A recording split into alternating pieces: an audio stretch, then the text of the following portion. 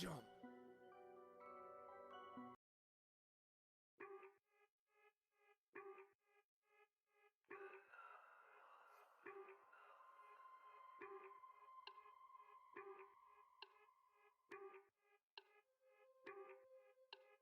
But this shit got my fucking stomach getting never eat a fucking getting better pray for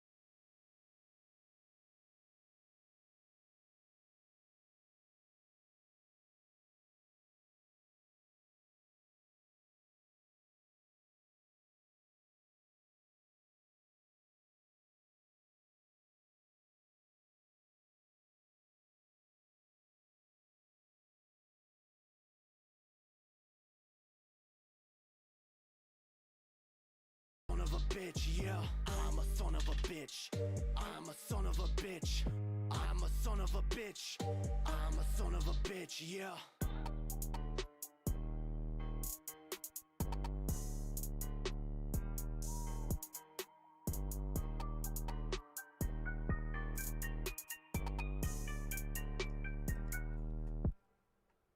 All right, y'all, what up? Welcome. Welcome to another Lady Hopium stream. Hell yeah. Hope everyone's doing awesome. Sorry for the sorry for the lateness and sorry for the music not actually playing during the intro. I was an idiot. But it's all good. We're here and we have a very special guest. We have from the channel Hey It's Vadim. Vadim, welcome. Hey, what's going on? Hello, thanks for having me, and hello, everyone. Happy New Year. Hell yeah. Happy New Year to you as well. Happy. I guess it's also the anniversary of the January 6th attack. So happy Insurrection Day. Yep, it's I thought it couldn't get any worse, and then Nancy Pelosi had the cast of Hamilton sing, and so just it's a dark day. Yeah, have you seen this footage? Have you seen it? No, I It's haven't. like, oh my god, it's so cringe. You saw like during the whole COVID thing last year, Cal Gadot had like a bunch of celebrities sing "Imagine" by John Lennon. Remember? Did you ever see Yeah, I that? think I remember that. Okay, well, that was like atomic level cringe. This was even worse than that. Like, I mean, I'd never actually heard a song from Hamilton. Turns out it sucks. That's just, but I mean, I don't know, maybe not. But yeah, it's just the video is really just like, who is this for? Like, it's just so. I don't know. It's one of the few things that I think like MAGA idiots can mock us for, and I'm like, yeah, you're 100% correct on this one. I mean, Anyway. let them mock us all they want. Oh yeah, they okay, still can't meme for shit. True. That is But that's always a silver lining. The right can't meme. Let's see. So yeah, it's nice to have you on. I've been wanting to chat with you for a while. Like we were talking about, but before we went live, I was kind of a big fan of you back during the Creationist Cat days. I was a really big fan of CC. There was I have to give you your dues for that. That was really funny. Like Creationist Cat was really fucking funny. think so. It's kind of very of its time, Yeah. and still, I like a lot of people. I don't know. Maybe one day I'll bring CC back. I just I just sort of felt like it's time to do something new. Been doing this for so long, but I do have a lot of affection for those old videos, and it's it's a little funny. I don't know how many people who like my new stuff loved CC. I know that there's like a decent amount, but some people like fucking hate CC, and they're like, like just I don't know. I think that a lot of people just didn't get it. Like they thought like the character wasn't supposed to be cringy, and the character was. That was like part of the like idea behind it, that he's just this like adorable cat who's like just grating to listen to, and a horrible, well, he's not a person, but if he was a person, he'd be a horrible person. Yeah. So yeah. I mean that's why it was funny. It's like the juxtaposition between this adorable kitty cat and like this horrible right-wing caricature of a person. Yeah, it's funny. There's this artist who it's hilarious because this guy is literally one of the most successful artists that has ever been on the planet. His name is Shepard Fairey. And when I say that, I mean that's relative to the fact that like he's still alive, and there aren't that many living artists that have been able to like have like well over $100 million in their lifetime, but he does very recognizable shit. And you'd probably like if I showed you like some a picture or two of his stuff, you'd be like, oh, that guy. Yeah, that guy's everywhere. And anyway, my point is that I actually interviewed him on my channel, and he or on when the channel was CC, and he kind of broke it down in a similar way. He actually just he put like kind of the essence of what I was doing with the channel like better than I could. But anyway, I won't go on about that. Sorry, this sounds like I'm humble bragging here. Well, And I mean, it was good shit, and it was memorable. Like, I honestly, like, there were times when I like, because I will say, because there was a point in my life when I needed atheist content. Like, I came out of a very abusive religious upbringing, so for me, like, I needed that phase of like lashing out against religion, and like. There was stuff like The Amazing Atheist that I watched back then, which was good, but like a lot of the stuff that was like poking fun at religion was angry, and it just felt overly negative. And I'm not even saying that's necessarily a bad thing, but it just like I needed something every once in a while that had that message, but was also kind of cheery and goofy and silly, and that's what your videos were. It depends how you channel your anger, because there were certain things that maybe I had a fair amount of anger about, but I just express it in different ways.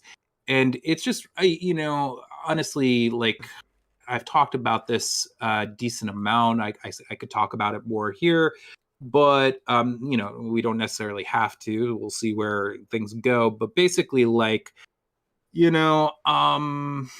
I think also part of the reason why some, like I mentioned, some people just hated CC, and I think some of that has to do with what I'm about to mention, which is just I think you probably know as well as I do that to a great extent the the atheist scene just went to like basically like shitlordsville. Yeah. And I was not down with that. I was actually not down with that for a while, but I don't know. I kind of like reached various stages of just being over it, or like there was a period of time where I was hoping that things would change back, because the thing is, like, when it first started, yes, there were these kind of like shitlords and whatnot, but there was also, I mean, I don't even know if you were around at this point, but like literally, I'm talking about like around, but before I was ever doing stuff, from about like 2008 to I'd say like 2014. Overall, my perception of the community was that there were more really nice people with good intentions than there were people who were just there to be assholes.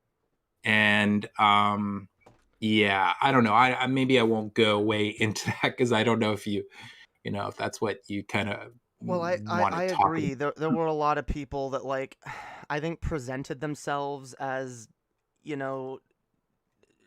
wanting to like discuss things and put out ideas in good faith, but like there was definitely a very toxic element to what the skeptic community became.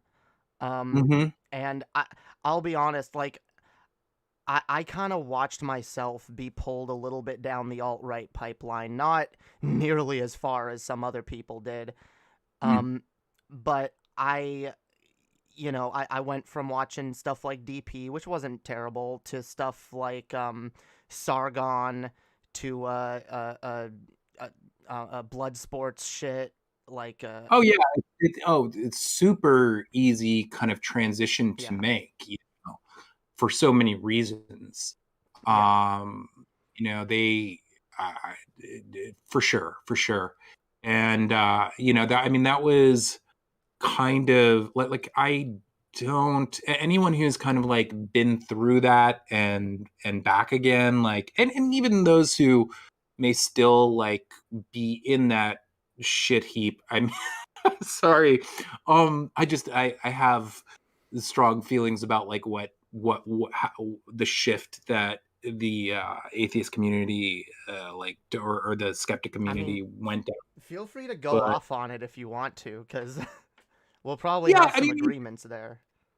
I don't know. I mean, it's like one of these things where it's like I don't even know where to fucking start. It wasn't just, to be fair, it wasn't just the skeptic community. I mean, it was in great part, but basically like a lot of YouTube and social media in general kind of took this very negative turn. I mean, it was kind of the like ramp up to what got um Trump elected. And don't get me wrong, I'm not saying that the atheist or the skeptic community on its own did anything like that, but it was part of that whole process, Yeah, it did like we're all in contribute. the same world, and yeah, it totally did contribute because you had people like Milo in the yeah. I mean, I don't know how much I'll go into that, but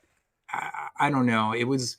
I guess I'll just say this: that there were so many points over the course of those years where I just thought, "Holy shit! It can't get much worse than this. It can't get much worse than this." And then, like, next day, people will be having Nazis who marched at the Charlottesville fucking, the Unite the Right rally, and it was horrible to see. It was, I mean, really, like, I don't know, I couldn't hide from it, because I had a fucking channel at the time, and there was no left tube really. I mean, there were left wing creators, and there weren't that many that like kind of fit into the niche that now, like what people think of as either left tube or bread tube, which I don't really consider myself bread tube.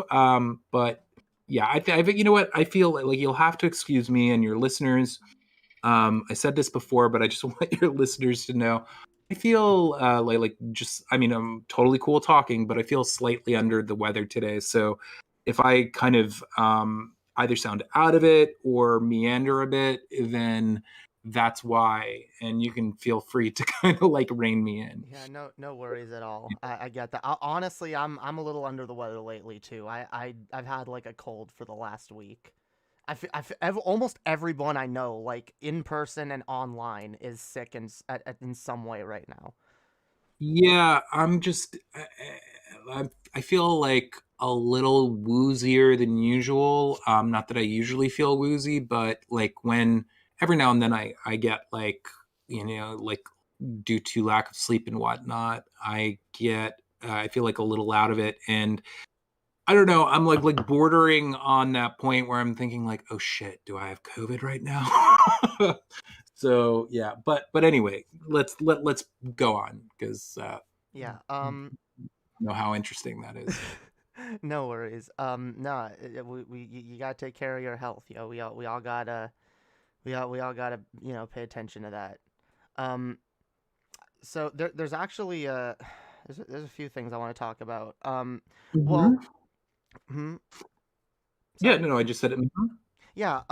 Well, I guess since we're already on that topic, would you mind kind of talking about your shift from the kind of content you used to make more to the lefty stuff and like when Sure. I mean, if you look at my old content, and please don't. I mean, I'm talking about like the first few years.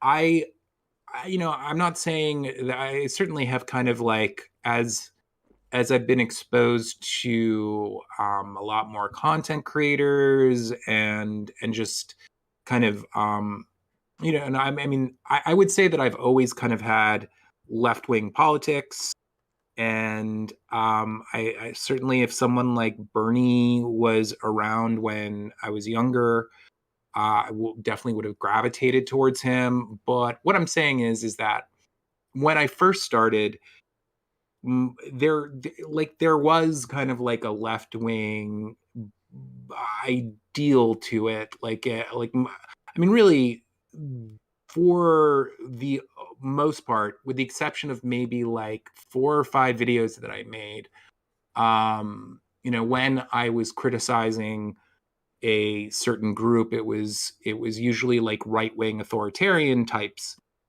and fundamentalists and whatnot. And I guess what I'm saying is that like I always kind of had politics in mind. I didn't make it kind of, I don't know, I didn't wear it on my sleeve kind of a thing, but the intention was always like, I hope that that some of the people who see this, that the left-wing messaging in it kind of resonates with them. You understand what I'm saying? Yeah. So basically the like switch over, I mean, I think it was always kind of consistent. And I mean, I guess like a big turning point was Trump's election. I mean, I had, if you go back to that time, there's still lots of videos that are politically oriented. Like I made a video that kind of not just took the piss out of Milo, but I actually did a lot of research for that video. And again, I hated the fact that this community that I was a part of somewhat like was looking up to this guy and thought he was amazing when he was just a total bullshit artist.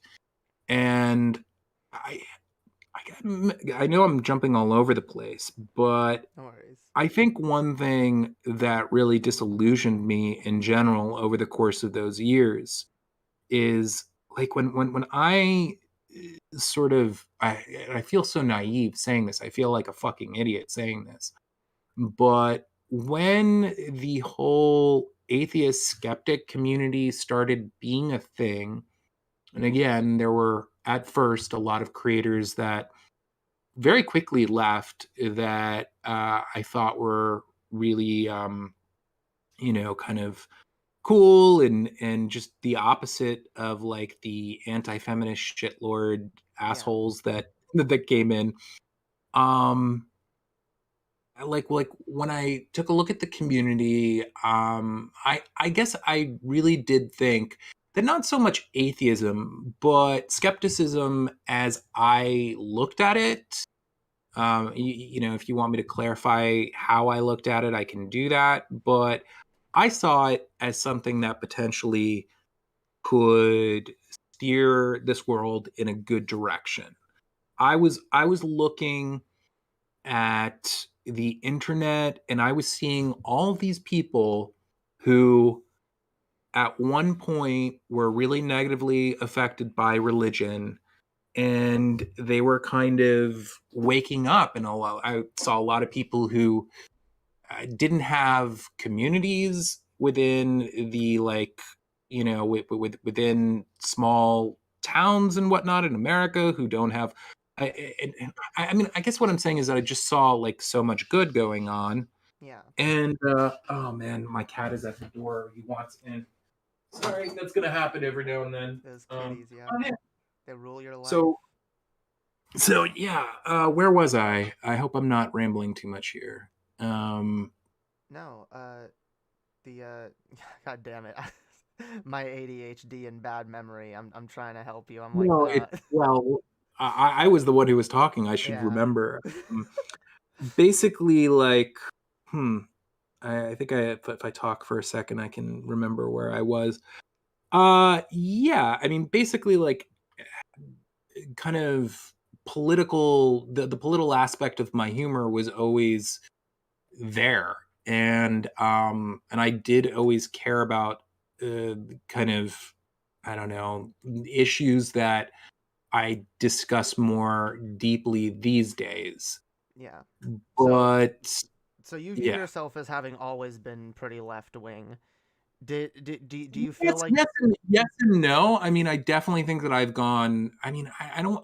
When I say that I've gone further to the left, I just mean like I think that the it's some of this is just like the kind of internet subculture that maybe I'm a part of, but a good deal, I would say, of like I don't know, YouTube, the internet, has gone further left. Like, and I don't know. I'm every now and then, like I said, I'm a little underslept, so every now and then, like I'm just No, no I worries. yeah, Um, yeah. well, Get ask me a question so well, I can kind of like get more centered here.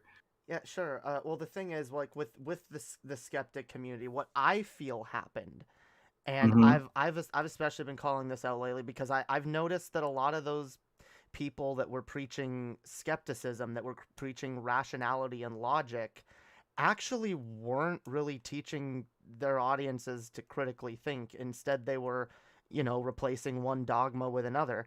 And Oh, the way yeah. I mean, just real quickly. I mean, yeah.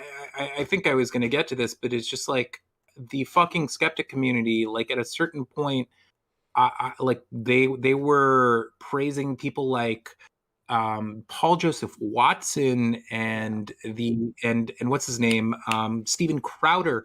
You know, these yeah, people who were. I mean, on one hand, you got one guy who's like a religious goofball, and the other one is like someone who is one of the foremost people who has propagated 9/11 conspiracy theories and a whole bunch of other bullshit. yeah.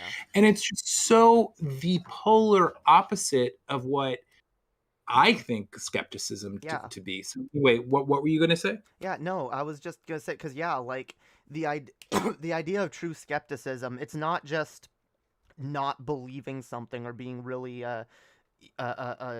disbelieving about something. Like what it For sure. is using critical thinking and examining evidence to uh, come to what's true. And Yeah, there are it's like a toolbox. It's like a toolbox for yeah. thinking, basically. Yeah, and the problem is, I saw a lot of communities and certain ones. Well, I won't name names, but there are certain ones that I'm particularly annoyed with that overtly preached that kind of like, yeah, skepticism good, rationality good, but like rather than giving their audience, giving the people listening to them that toolbox to rationally and critically think, they just kind of impose their own ideas, and they just say, well, yeah, this is how it is, and this is bullshit, and I'm right, and listen to me. And they don't really Yeah. like they don't The, really challenge their audiences to challenge them, to criticize them. It's just kind of listen to me and follow my dogma now instead of the one you did before. And because the way I view it, it's not just coming out of religion. The mindset that being raised religious it gives you, like, it's an extremely destructive mindset that Mhm. you need to deconstruct. You can't just stop believing in God. That's just step one. You can stop believing in God and realize, okay, the Bible's bullshit, but like, what about all these ways that you've been taught to think? For instance, the fact that you have been taught most of your life that you need to defer to one person or one source of wisdom, and this ideology, and you need to be dogmatically attached to it, you need to be tribalistic about it, you need to defend these ideas and attack anyone who doesn't agree with them. And so I feel like it's very easy to pull people who are raised religious and looking for a way to lash out at that, to pull them into another dogma by pretending that you're teaching them rationality, but you're not. Because I think true rationality does more often than not lead people to more reasonable ideas. I think that there's a reason why a lot of the more educated people out there that have college educations or have some kind of academic background do tend to be more left leaning. Mhm. I Oh yeah, yeah. definitely.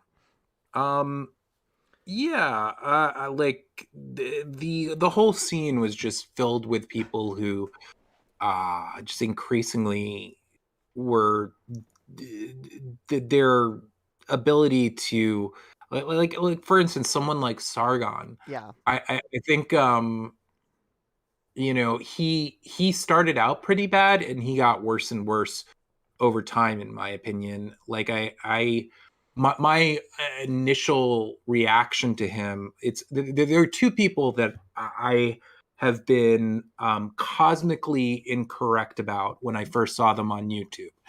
And one of them is Sargon.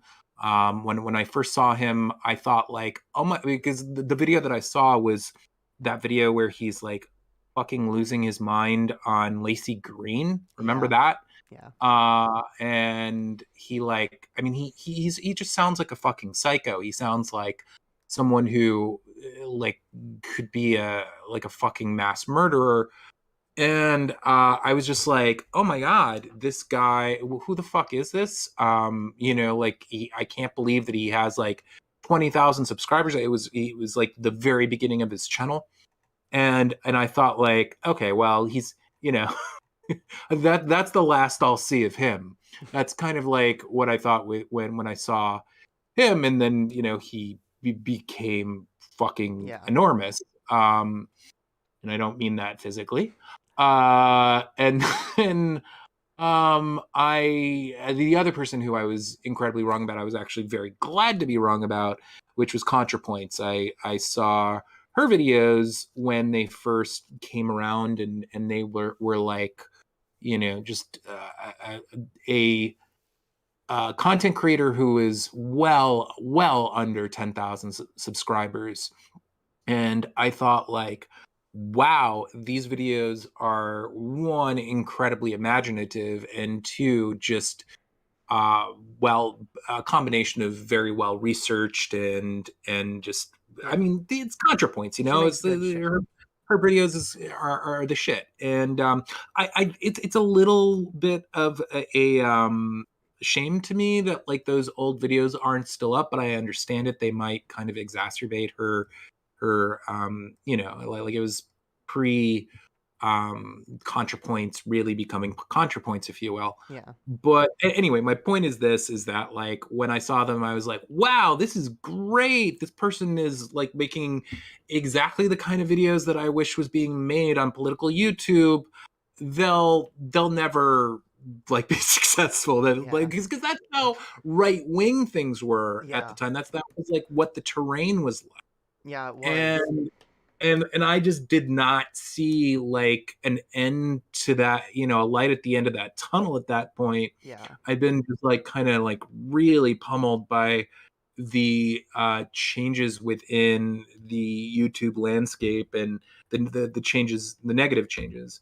And yeah, I was just I'm never been more pleased to be wrong in my life, because they obviously make really great stuff. Yeah, ContraPoints is great. I will say it does seem like one of the biggest reasons that like because there was no left tube, there was no like I feel like unfortunately there were a lot of people that were trying to like make arguments that I like, and because I understand like you hear some really based leftist shit and you're like, hell yeah, this makes a lot of sense. I want to go talk about this.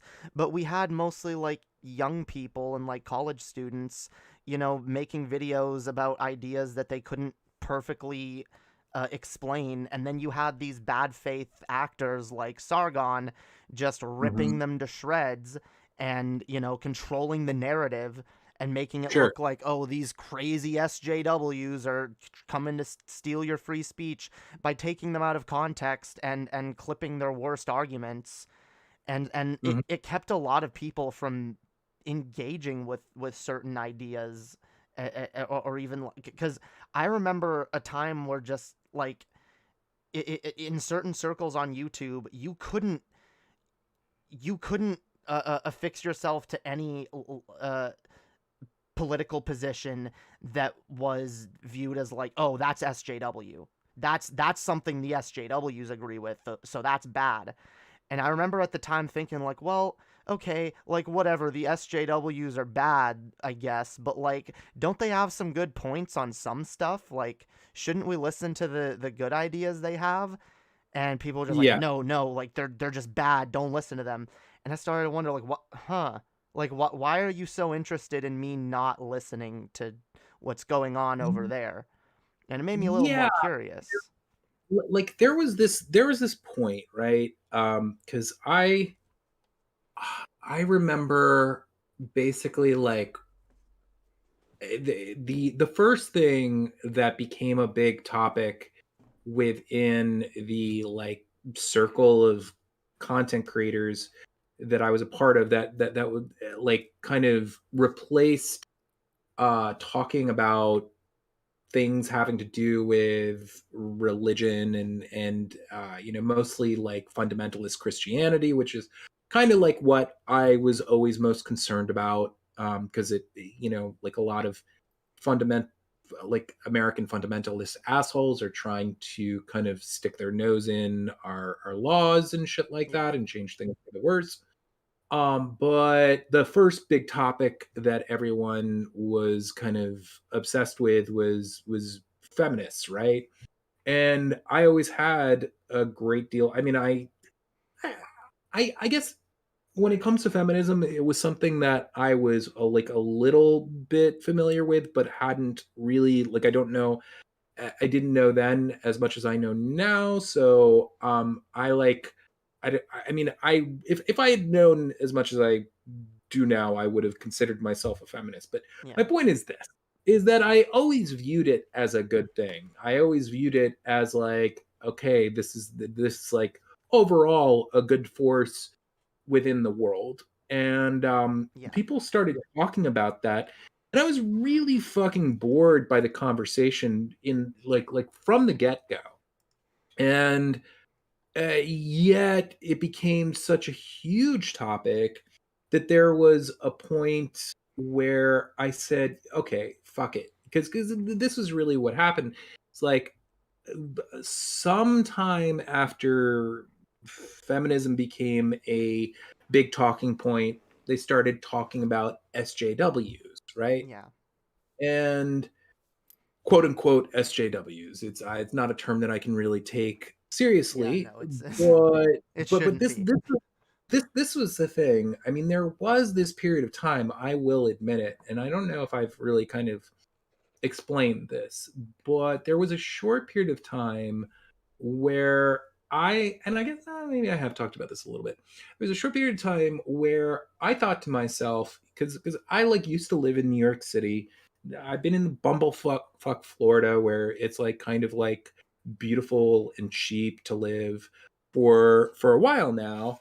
And my point is that like because of the fact that I was kind of removed from being within like an area with like lots of young people and whatnot and like for a hot second, and by a hot second I mean like 2-3 months, I thought like like I keep seeing all this shit like a lot of this stuff that I see where people are quote unquote like owning feminists and these SJWs. I think these people suck and are making terrible points and yada yada yada. But maybe there is something to this. Like maybe like there's been this kind of cultural shift. And you know what? I'd like to hold a mirror up to this because like I want like my side to be better, you know? And so I Yeah. did make like I don't know, not that many. Like I made like 2 or 3 videos on like it wasn't even attacking feminism in the same way that most people did. It was just kind of taking the piss out of say like feminist slam poetry or Yeah. something, which is pretty cringe, you know? And so uh I I had like a few videos where I did that, but yet even if you look at those videos, and some of those videos I actually took down because I just don't think that they represent me that well. And also I don't want, well, we could talk about people like misinterpreting my videos if you want to bring that up, but that's another reason why I took those down. But basically, like I don't know, if you look at those videos, you can still see like a left wing messaging in there somewhat. But this is the thing, I very quick in I felt incredibly naive. Like basically, I just all of a sudden I just realized, oh, Vadim, you fucking schmuck. What's been going on is these people are just it's no different than it's always been. There's always been kind of cringy people who don't always, maybe they're young, they like some of them have no excuse, but a good deal of Yeah. these people are just young people who are they're just not like 90%. If you look at those old videos that like Sargon, fucking Undoomed, Yeah. Bearing, like so Another many one. of the videos that I mean, Sargon was a little bit better at taking and straw manning people with slightly more sophisticated ideas, but like so many of the people in this community were taking like content creators who just would make like 3 or 4 videos, and they had like maybe not even a few hundred subscribers. Yeah. You know what I'm saying? Like, and I guess my point is this: that like I I just realized what the game was, that basically like all this stuff was being weaponized Yeah. by the right. And I was just like, fuck this. Like I'm sorry, I I fell for this stupid shit because Yeah. yeah, again, there really was this short period of time where I thought like, hey, if I make videos like this, then maybe I can kind of there are people who I think can be better from the left who might, but yeah, like looking back at those videos, like I haven't been able to watch any of those few videos that I made like since I made them, because I just think that it would. I mean, I definitely know that I did not like put shit in those videos that is like anywhere close to as bad as like 95 Yeah. to like 99% of the people who were popular at that time. But still, like yeah, I was just like, Wasn't the wow, I worst was shit out there, but it's not something you were proud of. yeah, I mean, I just felt like I contributed, like I was just like, I do not want to contribute to this dumpster fire. And it's sort Yeah. of that's what I was talking about a second ago, about like kind of people misreading my videos, because I don't know. And again, there weren't that many of these, but I am somebody who kind of like, I try and both be introspective and hold myself accountable for shit that I think I've done, that that Absolutely. like I just want to be responsible, basically, Yeah. you know. No, And yeah, I feel that. I do the same thing. In fact, I'm not as embarrassed by some of my worst videos. I actually go back quite regularly and watch my old shit and rip apart my old arguments, because I'm like, well, oh, that's good. I think it serves multiple purposes too. Like it shows how someone can grow and learn, Uh-huh. and and it kind of, honestly, like, as much as I hate, like, or as much as I dislike right wingers and fascists, like, people need to realize, like, a lot of people that hold these ideas are regular people that can Yeah. be radicalized either way, to either side of the aisle, fairly easily. And Yeah. I think it's important to have empathy for people and try to have some kind of understanding for where they're coming from, because I definitely have empathy for the people who are like affected by this like bullshit. I mean, who like watch a yeah, Sargon video, or we're talking like 2017 to like 20, or like 2015 to like 2019 here. Everyone from Shoe on Head, who's I guess better now.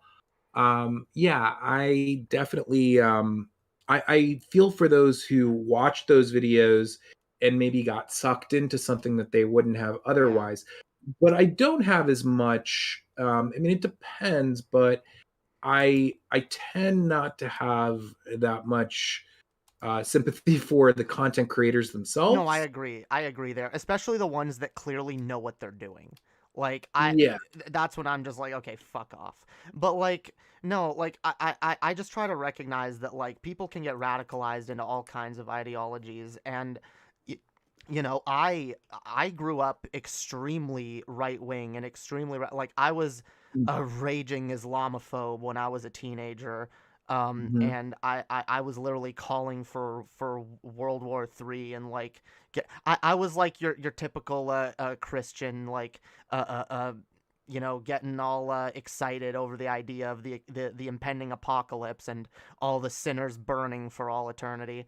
It was cringe. But like, Well, that's another, I mean, topic that I believe maybe there's one or two, but I didn't do that many videos on Islam, and in a way, like looking back on it, I completely stand by them because I am kind of going at Islam in the same way that I did Christianity. yeah, And I don't think that I was essentializing. Like I have a friend who is for. I mean, I have lots of friends who are former Muslims, but a lot, or some who are as well.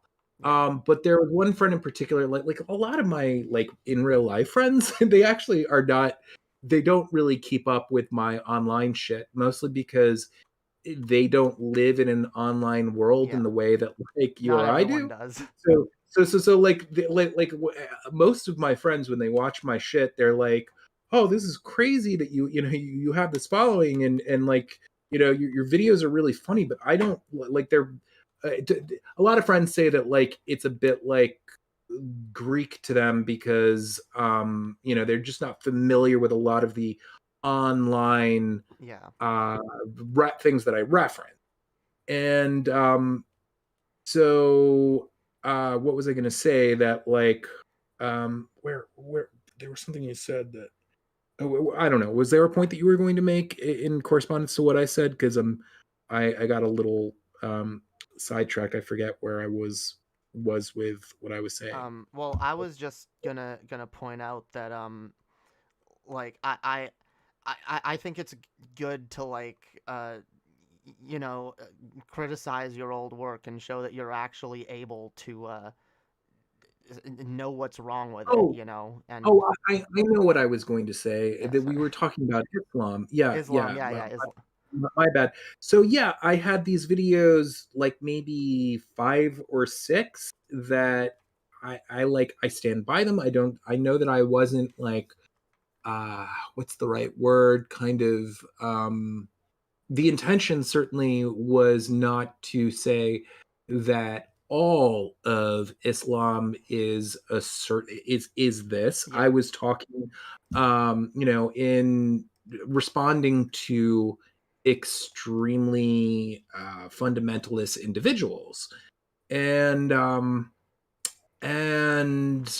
like basically like at the time that I did it, it was as YouTube and the atheist community, the skeptic community in general were getting intensely Islamophobic. yeah, And I did recognize that, yet at the same time, and I was not cool with that. Yet at the same time, I don't know. I thought that like this is the thing. Like I know that the videos themselves can be like I said, that I was not kind of stereotyping Muslims, or that may not even be the right way to put it. That I was not um the material, if you understand kind of like where I was coming from, was not because it's like a lot of people are surprised to hear this, but I've never, even though that I like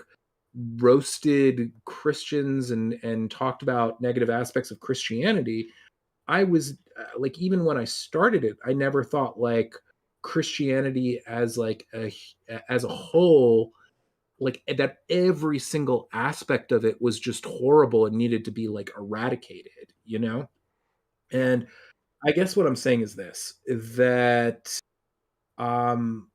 the I realized that there was Islamophobia going on at the time, but I underestimated how people could watch my videos, and because I guess both the kind of the majority of the videos within the community that I was tangentially a part of because of the fact that they were used to so much Islamophobia from those individuals. And also maybe, some people just some people are idiots, some people are young, Yeah. like not everybody can kind of like some people would watch those videos and I think walk away with the wrong like message, which is that I was like trying to say this is what all of Islam is like. And so I believe I took down just about all those videos, and I think that they're fine. Like again, I was about to say that like I have friends um who are I mean, I've really only asked my former Muslim friends to watch them because like I wouldn't want to kind of I don't think I like any of my friends that I like who are still Muslim would like have a huge problem with them. They're like pretty like open minded. But anyway, my point is that like I don't know I I think I unlisted most of those just because I just don't want people to stumble across them. And like Yeah. I have realized how purposeful you have to be with your content on YouTube. Yeah. I think it's so easy for people to read into things Yeah, it really with is. yeah, and I mean, like if people if that's what they want, then that's fine. But that's not what I want as a creator. I don't want to be misunderstood, and I don't want anything that I create to like do more harm than good, basically. So Yeah, absolutely. And unfortunately, like I was saying before, like the whole skeptic community became something like it wasn't just about rationality anymore. It was and one of the big things that they grasped it onto never was was. culture That's issues. yeah. Like It they made it a yeah. culture war thing. For sure. Well, I mean, the thing is that as soon as the community, and it wasn't just the skeptic community, but like as soon as the YouTube community in general started going in this anti-feminist Yeah. rabbit hole, uh like anti-feminism for decades, or since feminism's very inception before that, because I'm not even sure if like I've never done kind of much reading on like the ancient history of Right. feminism. Like I don't know exactly when that term was coined, but my point is that even before feminism was a thing, people were taking feminist issues like basically like fascist types, Yeah. authoritarians. I mean, like it's just it's been something that humanity has like even before like well before feminism, like anything that would have been feminism at the time, like there's always been a tremendous backlash Yeah. against just women becoming empowered and like all the kind of rights issues that it encompasses. And yeah, so as soon as that became a thing, the right, and by that I actually think that Steve Bannon was one of like the main people who like when fucking what's his name, Milo became a big thing. I don't know this for certain, but he was working at Breitbart at the time, and I am pretty fucking sure, like if you look at like the things that he had to say about Gamergate, I'm talking about Bannon. Like there, what I'm saying is that it was there were people on the right who I think almost immediately thought like, oh, we can exploit this to our own ends. Yeah. And that's kind of like why I think, I don't know, just over time you had like so many right-wing content creators becoming popular because like there were forces outside of Well, YouTube that were kind of pulling strings. I know that sounds like a little like conspiracy no, theory-ish, but I agree completely. And it's what fascism does, and that this is the problem. Like, this is a battle against fascists more than anything else. And what they will always do is when they see something they can take advantage of, especially when it involves a group they don't like, they're gonna take advantage of it, and they're gonna spin it to their own ends. They do it with feminists because they don't like women, and they do it with Islamophobia because they don't like Muslims or brown people in general. So they'll try to make it political. And I've long said, like, I view conservatism as simply like an excuse to be an asshole or an excuse to be Mhm. wrong, because it's like you have to know you're a misogynistic racist piece of shit, but at least some people that believe that do. But it's like, well, no, but see, it's just a political position, right? And it's just, look at all these people that agree with me, and they like, see that there's nothing wrong here. And just trying to make it look like it's just innocent. What? It's innocent critique of feminists. We're just innocently critiquing these people that we think take it too far. But like, it's so, like, obvious. Like, it's right out of the fascist playbook. They do it every fucking time. They do the same shit constantly. They Well, lie. I think Uh, I yeah. think that I agree with you completely. I think that the one thing, and it's super incredibly superficial thing, but the one thing that was different this time around is that and like there was a certain amount of rebranding that the right did within like the past few decades, and like in actuality they are not like punk rock. They're not actually, I mean, they're total snowflakes. They are followers. They're all these things that they say that they aren't. But one thing that for some fucking reason they were able to convince people is that the right, well, for a short period of time, we're still like, they're still doing it.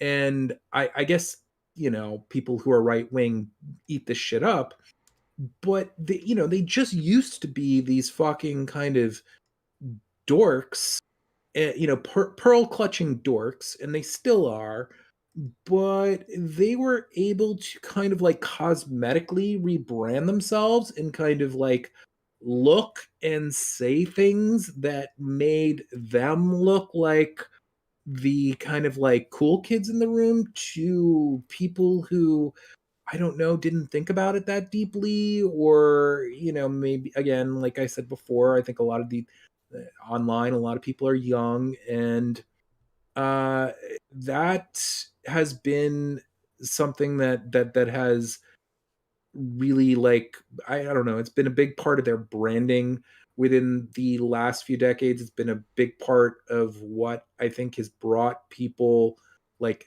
enabled them to like radicalize some people, or maybe that's in some cases like an extreme way to put it. But do you understand what I'm saying? Yeah. Like, they, and in some ways it's just like a joke, because again, like, I don't think any of these people actually like possess those qualities.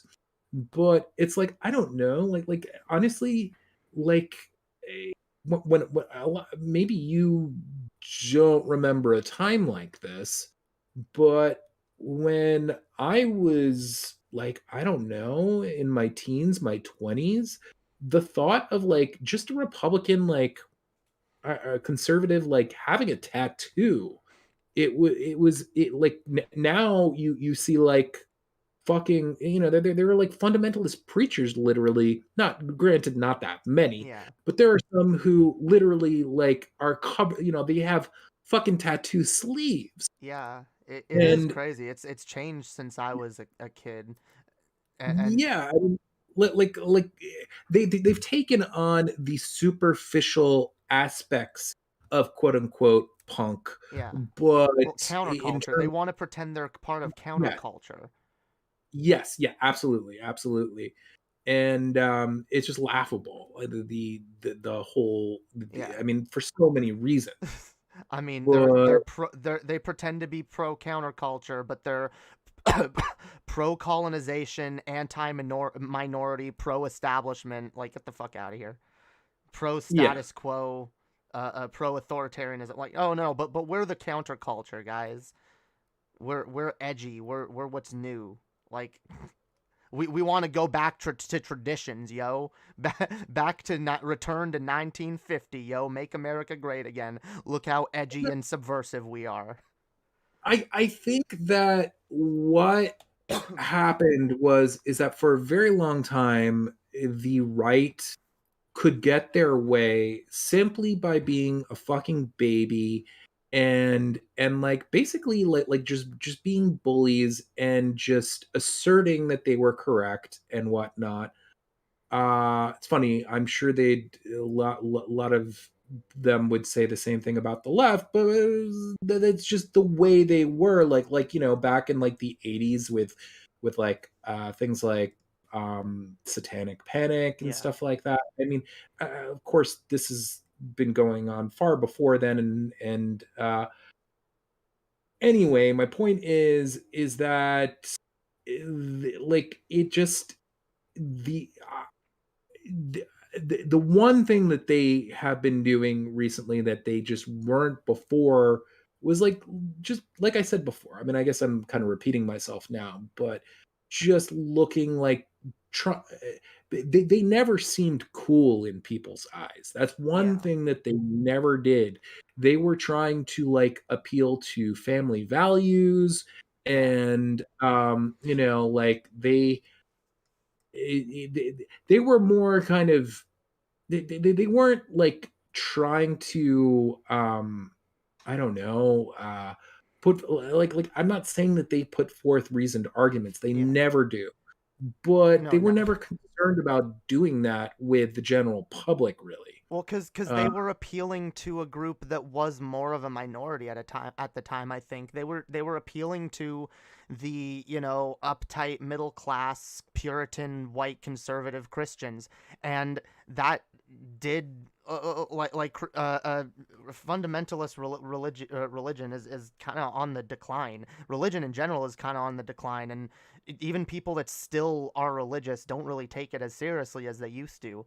And I think they realized that that was kind of their downfall, was they were the lame, stuffy, uptight, Puritan return to traditional values folks, and the left seemed cool because all the people on the left, or liberals or whatever at the time, were the people covered in tattoos, going to protests and shit, calling out the establishment. And so I think they realized that, like, okay, there's something to that aesthetic, so let's adopt it. Let's pretend that we're the edgy ones. And because at the end of the day, the right will coalesce behind whoever is promoting their values, or whoever seems to be promoting their values. So they don't care who it actually is. And they don't care.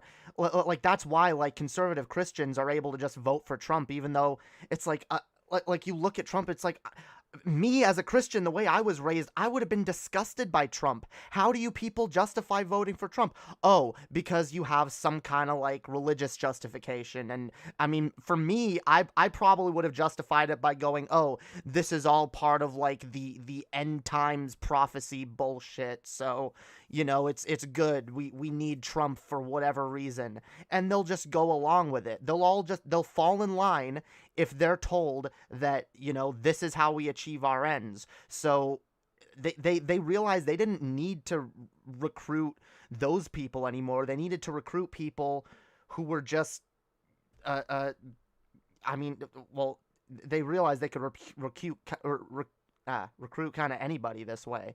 But mhm, especially, lonely young people on the internet that, uh, you know, came out of religion, didn't have much going on in their lives, mhm. and they were able to kind of just pull these people in, especially young white people, by by telling them, well, look, see, this is what all the Black Lives Matter groups see. They're all just playing this victim game, pretending that they're victims, and isn't that lame? But actually, guys, you're the one that's the victim. And I love it because I noticed myself doing that. Like, back in the day, I watched an old video of mine of me literally denouncing these people that are such victims, and you know, try to pretend that they're the victim. And then I literally, out of the next breath of my mouth, went like, oh, but like, people don't understand because some of us are actually victims. Some of us have actually and it's so funny because all they're doing is what they. I'm probably going on multiple tangents, but like, all they're doing is what they perceive the left is doing, which is like, oh, they're just playing this victim, but they actually want to be the victims. The right wants to convince themselves and the people that follow them that they are the victims because, you know, that makes them more justified in doing deplorable shit. I mean, there's a certain amount of victimization that I think inherently like just humanity does. So it's not like we all do. I agree. Here and there can do it, but I certainly think that it's just much more. I don't know, part and parcel of the right. Yeah, I mean, I just think it's hilarious and particularly hypocritical. Like, you can look at the right wingers are the ones calling everyone snowflakes, but they're the ones that cry every time you put a black person in one of their movies, or, you know, like, right. They're the ones that are the snowflakes. They're the ones that lose their shit if they find out, oh no, a trans person might use a bathroom with me. Like, they're the snowflakes. And that's why I always felt like I just find this whole like victim culture, like, oh yes, the left is a bunch of victim culture, like one of the most ridiculous arguments in the world, because the right is literally doing that constantly. They're the snowflakes, running around calling people snowflakes and bitching because media is too woke now. Another reason why they kind of use those terms is because well, how can I put it? You know, I'm not saying that the left always handles these topics, you know, I mean, but basically, I mean, I won't say this again, but I just, you know, let it be known that I am acknowledging the fact that there are people on the internet who can be either cringe or just not handle topics with the delicacy that they should have. But basically, like, the right often, I think, says that left wing is the left is about victim culture or something like that. Yeah. Because a portion of it do recognize that there are legitimate injustices that tend to occur within particular marginalized groups, and they want to do something about it, you know? Yeah. And so just merely the fact that they're pointing out, like, hey, things to a great degree kind of suck for trans people right now. Yeah. They, you know, they're just like, oh, you know, you're just crying about victim culture, and it's a way for them to just kind of dismiss these problems, yeah, rather than like really analyzing them or you know, I mean, so most of these people, I think, don't even get to the point where they're trying to analyze these problems. They don't, like, a lot of these people just are so removed, yeah, from that, you know, like they don't know any trans people, and I don't know. I could go on about that for a while. Yeah, but yeah, go on. That is an element to it, but I see that this kind of brings me to, like, because I kind of have a theme on this channel. Well, I have a few themes, but like one of the things that I hammer in as hard as I possibly fucking can, because I do think it's at the core of a lot of these problems, is a general lack of empathy in our society.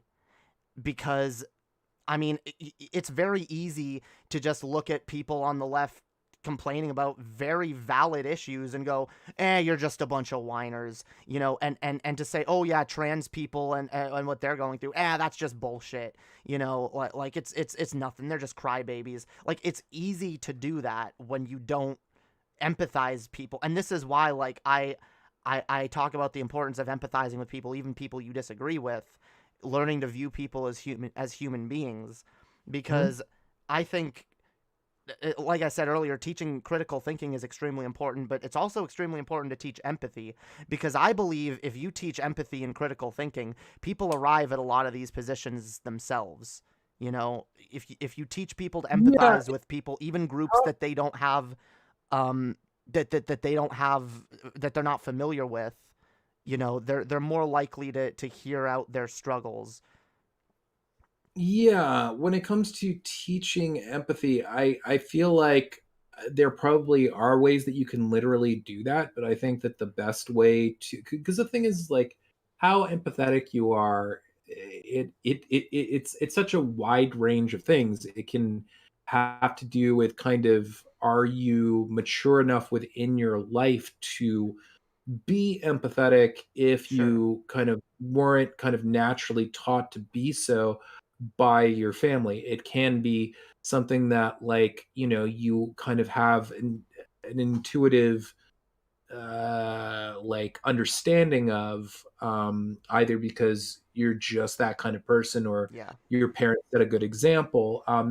And so, like, I, I suppose that there are some, like, proactive ways that you can teach someone to be empathetic, but I think that, like, as a creator, I myself never think like, oh, I can teach people to be that. I just try to be that myself and inject that into my Well, yeah. videos. I don't know how successful I am with that. I try to sometimes, like, you know, throw in a degree of that within my videos, but I don't know.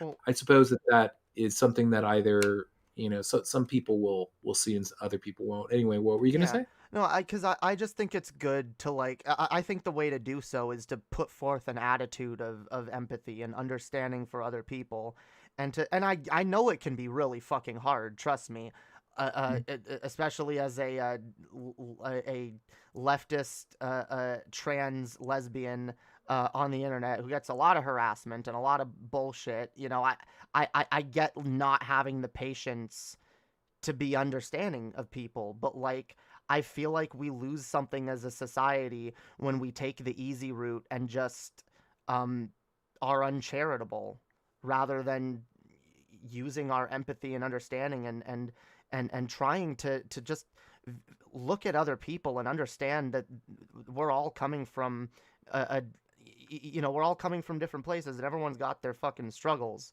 you know. Mm-hmm. And Yeah, life is fucking hard for all of us, so we gotta look out for each other on some level. Like, I just, I think it's important to, like, push those attitudes in society. Like, you definitely can't legislate that sort of thing, but it's like a social conditioning thing, you know. You want to, like, try to normalize certain behaviors in society. sure. um yeah, and the thing is, like, there's a few things, like, empathy isn't the only thing, but I do think it's very important. I also think there's just a general lack of hope in our society, on the right and the left. In fact, like, one of the reasons I was able to be pulled so far to the right throughout many times in my life was because I had no hope, and right-wing ideologies offered me some form of it. It was a false form of hope, and it was based on bullshit, but, like, you know, it made me feel hopeful, and nothing. The unfortunate thing is, and I think this is, like, one of the big problems with the left that there's always kind of been, is just that there's no there, people are just depressed, people are doomers, people are doomed out, and I get why, but I feel like we let that um you know, keep us from, maybe not us specifically, but, like, a lot of people let that keep them from engaging in actions, political actions, keep them from engaging at all, learning, and and Mhm. I think it's fucked, because I do believe that the right takes advantage of that lack of hope in our society, and especially like a good example is like incels. It takes incels, young men who are probably very socially anxious, who can't get a date, and aren't very don't have a lot of social skills. Doesn't really offer incels much hope, does it? Well, not Like they're well. like a black pill community. Well, sure, but that's the thing, though. It's not about hope. What I meant to say was it preys on their lack of hope, and Mhm. it fills that with like this cynical attitude of like, oh, like it gives you an out, like, oh, see, well, it's not my fault. It's all these factors that I can't help, and I actually, like, there actually is no hope for me. And that is almost like what they cling to for like a shred of hope, because it tells them that, like, oh, well, it's not my own fault, and these other people agree with me, and if everyone just thought the way that I did, then things would be better, sort of thing. Sure.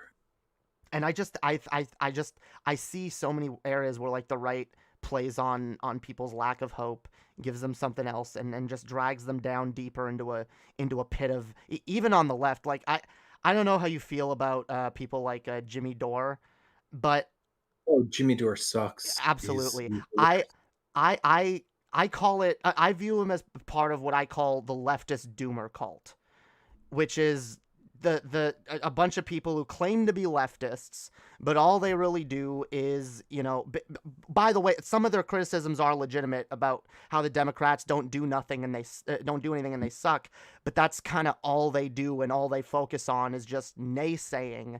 And I mean, he's I think the best way to describe him, and it's not like I coined this term, this is a pretty popular way to describe him, is a political what's the word, nihilist. And I think he's a nihilist in nearly every sense of the word. well, Like what? no, it depends what you mean by nihilist, because I view nihilism as being like, I identify as an optimistic nihilist, because I believe there's no inherent nihilism, from how I view it, means there's no inherent meaning in the universe, and you recognize that. You can be like a cynical, pessimistic nihilist who's like, oh yes, everything's meaningless and it's all fucked. But I do get that, like, the generally I think used. he's a nihilist in just about every sense of the word. He's a nihilist in that, yeah, he has these really doomer takes. That's more kind of like a superficial way that you could say that he's a nihilist. He's a nihilist because I mean, I think that this is it more than anything. He doesn't offer any, like, what is his end game? Yeah, he He doesn't have one. well, It's he just get people says mad and make money. these days he actually says that we have to get rid of the left and right duopoly, which is very easy to say, but it's like, okay, first of all, like, we kind of still need to, even you're not going to be able to, but even if you were able to, you wouldn't be able, like, you'd still have to, like, in order to do something of value, you'd have to stick with left-wing ideals, because, like, these things are they still remain left and right, even if you like, extricate them from Yeah, the kind of American political process. So there's that. But then on top of that, like, the dude, like, he says that we have to get rid of this, like, left right wing duopoly. He to the point where he's like, do not vote for any Democrats. That they, like, that's what he says these days. And then the thing that he wants to, like, and I'm actually going to be doing a video about this, not the one that I'm working on now, but probably either my next one or the one after this. There's this whole thing, and I won't go that way into it because it's a whole can of worms. And then on top of that, it's it is something that I'm doing a video on, so I don't want to go into all the details, but basically what he is hyping up these days is this fucking thing called the Movement for a People's Party. And I will just say this. They are not a serious political group at all. Like basically they're like a third party, and he talks about them as if they're going to achieve these great things. And if you know a lot about them, it's just such a fucking joke. It's Yeah. just such a fucking joke. And honestly, I don't even think that like I will say this, and I won't go that. I'll leave it at this because again, I don't want to go into a topic that I'm going to be discussing in depth in a video before that video is made. But I'll just say that I just do not actually think that he gives a fuck about the party. Like I think that he just needs to have something to kind of like bait his viewers with, to say like, look, you know, if it down the road this group is going to be great, so like it's something Well, for his viewers to kind of like he need coalesce around, and he can yeah, shit on he needs the to make it look left. like he's doing something. Exactly. And he's not doing fucking anything because this group, like, okay, if he is legitimately, like, I already think the guy is kind of a shit for brains moron, but if the guy genuinely thinks that this political group is going to achieve anything of value, then he's 10 times the shit for brains moron that Yeah. that I thought, you know. And I just don't think he's, I know he's stupid, but I don't think he's that No, painfully. I don't think he is either. Like I said, I think Jimmy Dore knows exactly what he's doing. In fact, I think he Yeah. knows because I do believe that he pushes people further to the right, and I think he knows that and doesn't care. And I think just in general, like I don't know that he's intentionally trying to disillusion people from being leftists, but I believe that that's the effect he has. That's the utility that he Definitely. has, is getting people so cynical, so fucking depressed and fed up with the entire fucking political system that they just throw their hands up and say, you know what, fuck it, I'm not doing anything. And you know, then they can make themselves feel better by symbolically attaching themselves to something like the People's Party, which, by the way, like, I think third parties, like, if you want to get a third party to go anywhere in America right now, you need to go after the fucking, It's not gonna happen. yeah, you need to go after the Electoral College, but that's not likely to happen. The other way to get a third party in power, maybe a little bit, is, and me and Annie have talked about this a few times on Underhaven, and it's insane that none of the third parties do this. Why do they run for president instead of trying to get some people in some more local offices, try to gain a little bit of power behind their party before just shooting straight for the presidency when they know they're not going to make it? The way I view it, like, every single donation that a third party takes in order to run for president is a waste of fucking money and Well, a the disgusting Green waste. Party does run people in, you know, on the down ticket, and I'm not like praising them. I don't think that, like, you know, they'll ever be a major force in American politics, and I think that they have some aspects of their platform that are okay, and some things that are Yeah, I just don't hate their platform. Some of it's fucking decent. some of it's goofy, and so, and like, honestly, like, they're not going anywhere. Like, they get Yeah. worse and worse as a party over time in a lot of respects. But anyway, my point is that, like, you know, you're right. I mean, something like, again, the Movement for a People's Party, they're not serious, and they literally have not, like, there's so many reasons why they're not serious, why no one should take them seriously, but they basically have, for years, they've been around since 2017, and that is, I mean, some people don't know kind of like all of what goes into making a third party viable, like, you know, and in terms of it being a group that can, like, actually run candidates and whatnot. But you can do that somewhat quick if you're well organized, and you really have like a movement on your hands, you know? And they just like basically every year they say like, oh, we're going to run someone in 2022, 2024, 2026, and they are like, when they talk about this shit, they talk about exactly what you're saying, like getting a presidential candidate, and it's just like, what the and it's just like, what the fuck, why do you think that this is an effective strategy? Like, you have to work up to this anyway. It's not. Did you have a something you wanted to ask? Um. Well, let's see. I guess I have some other topics we could go to. Here, let's. Sure. I Cause do have to like apologize. I'm just like really scatterbrained tonight because no worries. yeah, I I'm I just am a little bit too. I little out of it yeah, from kind of like feeling a little under the weather. So yeah. I want your Like listeners to know that, like I said, literally everyone I know right now is sick in some way. Everyone I yeah, know at least has a cold. So I get it.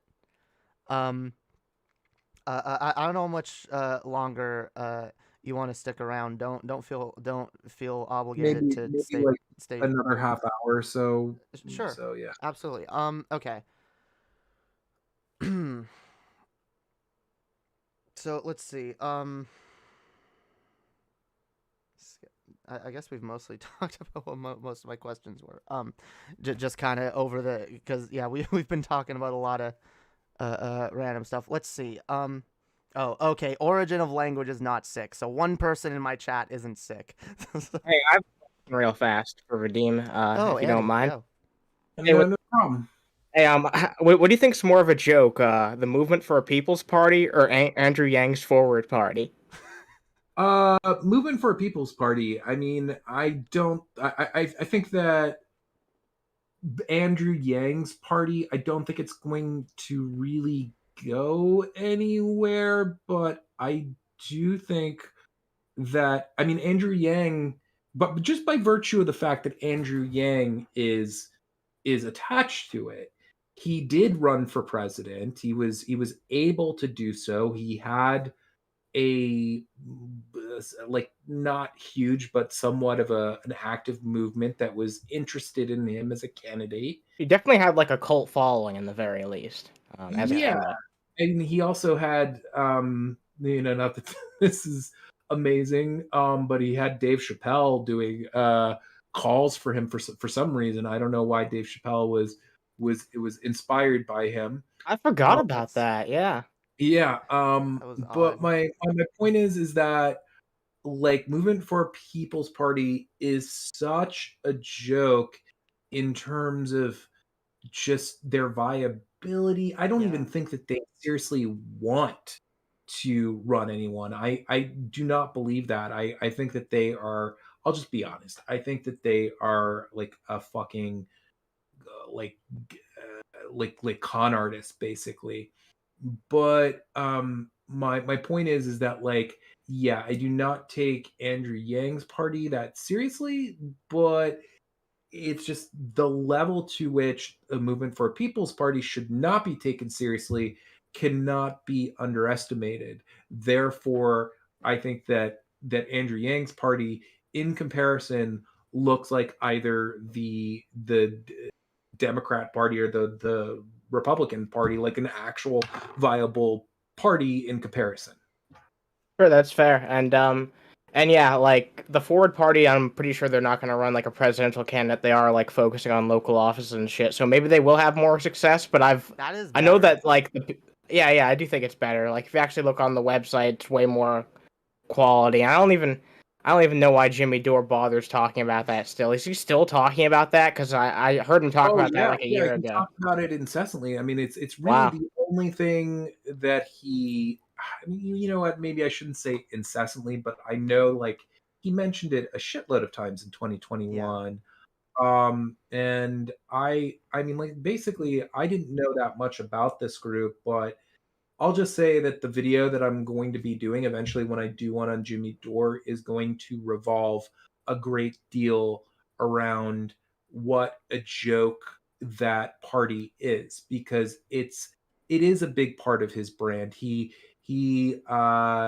is constantly having Nick Branagh, who is the head of that group, on his show. He when he goes on a rant about how we have to take down the the left and the right, blah blah blah. I mean, that's always the thing that he'll go to. Like, this is our hope.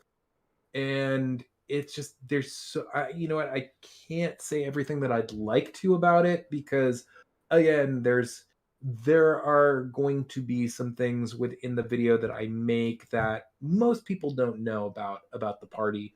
It's just, there's like, it's actually fucked up what Yeah. they're doing. And Um, just yeah. I'm definitely interested to see that.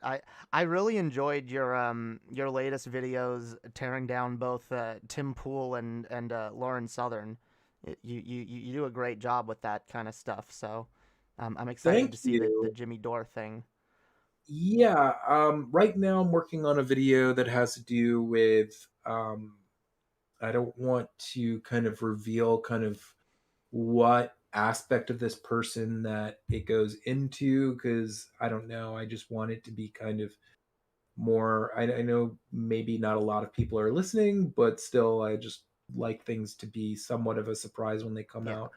I'm making a video currently on Jordan Peterson, and that's taken me a bit longer than I would like, because I've just kind of had some like health yeah, challenges in the past like few months, and nothing, for those who are watching who don't know much about that. It's, I don't want to worry anyone.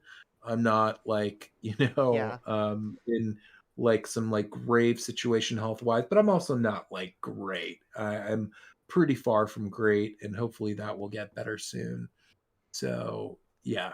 But yeah, that is who my next video is, or the loosely the topic that I'll be hitting. hell yeah, Um, that would be dope. and I have done some videos on him, but I haven't really hit him that much since, well, certainly since I've kind of detached myself from, or maybe that's not the right word. That sounds different than I'd like it to, but just transition from Creationist Cat Yeah, to Hey It's I Go ahead. because I don't know, like what was the thing that made you be like, okay, I'm done with Creationist Cat. I'm Well, I had been meaning to do it for like about like a year and a half beforehand. I announced, I mean, I guess it was a year before I did the transition. I announced that I was going to do like I mean, I probably should have done the transition sooner. It's just, it's always very like, I don't know. You don't know before you do it how it's going to be accepted by yeah, your, yeah, like when you're basically like doing something that is in a lot of ways different than what you've been doing for a yeah, while. I did kind of gradually, like, at first I was just kind of making random appearances in CC videos, and then I started becoming like a recurring character, just like Cortez, or Cortez, right? yeah, And like the whole CC universe had all of these characters that would pop in every now and then, and I kind of started playing more and more of a role in that. But then I actually like became kind of central to the storytelling of it, like, really what happened was is that I became more the host, and CC was more kind of there as like a side character. yeah, I mean, it depended on the videos. There were some videos where he was front and center, And I guess, it was a combination of things. It was a combination of doing it for a really long time, loving the character, but feeling like I wanted to, as I started becoming more of a voice within my videos, I realized kind of the advantages of having a channel where you're talking from your point of view and not from Yeah. like some crazy character like that. So there's that. There's also, like we've discussed quite a bit, won't go into it because we already talked about it, but just all the baggage that the channel had, Yeah. having like a connection to the atheist scene. The atheist scene just is rightfully seen as kind of cringy by the majority of people Yeah. online, even though that there's still some good people in that whole scene. I'm Oh, not there very are. wrapped into it, but like there are some. I like And some of the I like some of the ACA people. Not all of them, but there's some good yeah, people over there, and there's some good communities that are doing good shit.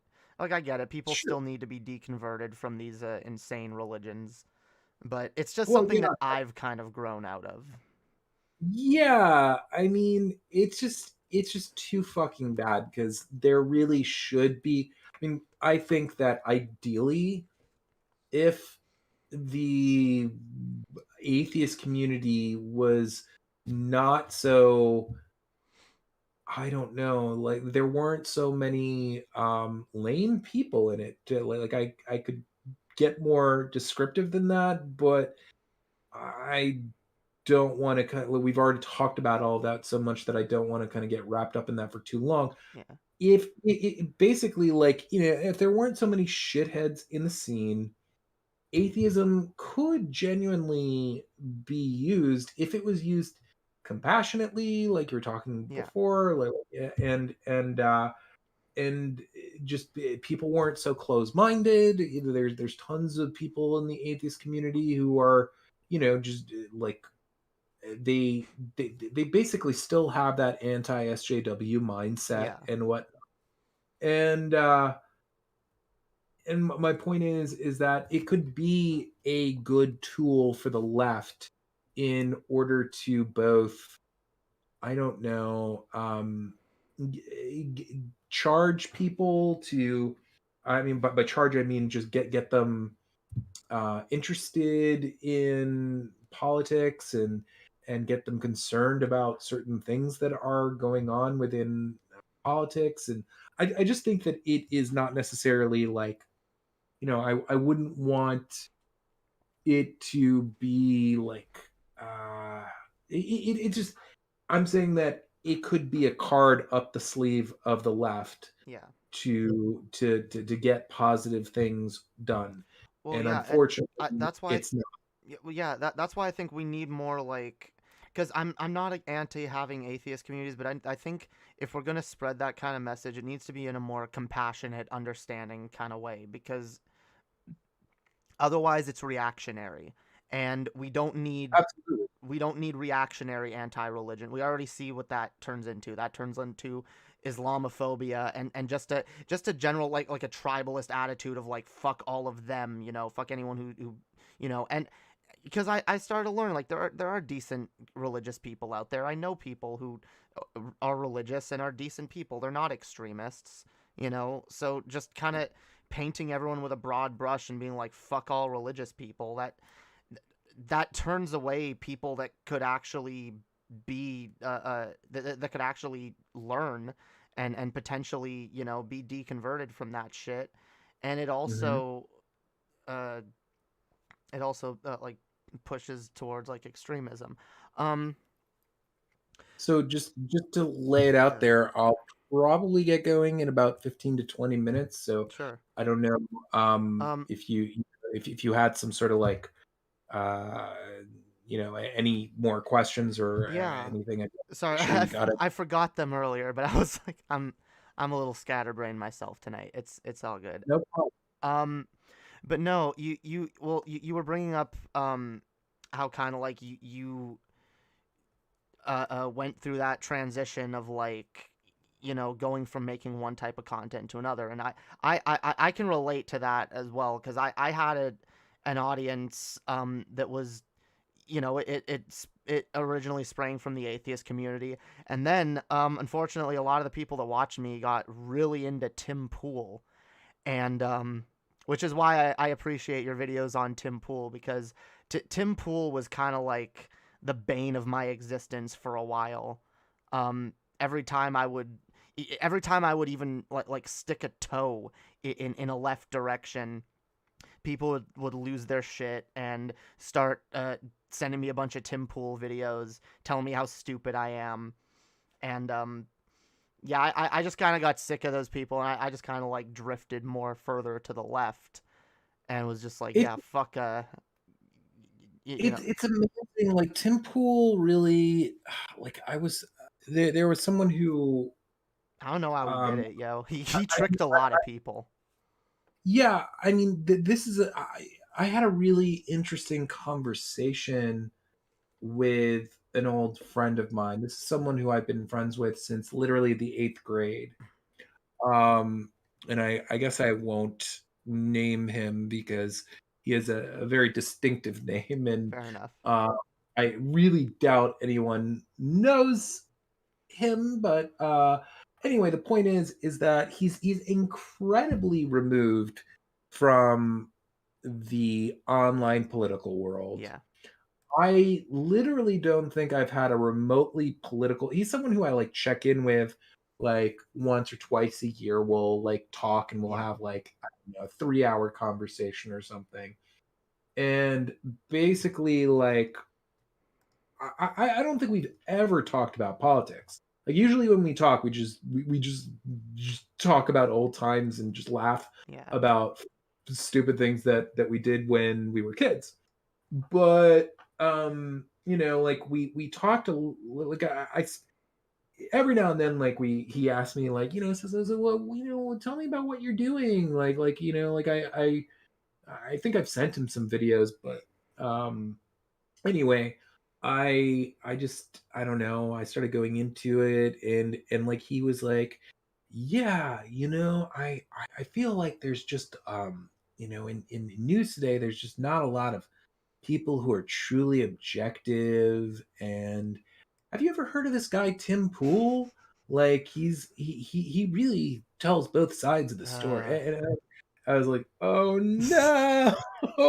And just like he was someone who, I mean, again, I can't like I don't really hold him at fault, because it's just like he's just not into politics at all. Yeah. But definitely to someone like him, like he does not see how someone like Tim Pool is, in my opinion, transparently both an idiot and just, I don't know, well, just not. I think it's only transparent if you know what the fuck he's being an idiot about. Like if you have any education on the subject matter, you look at him and it's like, oh yeah, he's fucking talking out of his ass.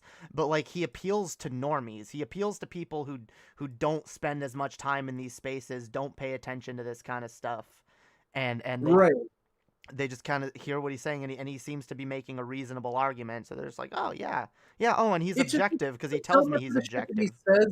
So much of the shit that he says, though, it's just like these like by the book right-wing arguments, and he's constantly sticking up for Trump and all the, so it really did make me think, like, I didn't really kind of want to pick away at it, because I didn't want to know, like, if there were things about that friend of mine that I'd rather not know.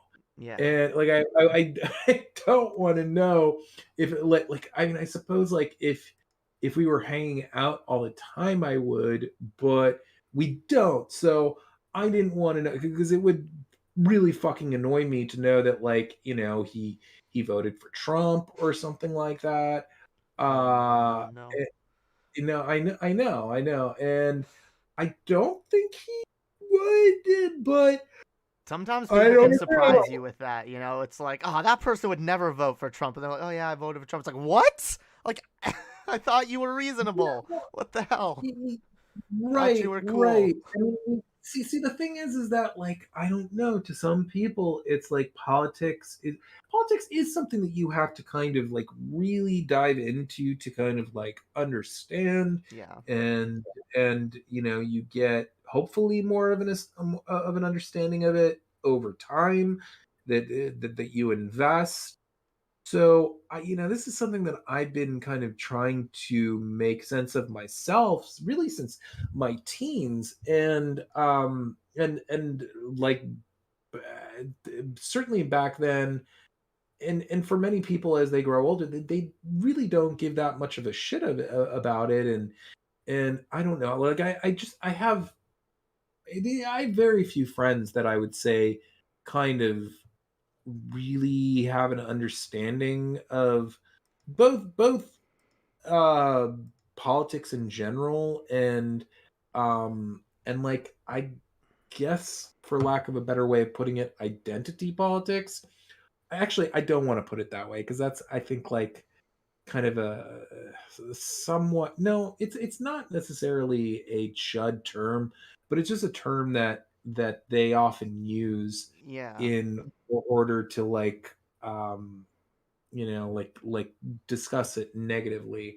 It's a term they've I, widely co-opted. yeah. So I don't know where I was going with that.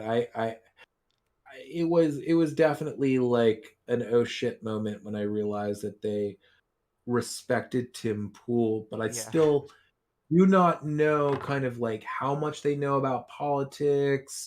I mean, I'm sure not a lot, but still, like there might be Well, like it would be more. I would be more okay with him. Like the less he knows about politics, the more okay I am with him. Like I'm not okay with him finding Tim like cool. And I did just say like, oh no.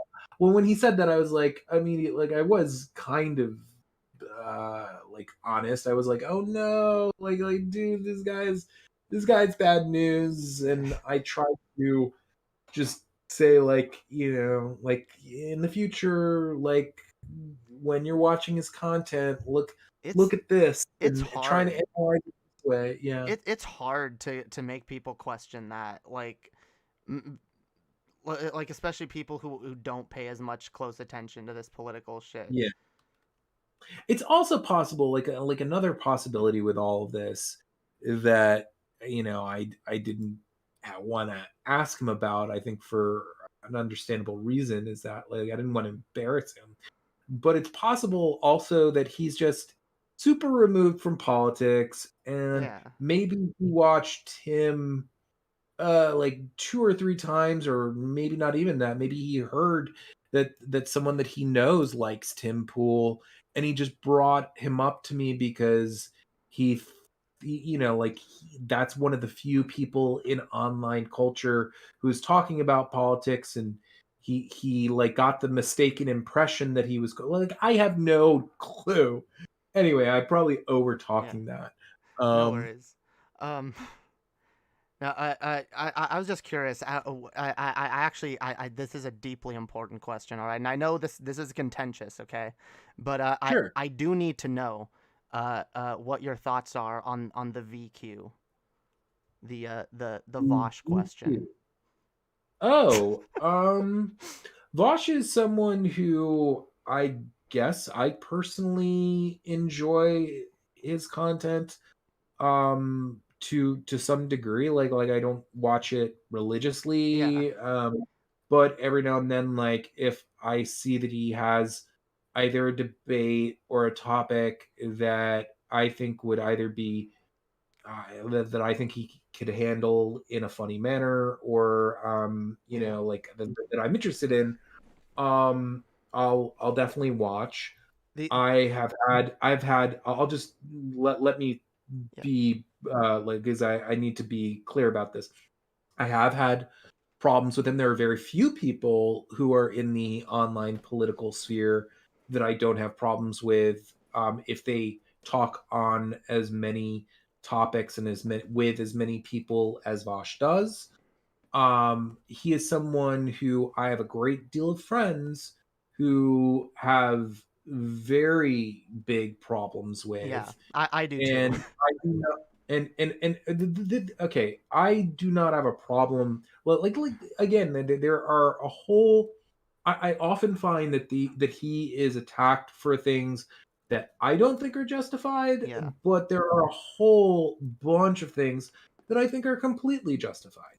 And Yeah. so, depending on what one's problem is with him, for the most part, I'm probably going to be of the like with most of the problems that friends bring up to me that they have with Vosh, I 100% am fine with it. Like I am Yeah. not like the kind of person who's going to say like, "Oh, you should be cool with Vosh." Like Yeah. if you have a problem with Sure. him, like there are two arguments that people have, and I even understand with these topics where these things come from, because every now and then, like again, like I think that there are very few online personalities of the left or of the of anything that don't every now and then kind of piss you off, Yeah. or and like basically the two things that I sort of have like,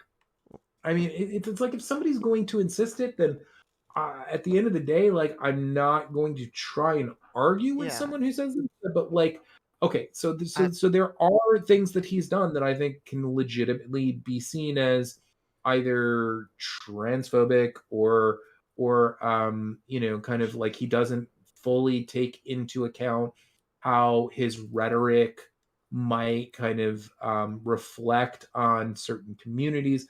Like I think that those sorts of arguments have have total merit, but the one point that I'm just like, okay, I cannot like I don't know what's the word, support you on this at all, Yeah. is when people are just like, he is he rabidly hates black people. Yeah, that's He just ridiculous. The he completely hates trans people. That's when you really lose me, because I know that Yeah. I really do think that even though that he may not like kind of always hit the mark, and he often does, Yeah. that's why I like him. Well, But the only reason I bring him up is just because because we were talking about earlier about how like there wasn't a lot of people in the left, and the right kind of took advantage of that. I do view like Vosh's growth as like a big part of like that changing, like Mhm. his becoming popular. Like there's more leftist spaces now. I'm not saying it's all down to him or that he's like the biggest or most important one, but like as like people like him grew, I saw a lot more lefties growing, and I thought that was good. My problem is I do believe that there is a concerted effort to smear and discredit anyone on the left who has a coherent message and has any ability to pull people over. And it annoys me because I think not enough people are aware of that, and too many people just get pulled in to tribalistic arguments because they don't like a person, Yeah. not noticing that this is a tactic. I do believe it's a tactic. There's a reason his name is so contentious. There's a reason a lot of lefty names are so contentious when you bring them up. It's because that's what the alt-right wants them to be. That's definitely true. And then there is, again, there's I just kind of leave it at, there are a multitude of things that I think that that people can raise, or like reasonable things that you can have a problem with. Yeah. And then there And we are got to these like, criticize each other. We got to hold each other accountable. Like we got to be able to constructively criticize. But like some people just take it too far. They're just like, "Oh, I don't like this one thing about this person." So they jump onto smear campaigns about them, or they just attack anyone who likes a person. And I don't think that helps. I think we need to be pushing more of that kind of content. If you don't like what someone is doing, then put out your own alternate perspective. But like, I don't know, I just don't like people attacking someone who's actually pulling people over, actually converting literal Nazis into leftists. You know, I think we need to do more of that, and that's why I think I hear you. we need to just push more like understanding and empathy and shit on the left in general, and not be so judgmental of each other. Sorry, I'm trying to I know you got to run. I'm trying to like bring this No, to a I agree some with kind you. I of mean, that's coherent. definitely the kind of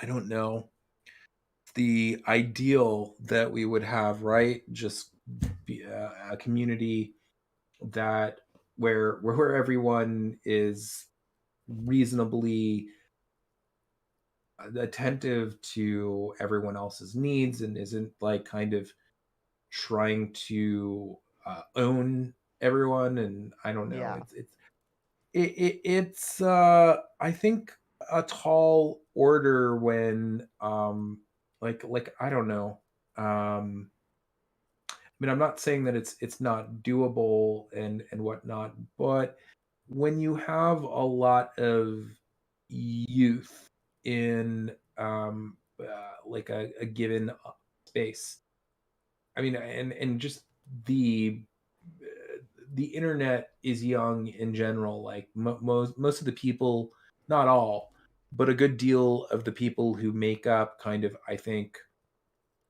Twitter and maybe not Facebook, but who consume content on YouTube. And I mean, it's overwhelmingly, I think, a youngish space. Like I yeah, would say, like it's majority teens to people in their early 30s yeah, at this like right now. I think you're going to have people who are are learning, and some, again, some of those people just, some of them have a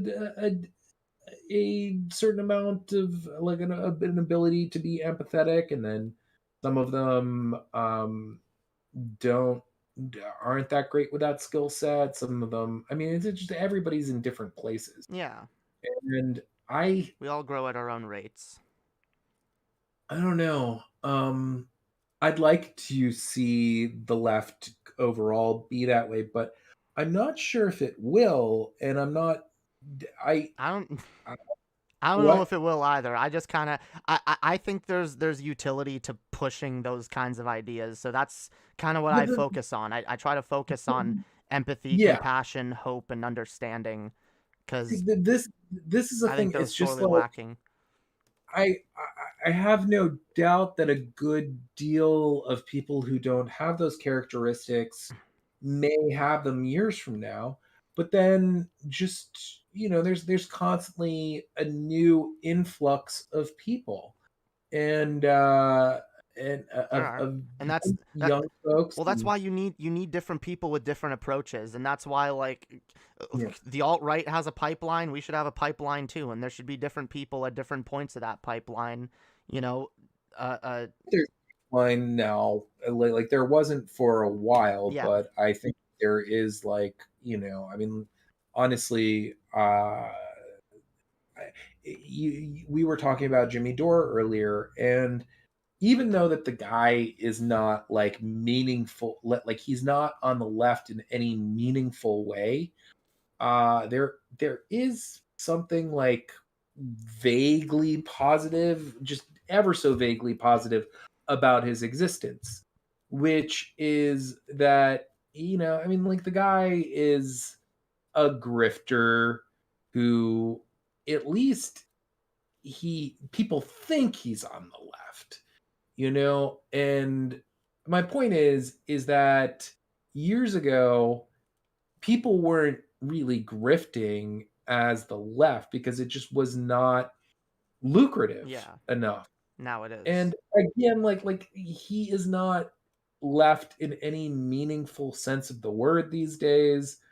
And I think a great deal of his audience is right wing, but I don't know. That's a good sign.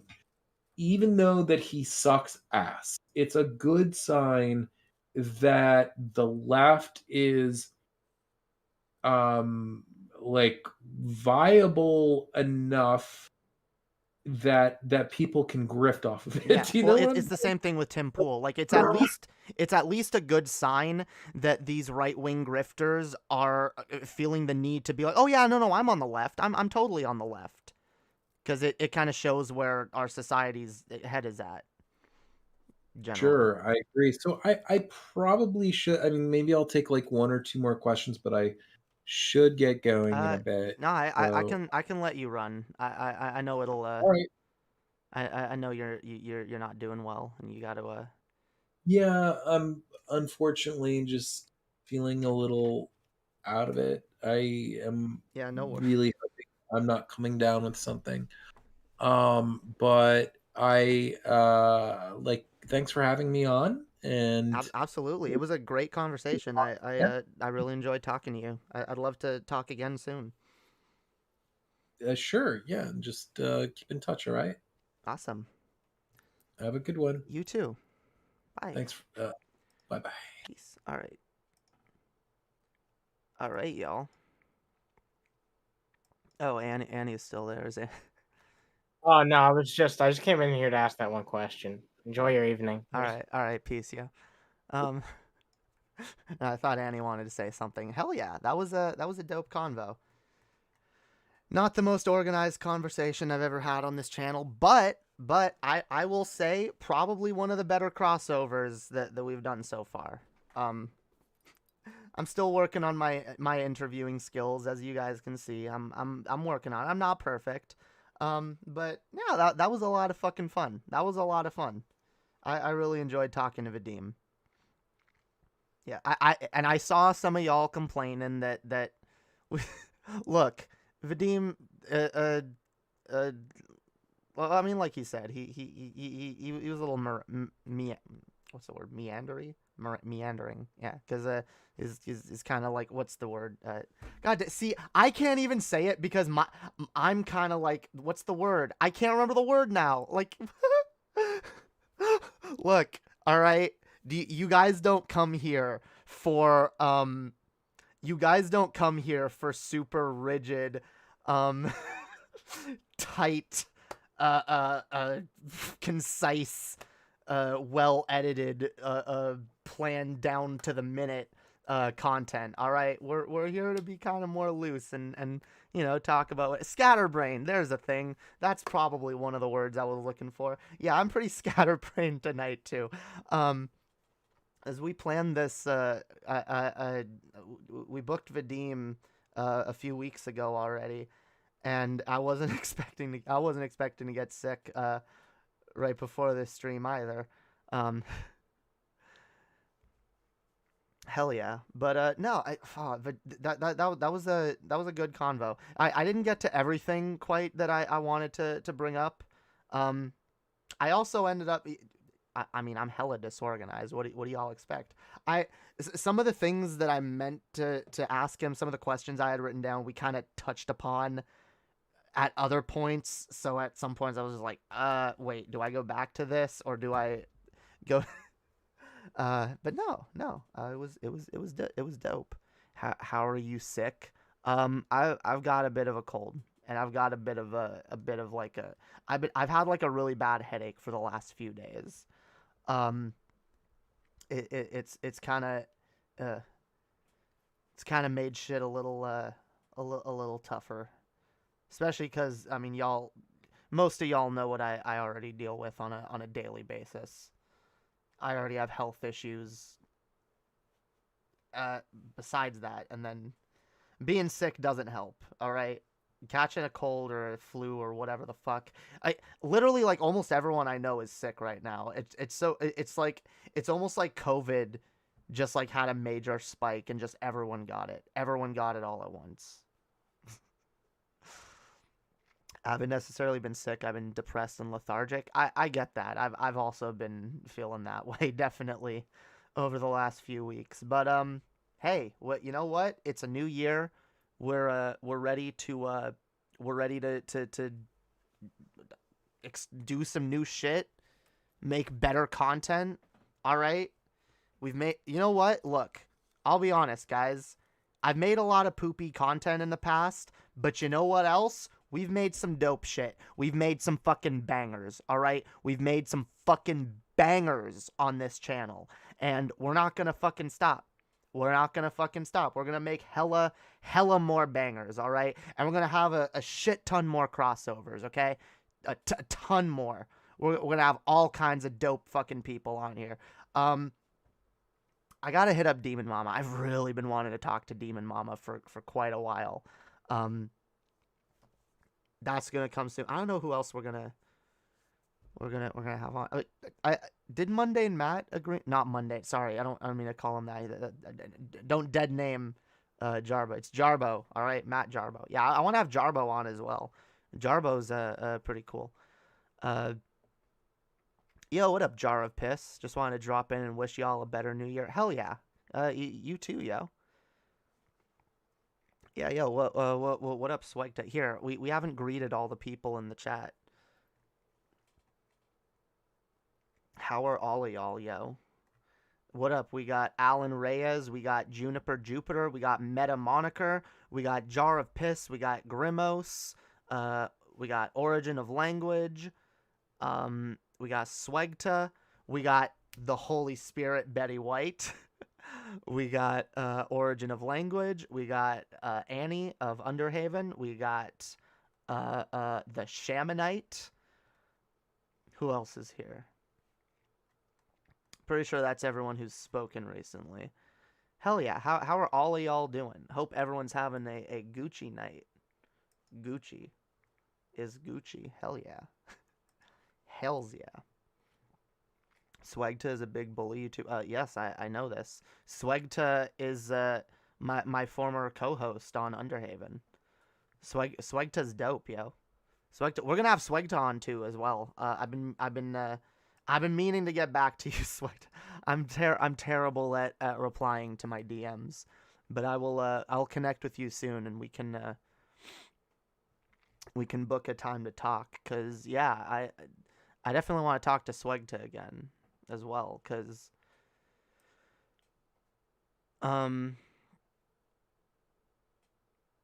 yeah, I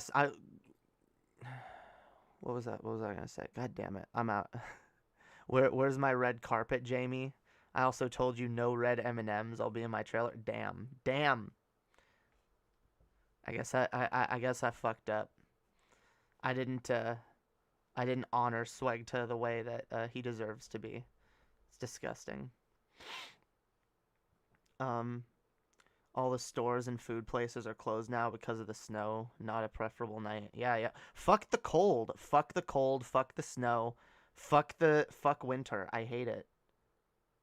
Down with winter. Down with winter. Jamie, are you forgetting that you and I are still supposed to talk about politics? No. We'll do that as well. Yeah. You're just not as big of a name that like I was talking about, like, you know, bigger people we're gonna have. I'm gonna have some smaller people on too. Never don't if we're gonna like, honestly, if I talk about all the smaller people I have planned, that's a lot of other people. There's quite a few people that I've said I would talk to. This actually a Grimos in the chat. What up, Grimos? How's it going? Yeah, no, I definitely I wanted to talk, but I'm not gonna bother. Don't care. I mean, I definitely want to talk to you. I mean, if I was actually gonna watch your video on stream, and believe me, I wasn't gonna be an asshole. I wasn't just gonna like rip it apart and be an asshole like drunken peasant style. I was gonna I was gonna argue against the points that I thought that you made that were stupid or incorrect, and I definitely would have given you constructive tips on how to maybe make that video better. You delete it. Yeah, I saw that.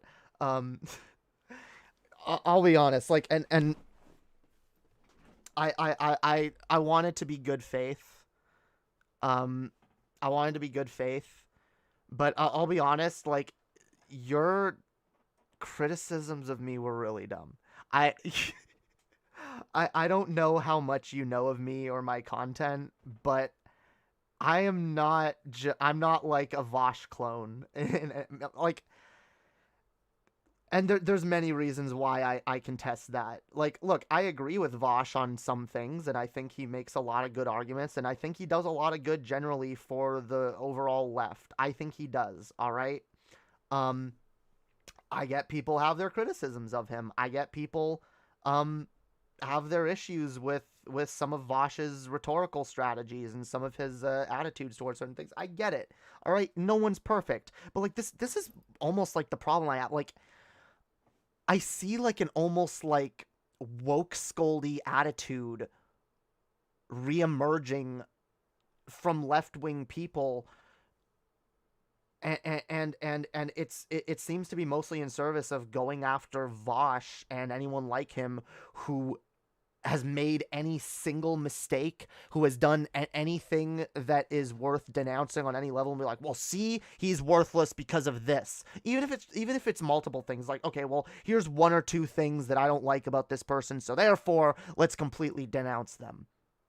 Unless you can prove that the shit that the problems you have with a person are core to like everything they believe and or at least most of the shit they believe, or unless you can prove that like they're overall having like a negative effect, doing negative harm to society, like I'm really sick of just being like, oh, well, fuck this person then, because they're not perfect, because that's what it feels like it boils down to. Now I will say also, I saw your video. I also saw your. I'll be honest, I don't remember most of your arguments against Vosh. I mostly remember the segment of your video that you did about me, where you played my debate with Paul Zigo of Paul basically saying that I'm a Vosh clone, and me trying to argue back, but I'll be honest, I didn't even have the greatest response at that point, but like, and whatever, I understand how maybe someone who, if that's the only thing you've ever seen of me, I can understand someone maybe assuming that of me just based on what Paul said, but like, Paul was also extremely uncharitable, and like, he wasn't willing to listen to me on what my actual positions were.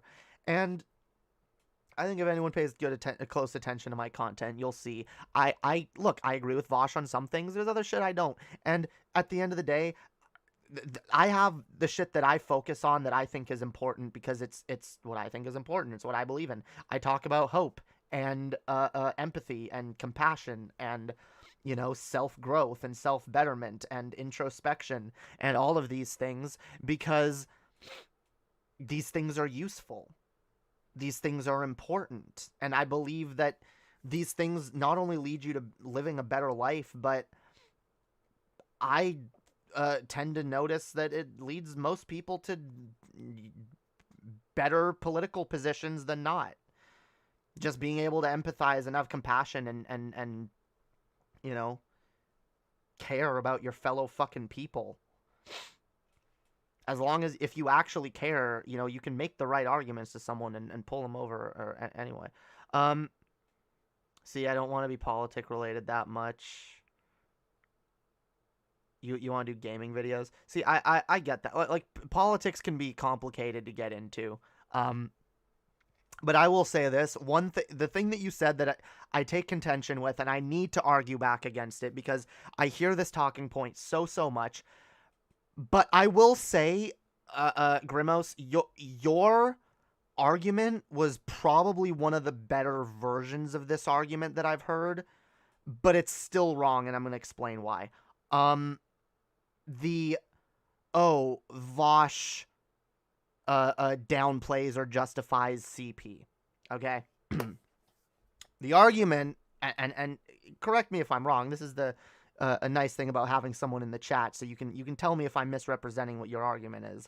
But from what I could tell, your basic argument is, well, because Vosh said, Vosh made the comparison that, like, oh, well, our society is pretty fucking hypocritical, because we all rightfully recognize that CP is bad, that you know, it contributes to the exploitation of children. You can't make an argument that, like, oh, just looking at CP is okay, because it's never okay, because the only way for it to exist is for you to hurt children, exploit them in some way, right?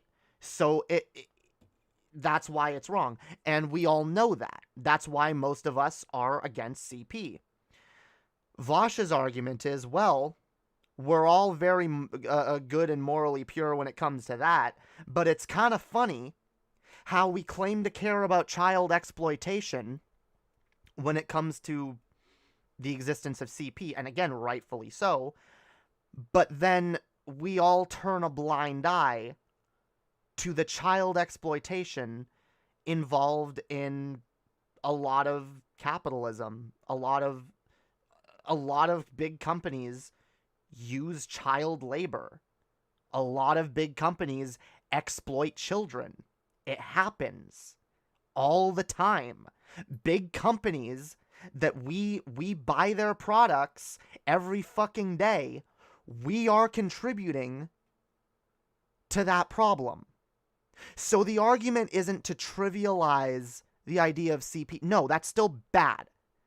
That's still bad. Pedophilia is still bad. Engaging with content that exploits children is still bad.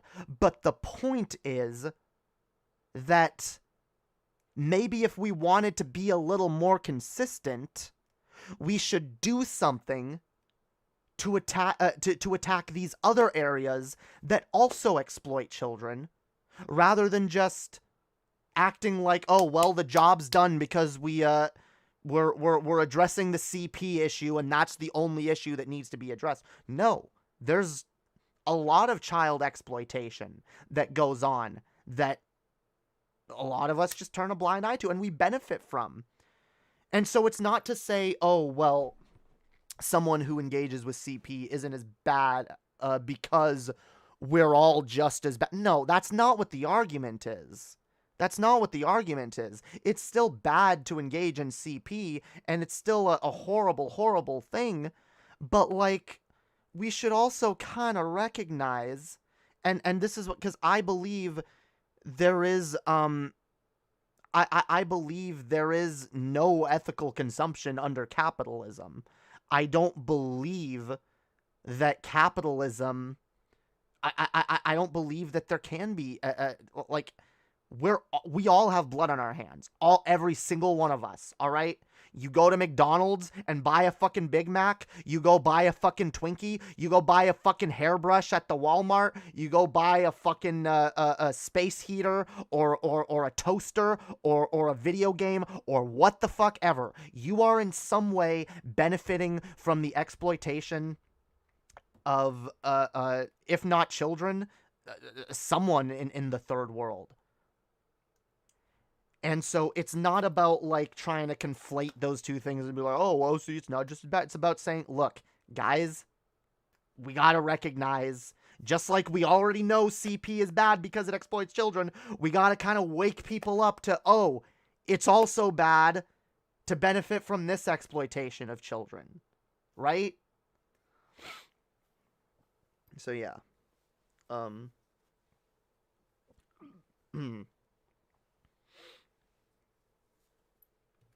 Anyway, I just wanted to address that because I see that argument a lot, and I see a lot of people making different versions of that argument, and it's very easy to tear apart, like, the argument that most people. Vosh literally said he thinks CP is legal. What? What do you mean? When? When did he say that? What? When did he say that? When he's never defended it. He's never defended CP. He's always said, yes, it's a bad thing, it shouldn't exist. All he's done a few times is make the comparison of, hey, this thing that's bad, kind of comparable in some ways to this other thing that a lot of people don't recognize as being bad.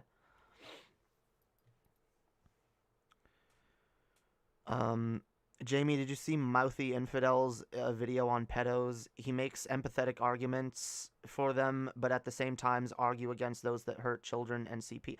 I don't know if I saw that video. I know Demon Mama did a segment. I don't know if that was the video she played, but she played a video that was kind of talking about stuff like that, and she did a really good segment on that recently. And I tend to agree we should have empathy, yes, with people, because for a number of reasons. Like, first of all, how is someone with that condition? First of all, like, there's a difference between someone who just feels that way and someone who acts on it, right? We know that. And then furthermore, we know that there have to be people out there that feel that way that don't want to. But how do you go about getting help when society wants to lynch you for something that a lot of people can't help about themselves? I'm not saying that we need to justify it or make excuses for it. No, people who harm children, that is deplorable and unforgivable. Like it is disgusting. But people are human beings, all right? People are human fucking beings, and I do believe that a lot of those people probably do need therapy. And in fact, that there have been people that have gotten therapy or treatment or whatever that have helped them to not feel that way, you know? And I think that's important. I think that's important. And this is why I talk so much about just empathy in general. We don't even need to focus on just that. Like, I don't believe that most people are irredeemable. I think you can redeem most people, okay? It's just about how you go about doing it. Because people have all kinds of people fall into all kinds of ways of thinking, all kinds of horrible shit for all kinds of many different reasons, okay? And at the end of the day, like I have yet to... Okay, Vosh has... Yeah, I remember when he said that. He said, I have yet to hear a convincing argument for why it should be illegal. That was... He wasn't saying it should be legal. He was saying that... Yes, I remember. He was saying that in relation to... He was basically saying, yeah, I don't understand why people that say this should be illegal...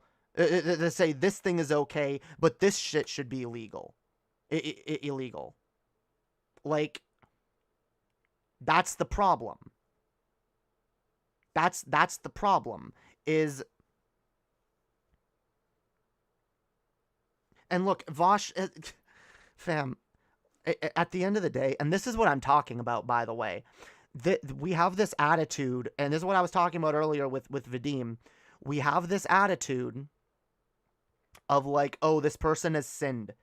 This person has sinned, therefore, let's hold their sins against them for all of time.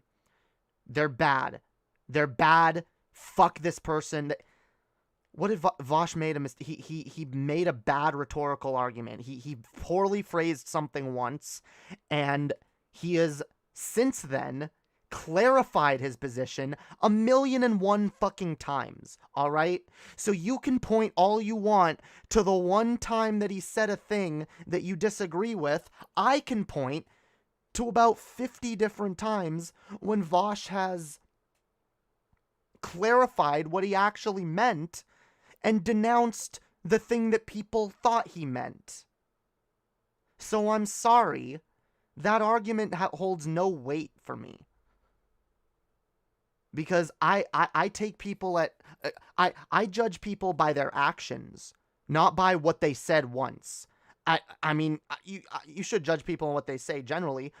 I judge Vosh on what he says consistently, what his consistent positions are. And this is what, like, I hate this, like, oh, you gotta find a gotcha on a person, you know? Let's dig back through their history and find one thing that they said that's of question and just use that to, like, try to discredit them. Why?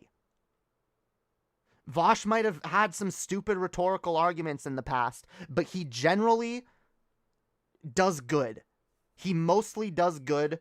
He mostly is educating people and, you know, pulling people over from fucked up ideologies. The problem is that no one argued that child exploitation is fine. Wrong! Wrong! Capitalists argue that every fucking day. By virtue of saying, just looking around at the fire called late stage capitalism going, this is fine. Everything's fine. This is the problem. We know that we're hypocritical. Our society is hypocritical.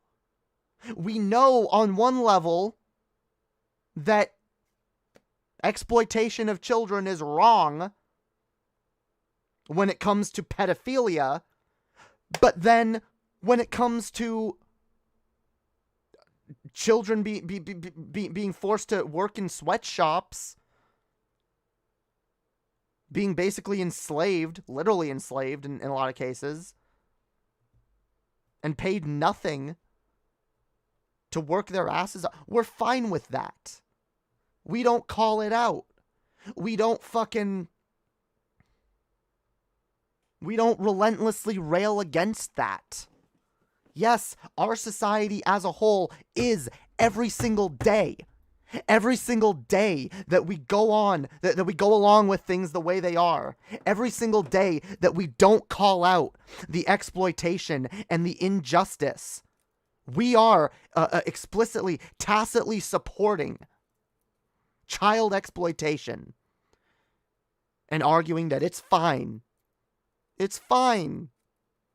What can't help it? You know? I needed that cheap sweater from Walmart. I needed this or that or whatever. And that's the problem. I do recognize on some level we are kind of bent over a barrel. Capitalism does have us bent over a barrel. A lot of us don't have the option to not engage with some of these exploitative companies. But too many people make arguments in favor of the status quo. And when people like Vosh call out, yeah, that exploitation is bad and we need to fix it, people just go, oh, no. That's like, well, what? What do you expect us to do, you know? What do you expect these companies to do? Bring their factories back to America and actually pay people fair wages in order to develop goods?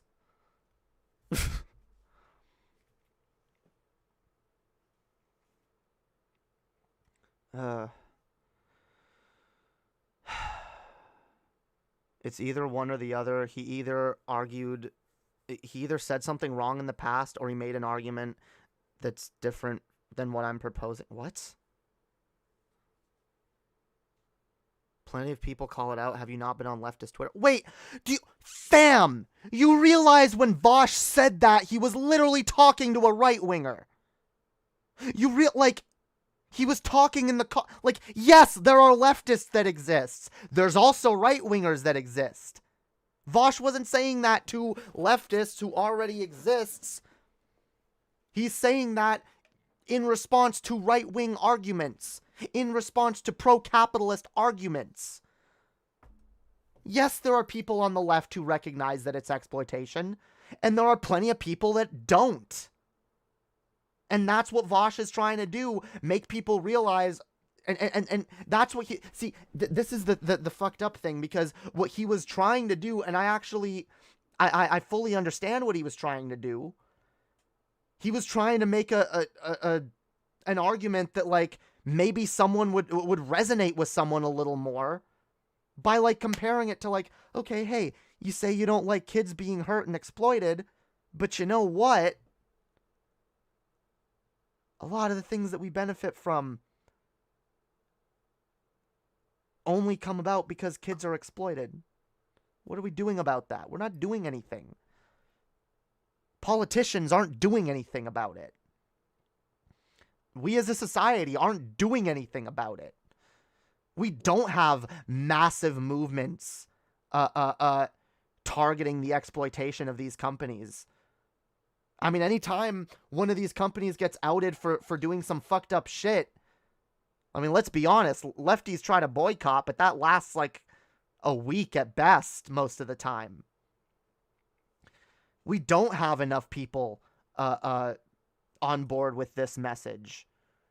We don't have enough people that recognize the inherent exploitation. And that's what Vosh is trying to do. Make people recognize that. So I honestly think I think it's dishonest. I think it's a dishonest tactic to pretend that Vosh was trying to do anything else with that. And to pretend that that says anything else about Vosh other than what you and I both know it says about him. But we know the argument that he's making. So you can say, oh, it's poor optics all you want. But like, okay. Does his point not still stand? You criticize me for being bad faith, but it kind of feels like what you're doing right now. How am I being bad faith right now, fam? How am I being bad faith right now? I'm explaining. I'm literally explaining to you what Vosh's intention was with that argument. And you seem to agree and know that that's what he's arguing, but you still want... I'm sorry, you seem to be the one in bad faith here, because you seem to know exactly what Vosh was arguing, but you still want to argue that it's bad somehow. You still want to argue that, like, the very fact that he says that is somehow worthy of exposing him of something. Like that exposes something about his character. You know what his argument was, and his argument, like, whatever, agree with it or disagree with it, I think it was absolutely spot on and based, and I think it gets people thinking, yeah, we need to start recognizing that we are a little fucking inconsistent. We absolutely are inconsistent. We benefit from so much exploitation. We benefit from worker exploitation right in our own fucking country. Even in Western countries like Canada and America, you think workers at stores and companies that we benefit from right now aren't being mistreated and underpaid? We benefit from a shit ton of injustice.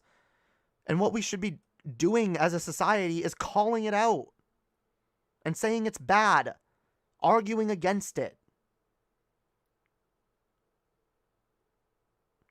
You're confused. Okay. I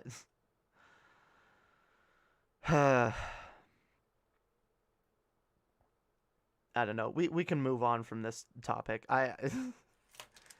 It gets overdone. It gets really overdone. But no, I get frustrated because I just hear that argument so fucking much. Oh my god, Vosh is a pedo. Did you Vosh supported PC? See, like, come the fuck on. I feel like 99% of people who make that argument, why do you think I agree with you? Because you literally said you did. Wait, fam. You literally... Point to where you agreed with me? You literally... Wait.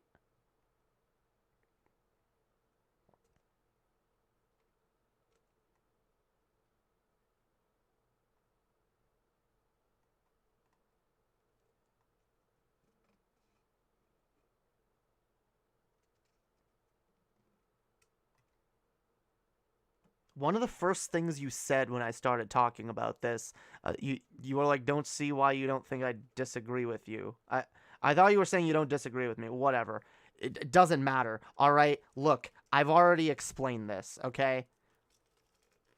Vosh did not, like I said, even if Vosh worded it poorly and it sounded like he was saying CP shouldn't be illegal, he's, like I said, he's already clarified that position. He has done countless segments clarifying his position on that. He just did one recently.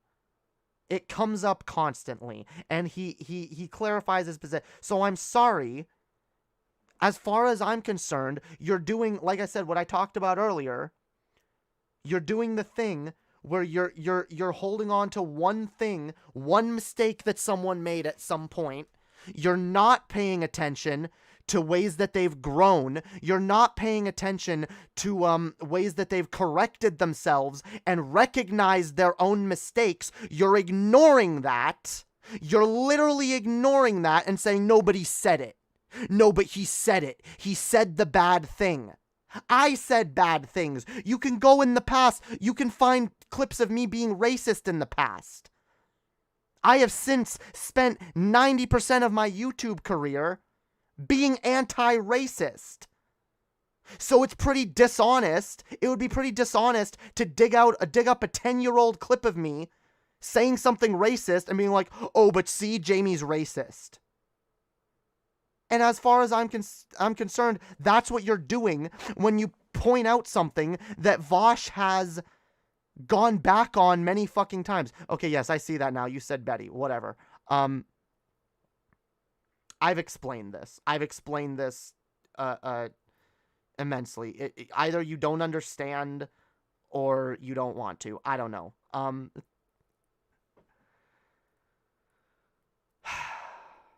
I don't fucking know. It's one or the other. He worded it poorly, or that wasn't his argument. What? He worded it poorly. No, it's not one or the other. He worded it poorly, and that wasn't his argument. His argument was not CP should be legal. It sounded like that because he worded his argument poorly. Like, it's very simple. Because what his argument actually was, and I just finished explaining this extensively, what his actual argument was, is child exploitation is bad, and our society is massively hypocritical for denouncing one type of it, but being completely okay with the other. And you said, oh, well, that's not true. Yes, people are okay with it. Literally, they are. Right-wingers exist. Capitalists exist. People make apologia for fucking these right-wing, for these corporate elite fuckers, exploiters all the fucking time. All right? So, yeah, you know what I'm fucking saying. You think I, lose sleep over something Vosh said? I mean, you're the one that made an entire video trying to, expose him. And then went out of your way to draw my attention to it, not only on Twitter, but in my YouTube comments. So it seems like something that if you don't lose sleep over, then you clearly cared very much about at some point or another. And I think it's dumb because I'm tired of people just, oh, I'm going to expose Vosh. I'm going to expose Vosh and get a little bit of clout off of jumping off of the I hate Vosh bandwagon. When, again, I think Vosh has he does a lot of good for online political spaces. He's not perfect. No one's perfect. Everyone makes mistakes. We have all sinned. He who is without sin cast the first fucking stone. We've all made bad arguments. We've all said things that don't sound the greatest. But, holy fuck. We gotta be fucking charitable, alright? We gotta be fucking charitable with each other. Because at the end of the day, and I do believe this, and I've said this, and I'm not backing down from this position. You can call me conspiratorial all you want. Nah, the fact is, there is a concerted, right-wing effort to discredit and smear anybody on the left who is able to push a coherent message or make a decently coherent argument. There absolutely is. And I'm tired of people adding to that, largely out of ignorance or out of just, like, maybe misunderstanding. Sometimes it's just, like, people misunderstand the argument and they don't get it. But like, I'm tired of seeing people add to that. When, whatever, say you don't like Vosh or whatever, he's not perfect, but, like, I think a lot of what he does is good, and I'd rather see more people doing what he's doing and offering up alternatives rather than just attacking him. Why attack him? Try what is it? Try offering your own perspective. Honestly, that's what I'm doing, because I don't agree. Oh, fam, you're going down a road. You're not gonna win this argument. I'm gonna warn you right now, because all right. First of all, oh no. First of all, you've never tried to make your channel grow off drama. I actually have before. And then you follow that up with, what was that Paul's ego debate? I love it because, first of all, yes, I have. Second of all, no, that's not what that Paul's ego debate was. Not in the fucking slightest. All right? Yes, I have tried to make my channel grow off of drama, and that's one of the reasons why I realize how fucking stupid that is. It's one of the things I actively try not to do anymore. And I know some people will try to some people will try to bring up the DP drama, the Ben Me Too shit, and be like, oh, well, see, there's you trying to grow your channel off of drama. Except I very specifically went out of my way and told people who were subscribing at that time, if you're subscribing for the drama, don't. Because the minute I'm done with this drama, I'm not talking about this anymore. Because back when I did, way back, years ago, when I did try to grow my channel from drama, it was one of the most toxic fucking things that I've ever fucking engaged in. And it was one of the worst. My community was hot garbage back when I tried to grow off of drama and clout chasing off of petty drama. It was garbage. My channel was like a pseudo blood sports thing for a while. Sorry, I'm like having trouble breathing right now. I need to like calm down a little bit. I need to not get so heated. Sorry, I get a little annoyed when people start calling me a clout chaser, because I have gone out of my way to not be that, because I've seen the toxic effect that has on a channel, and the toxic type of people that watch that kind of content. Sounded a lot like drama to me. Yeah, a rapist, rape accusations and a Me Too case sounds like just a bunch of petty drama to you. Yeah, fuck off. The Paul's ego thing, however, which the only reason I had that conversation, first of all, I had that conversation because I was trying to build bridges with Paul. I wanted to have a good faith conversation with Paul, and he did not. Paul wanted to yell at me and talk over me and not fucking listen to a goddamn word I had to say. And pretty sure this person's a troll. No, this person's definitely a troll, and they're pretty fucking bad at it.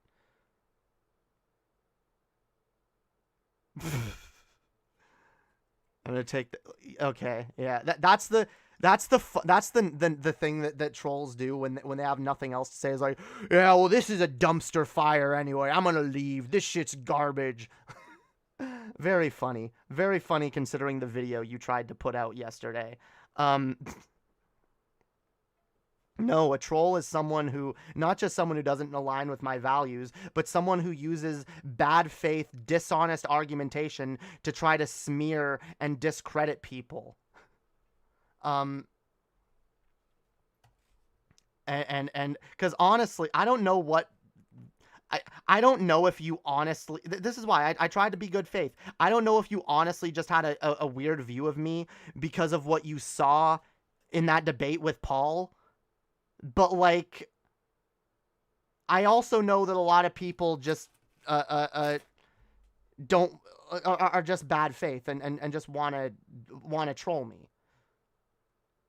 And I get a lot of people that come around that just want to troll me. Honestly, holy fuck. Okay, the fact is, I had that conversation with Paul because I wanted to, you know anything about the rapist though? Well, that's part of the reason I had that conversation with Paul, because during that whole thing, I was trying to expose, a lot of predatory behavior in, Ben Pie, host of the Drunken Peasants channel, and Paul's ego started around that time talking shit about me and talking about how I'm just some fucking drama monger and not actually talking about what I was talking about, and I thought that was a little sus. I was a little fucking annoyed about that. And I was mad that, well, I was trying to draw attention to a very important issue to me because someone who hurt people who are my friends, who I care about, in ways that I've been hurt in the past, I wasn't fucking okay with that. And whatever, some people look at that shit and are like, oh, well, that's bullshit. That's just a nothing burger and whatever. A lot of people are really fucking skeptical when it comes to anyone coming forth with a story of abuse. And that's a huge problem. And this is, again, one of the biggest problems. Like I've watched it. The same shit that's happened to Vosh and other channels, people do it to me, and not on as big a scale in any way, but you know, oh yeah, don't pay attention to this person. This person's garbage. This person's a troll. This person's a drama. Like, I literally go out of my way to avoid drama. Anyway, you're not trying to troll me? Okay, well, have fun with that. We're gonna move on, talk to someone else in the chat. How's everyone else doing? Yeah, I've actually gone out of my way to not talk about, or just, I don't want to talk to or about, the DFF guys at this point. I don't hate them or anything. I just, I'm kind of done with that corner of the internet. I'm done with a lot of their attitudes towards a number of issues, and I'm just done. I'm just done with that whole thing. All right, I'm trying to focus on my own shit. I don't like drama. I don't like the meanness. I don't like how mean people on that corner of the internet are. Ban Jamie bad. Damn right, I'm horrible. Have you ever talked about Scientology? Not really. I don't really care to like go after religions anymore. I'm so over that. I'm so fucking over that. DFF is garbage. Lady Hopium is surpassing their quality. Well, I appreciate the sentiment. I'm definitely trying. I'm definitely doing my best.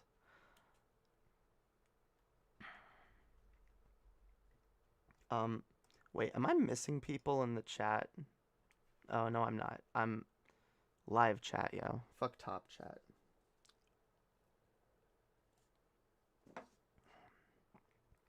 Anyway. Yeah, I'll let the, alright. I'll let the chat ask other questions. I'll let the chat change topics, alright? AMA time. Ask me anything. Let's move on from, yes, talking about John Doyle 50 times is so much more interesting. I don't talk about John Doyle that much. Look, honestly, like, I don't mind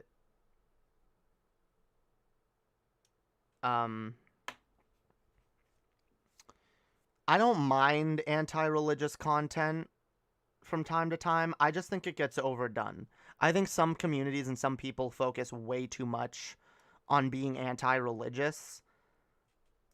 When again, and I was talking about this with Vadim earlier, and I think this is extremely important to recognize. There's more to the religious mindset than just believing in God. And I do believe people that are raised religious are conditioned into a sort of religious mindset, a way of thinking. All right, your brain is programmed to work a certain way.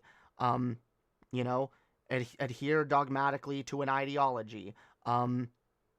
You know, follow the words and teachings of some wise, some source of wisdom, you know, whether it's a person or an ideology or a book or whatever, like,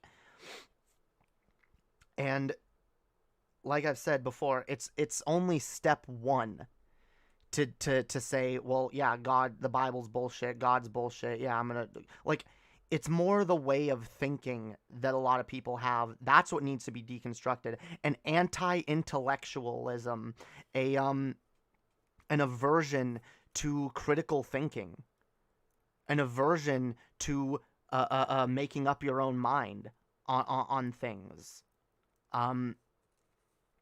This is absolutely a problem. Because I've seen a lot of people in atheist communities, they jump from religion to atheism or to the church of whatever. I mean, look at me. I jumped from Christianity to the church of the amazing atheist. And that was dumb. That was cringy. Even though TJ had a lot of good shit to say, like, I wasn't examining what he was talking about critically. And this is one of the criticisms I kind of have of TJ and a lot of the atheist communities back then and still to this day, is a lot of these communities, like, they didn't really teach their audience critical thinking. They didn't focus on that as much as just tearing apart religious arguments and making religious people look stupid. And then, you know, pushing all their own ideas and their own opinions and you know, kind of cultivating communities that don't really question them much on their own opinions and whatnot. And I've been a part of a lot of these communities that, you know, it seems foreign to these communities when someone comes out and questions the content creator or criticizes them. And unfortunately, I've seen a lot of content creators that what they do is, the minute someone criticizes them, rather than engaging with that criticism in good faith, they just try to, like, tear that person down and make them look like an idiot.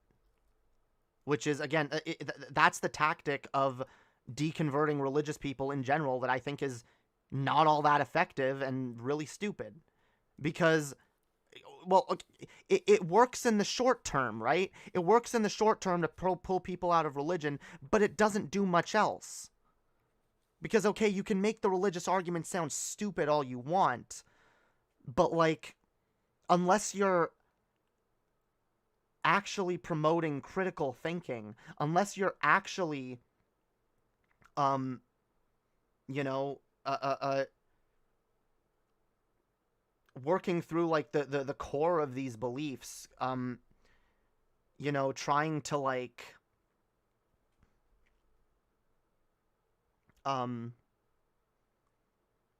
unless you're actually trying to deconstruct and figure out why you believe something or why you shouldn't believe a thing, you know, instead of just very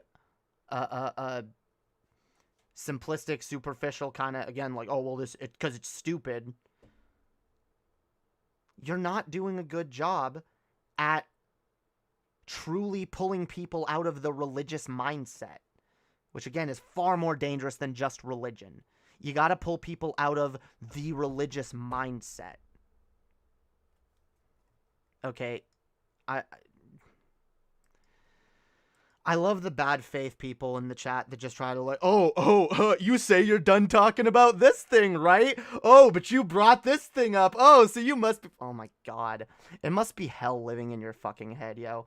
Like, it must be hell being someone who just doesn't understand nuance and just has a very black and white view of the world. Like, I'm sorry, like, that's so sad. Like, oh my fucking god. I and most of the people in my audience came out of TJ Kirk's fucking audience. Alright? And again, like, I do kind of use them as an example sometimes. And there, by the way, I only named it as a single example because I said I was very, okay, I'm not going to argue with you. I was very into that, and I jumped to that as my religion. And like I said, there's a lot of other channels that did that. There's channels that did it absolutely worse. Yeah, I'm not going to apologize for the shit that I talk about, all right? I try to not make certain people my main focus, but, like, shit comes up. Like, chill the fuck out. Mentioning the past is obviously different than making a video. Yeah, or than doing, like, whole segments and streams on them, which, by the way, I'm not even opposed to doing, but if I, like I've said before, if I do respond to their content more, it'll be more like just it'll be more of like I'll throw them in with other content, you know. But like, oh my god, what am I gonna do? Avoid talking about someone just so I don't prove certain dipshits right when they say, oh, all you do is talk about someone? I don't care. I'm gonna talk about certain things every once in a while. Get over it. Oh my god. Also, I think TJ did teach critical thinking in an informal way. He taught a very... I don't disagree. I think he taught a very basic, basic informal sort of critical thinking. But like, again, and I'm not trying to focus on TJ. When I say a lot of these communities were very dogmatic, I mean a lot of them were. A lot of them. And not even just the content creators, but the people in those communities. And that's the problem. That's the fucking problem, is the people within these communities that, because whatever, and I'm not even just going to blame the content creators. A lot of the people within these communities adhere to that dogma. And that sucks, but, like, you kind of do have to, like, the responsibility does lie on the content creators a little bit, because I think you need to do a better job at challenging your audience and, you know, encouraging them to challenge you as well. And I don't see enough communities in general doing that, okay? And that's one of the reasons I speak positively of Vosh and Demon Mama and channels like that, because I do view them as actually doing that. Actually taking constructive criticism from their audience and growing and learning and, you know, not just coming and telling your audience, well, this is how it is, and if you disagree with me, you're an idiot.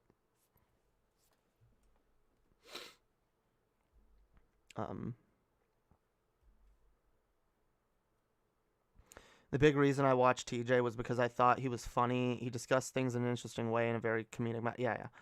It was funny, and like I said, there's value to a lot of that atheist content. But like, the way I don't even view it as bad. Okay, I just view it as not going far enough, not doing everything that it needed to do.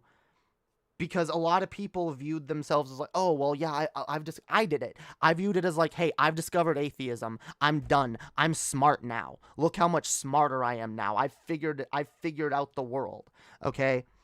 And in general, we need to promote attitudes of not doing that, but being like, no, I want to learn and grow. I want to always be learning. We got to promote those kinds of attitudes in general, okay? Anyway, I don't even remember what I was on about that brought me onto this tangent, but this is a very tangential stream, all right? Very, very tangential stream. Yeah, I don't care. By the way, and see, here's the annoying thing. I get called out for, oh, all you do is talk about TJ and Paul. All you do is talk. No, my audience talks about TJ and Paul. You have to, like, I didn't bring up TJ or Paul once with Vadim. But the minute Vadim leaves and now I'm talking to my chat again, there it fucking goes. Because even if I mention someone's name once, that's all people in the chat want to talk about.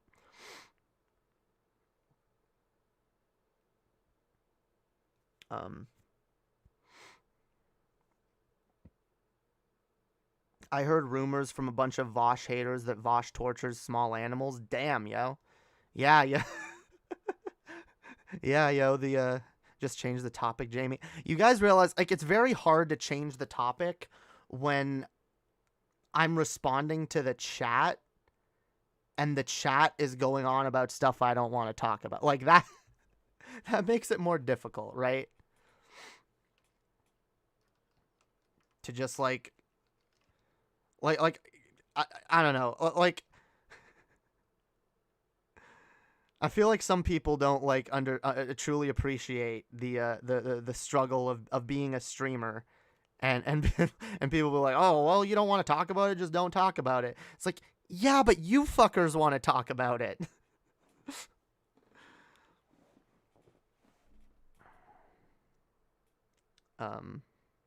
Did you ask Vadim about Applebee's?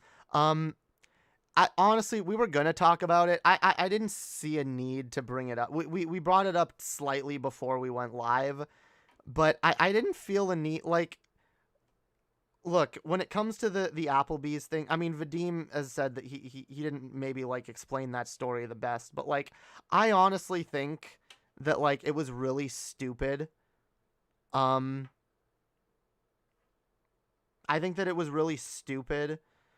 The over skeptical, asshole-ish sort of nature, the attitude that community had, and it was just kind of reminiscent of the overall anti-SJW attitude in general, where someone says something, someone puts forth their own experience, and everyone's oh really, oh this thing, oh yeah, oh that totally happened, oh, and no one, this ridiculous amount of I don't want to use the word skepticism because it's not real skepticism. This over scrutinous attitude towards everything. I hate how DP latched onto that forever. Well, I mean, again, I don't want to talk about DP again, but yeah, no, DP, that's kind of their wheelhouse, is just sticking to the same 3 jokes over and over.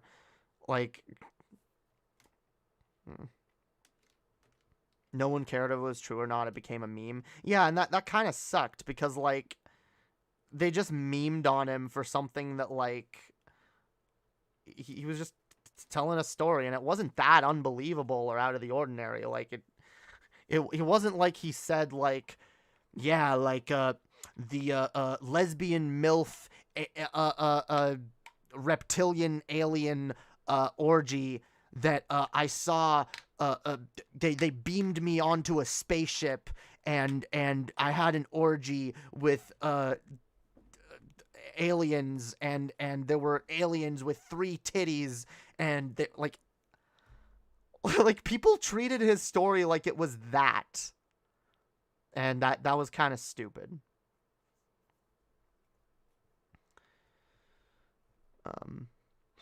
Anyway. I mean, it could have. Stranger things have happened to me in public. I mean, yeah. I mean, the thing is, truth is stranger than fiction, okay? We know this. So acting oh, this sounds unbelievable, so let's, scrutinize it ridiculously and act like it's the dumbest, most impossible thing. Yeah, that's kind of stupid.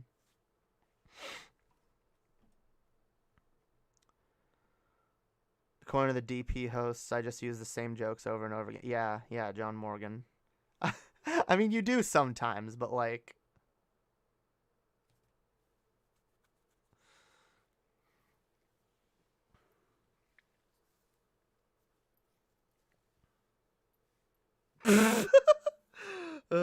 you made 1 video on Vosh. I made 100 on DFF. That's not even true.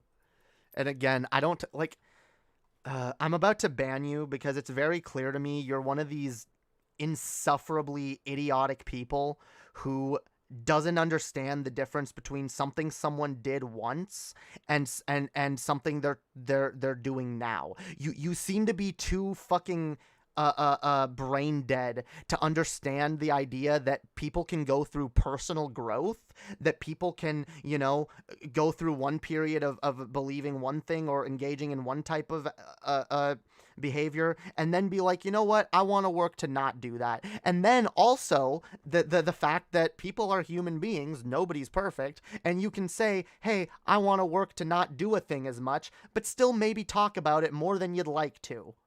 But you want to be super dishonest and pedantic and uncharitable and act like whatever. Like we can all see what you're doing, and it's really fucking sad. All right.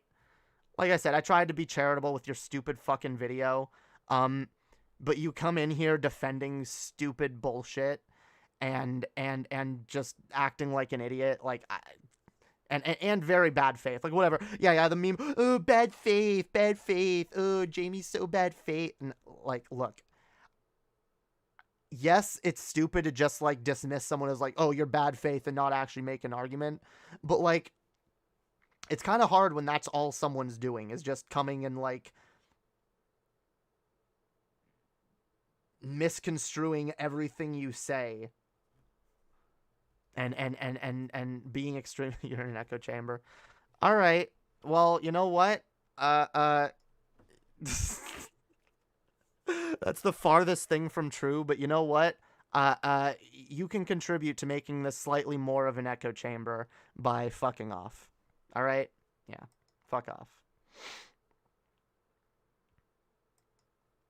I'm not in the mood. You're trying to get me to talk about shit that I don't want to talk about. Anyway. Whoa, who timed out? Who hit? Don't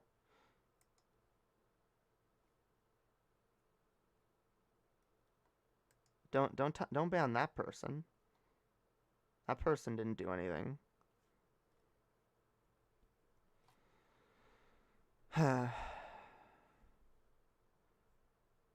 Thankfully, I don't want to talk about Gale. I don't care about Gale. I don't like shitting on Gale. I don't like the exploitation of mentally ill people, all right? And that's absolutely what the Gale content was on. I don't talk about Gale for that reason. Just like I don't talk about Chris Chan. And I won't.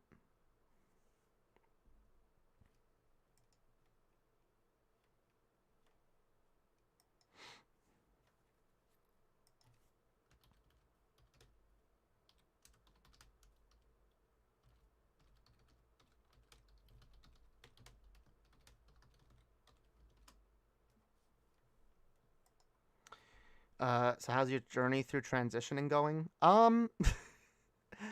It's frustratingly uneventful, I'll say. I've only been taking hormones for a month, and I would very much like to be further along in that process, but I'm not. I'm still kind of at the point where, like, I know, like, more physical changes are coming, like, any day now, any week now, yo. But, like, it's just not happening yet, and I'm just, it's a little frustrating. Not as frustrating as it was not being on hormones. But, yeah.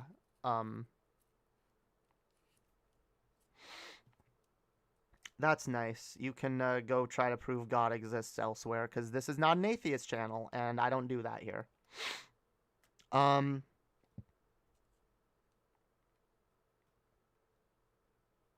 have to at people. Yeah, you have to, if you're going to post something in the chat that is not meant for me to respond to, you need to at the person you're talking to.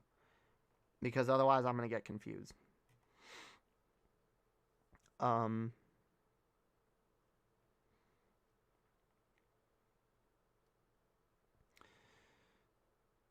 But yeah, what was I saying? Oh yeah,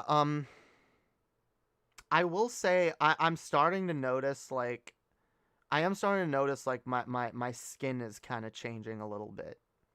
Like, I still feel the need to put on a shit ton of makeup before going on camera or whatever, but like I feel less of an impetus to put on a shit ton of makeup before going outside.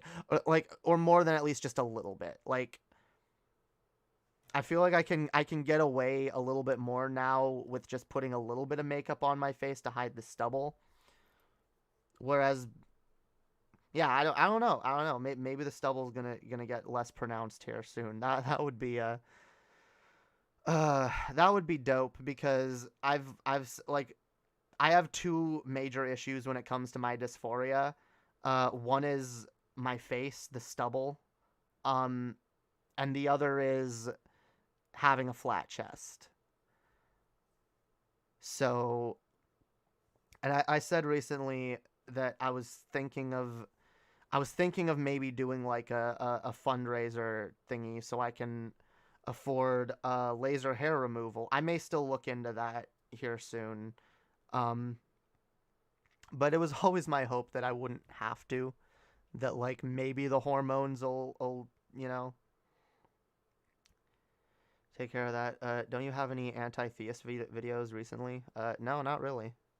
I mean, I've responded to a few religious dipshits here and there, but it's not my main focus. Like, I'll respond to like right-wing grifters, and if they bring up religious arguments, then I mean, look, I'm not gonna never talk about atheist shit. Sometimes if I hear a religious argument that I think is particularly stupid and that I think warrants talking about, I'll talk about it. But it's not a focus of mine. And it's not gonna be. Clear skin, damn, I need estrogen too. Glad it's working. Just stay patient. Absolutely, yo. Abso-fucking-lutely. How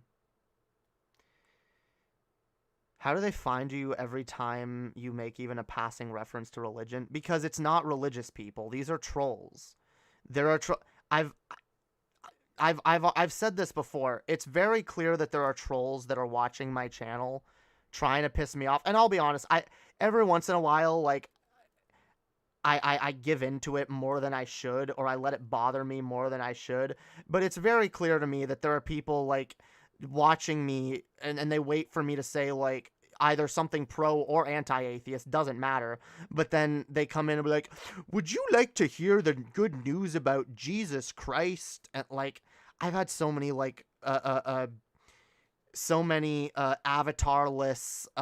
accounts show up in my chat randomly right after I've said something about God or religion, being like, hey, time to teach you, like, have you heard about, like, there's no way that these people aren't trolls. There's no way that like some religious person randomly happens across my channel at that moment. Like, I know, like, so, like, yeah, I don't take accounts like that seriously, and I won't.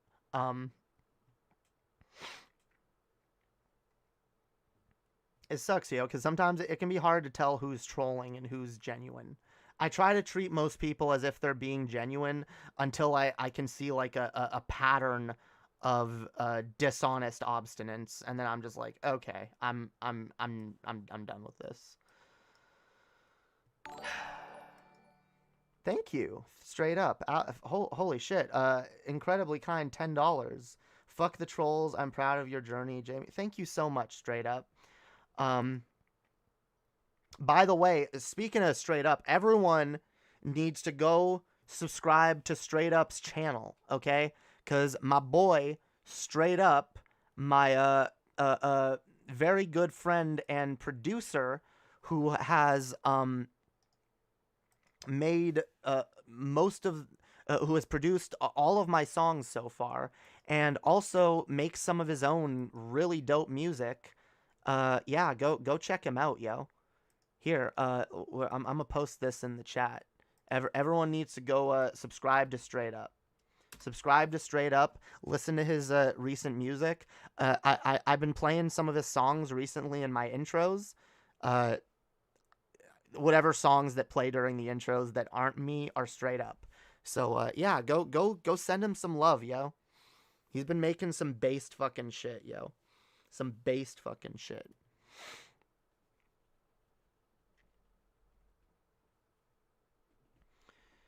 Hell yeah. It's like a Hydra. Yeah, yo. You cut off one troll's head, and then 3 more troll heads grow in its place. Really, so I need to but by the way, hit me up straight up. We gotta work on some shit together here soon. We gotta release some more shit. I really, we haven't collaborated as rappers. We've only collaborated as like I rap, he produces. But I'm really looking forward to making a song with Straight Up where we're both rapping. Because that'll be Pog AF.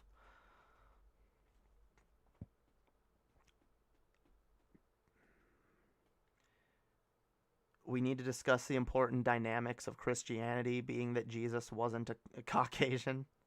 Yeah.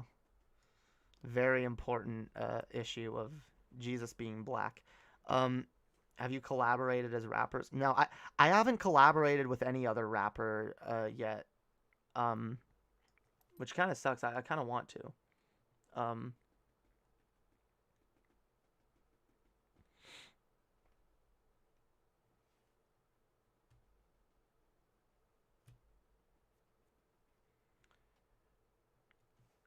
Let's see. I believe in a black Jesus. I'm not joking. No, I agree with you. All right. Jesus was black. All right. Jesus was absolutely black.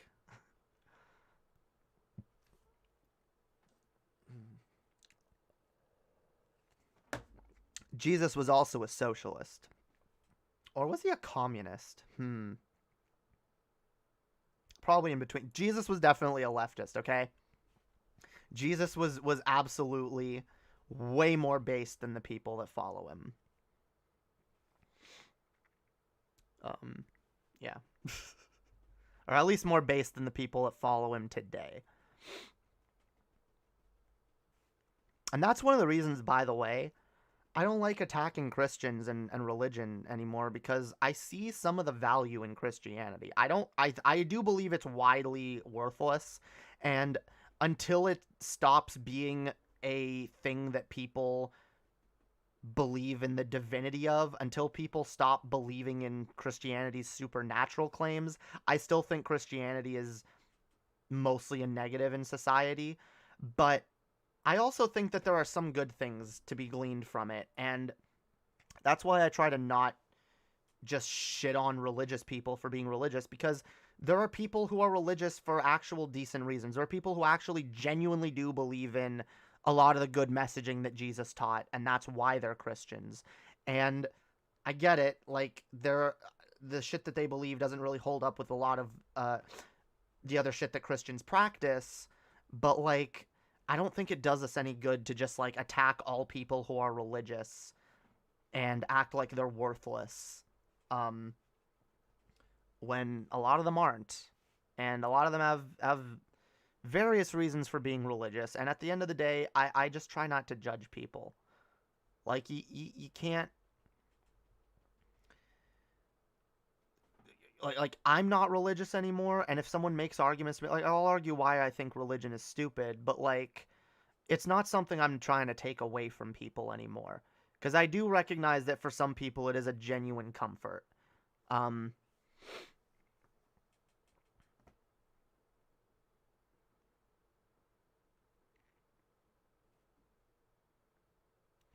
Yeah.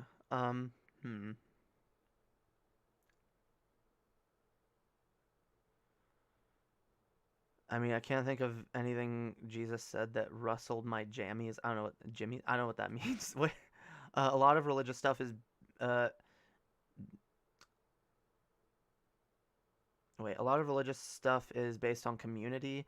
I like the encouraged donation to those less fortunate. Yeah, like, there are good things that Christianity does. Like, yeah, community.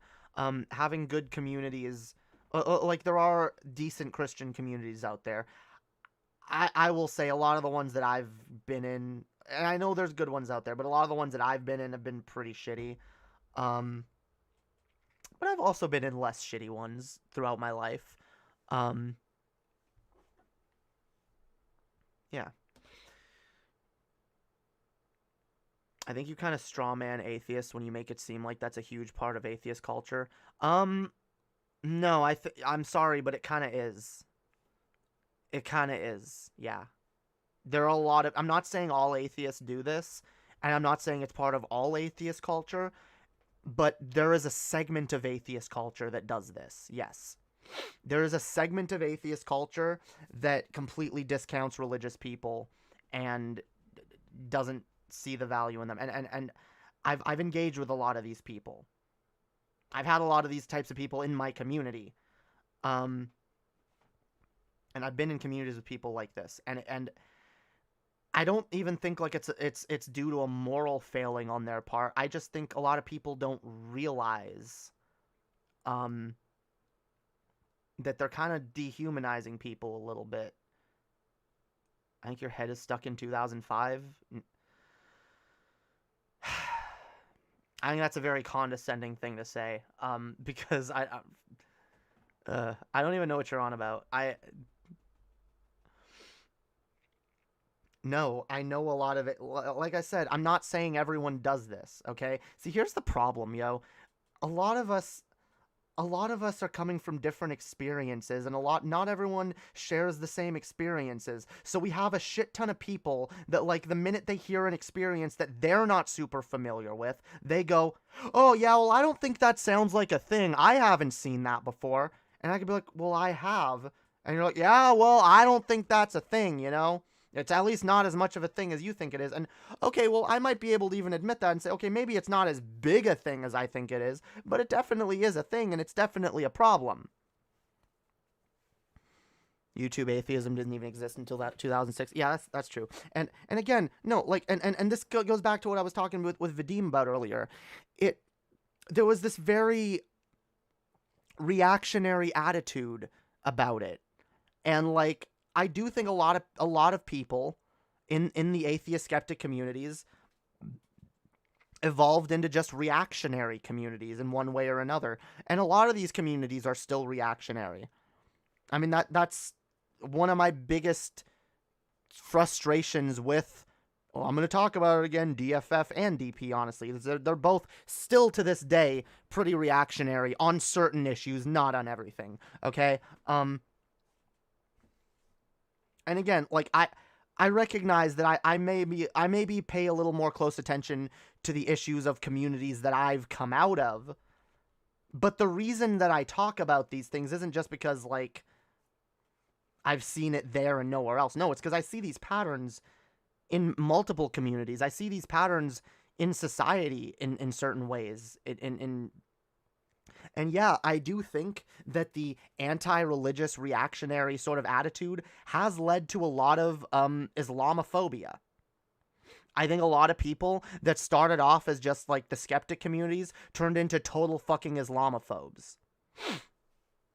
And honestly, I think Islamophobia is more of a problem than discounting Christians. But in general, like, I think we just need to be more understanding of people who share a different a belief system than us. Because, oh God,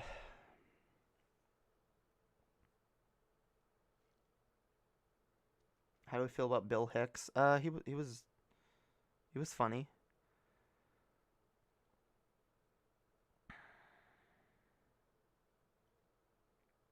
Sargon definitely went down the anti-Islamic rabbit hole. Yeah, a lot of them did.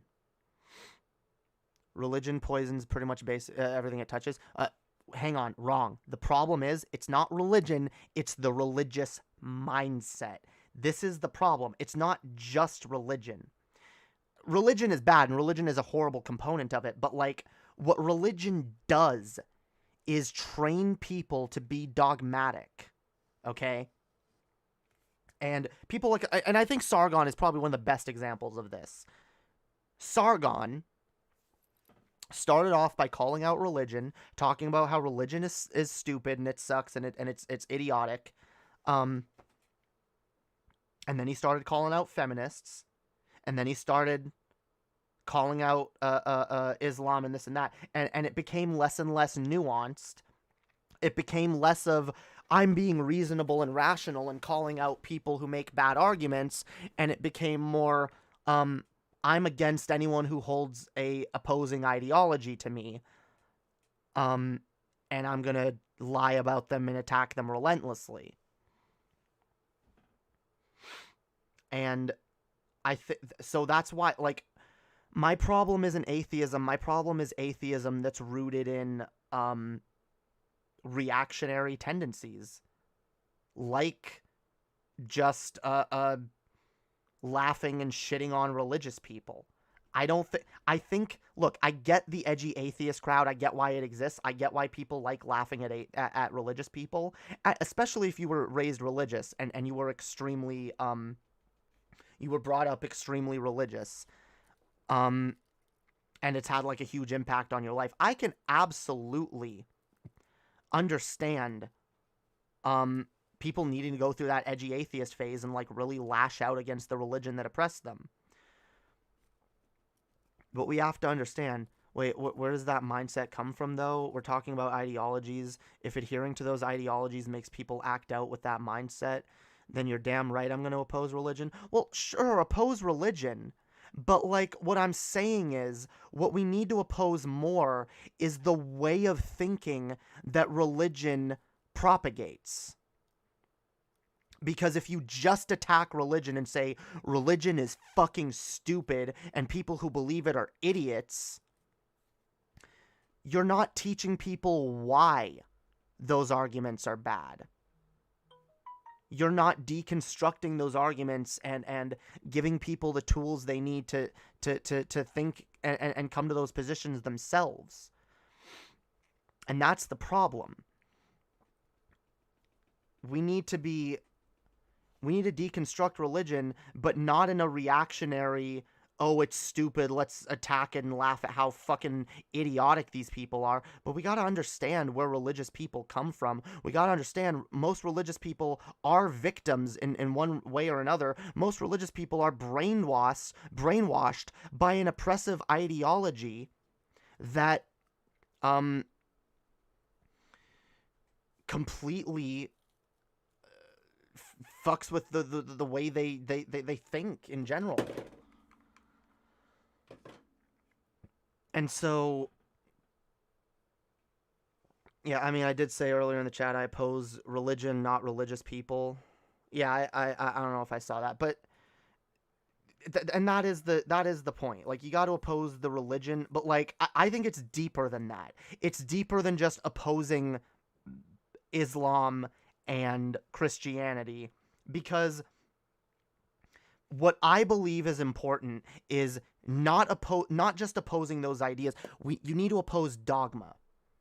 You need to oppose dogma and anti-intellectualism, okay? Because I do believe you can have a Christian person or a religious person of any religion who is an intellectual person, who doesn't reject science and facts, a person who adheres to this belief system because it's something that gives them comfort and community, but that they also have compassion and empathy for their fellow human, and they have understanding of the way the world works,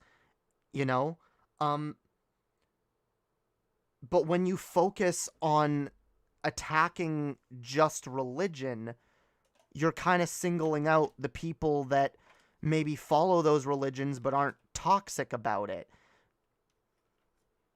Can I talk to you via voice? Sure. Yeah, call me. I'll let's chat, Sweg.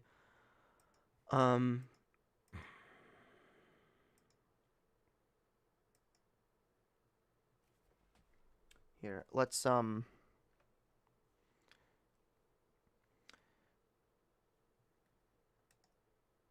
Let's bring Swegta on.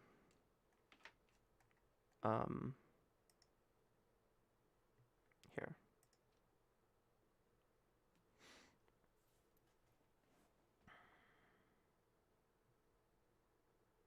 Yo.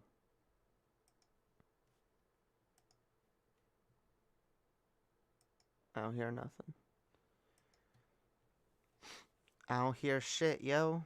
Where's Sweg? Swee GTA. Yep. Gotta get your audio shit under control. Wait, do I have my audio shit under control? I should.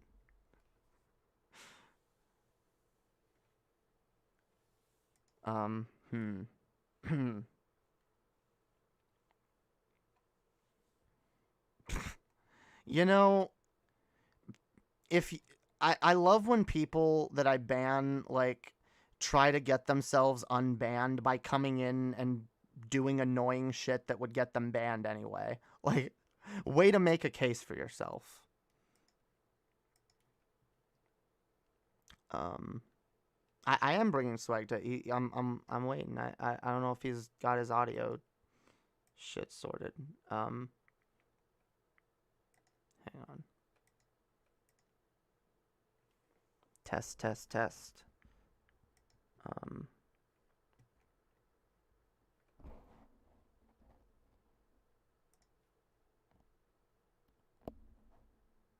Here, maybe just try maybe try joining my voice chat in my server. Here, let's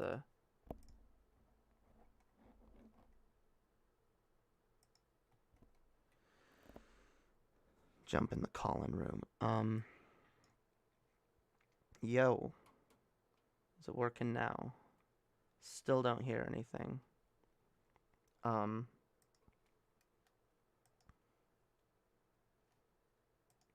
see.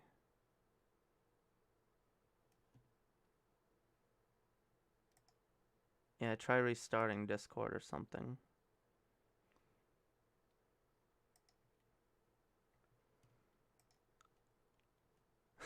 It is bullshit, yeah, it's bullshit.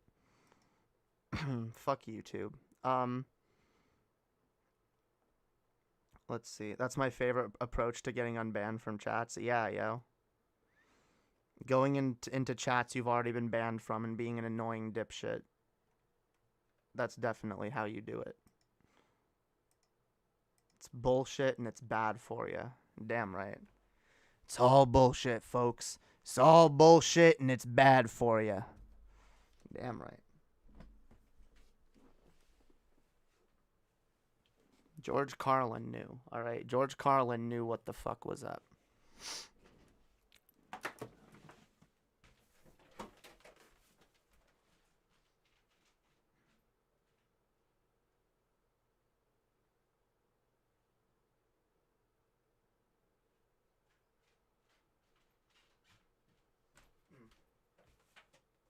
God damn it. Okay.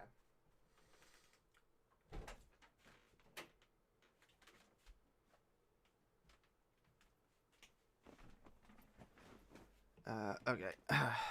Looks like Swegta's back. Let's try again.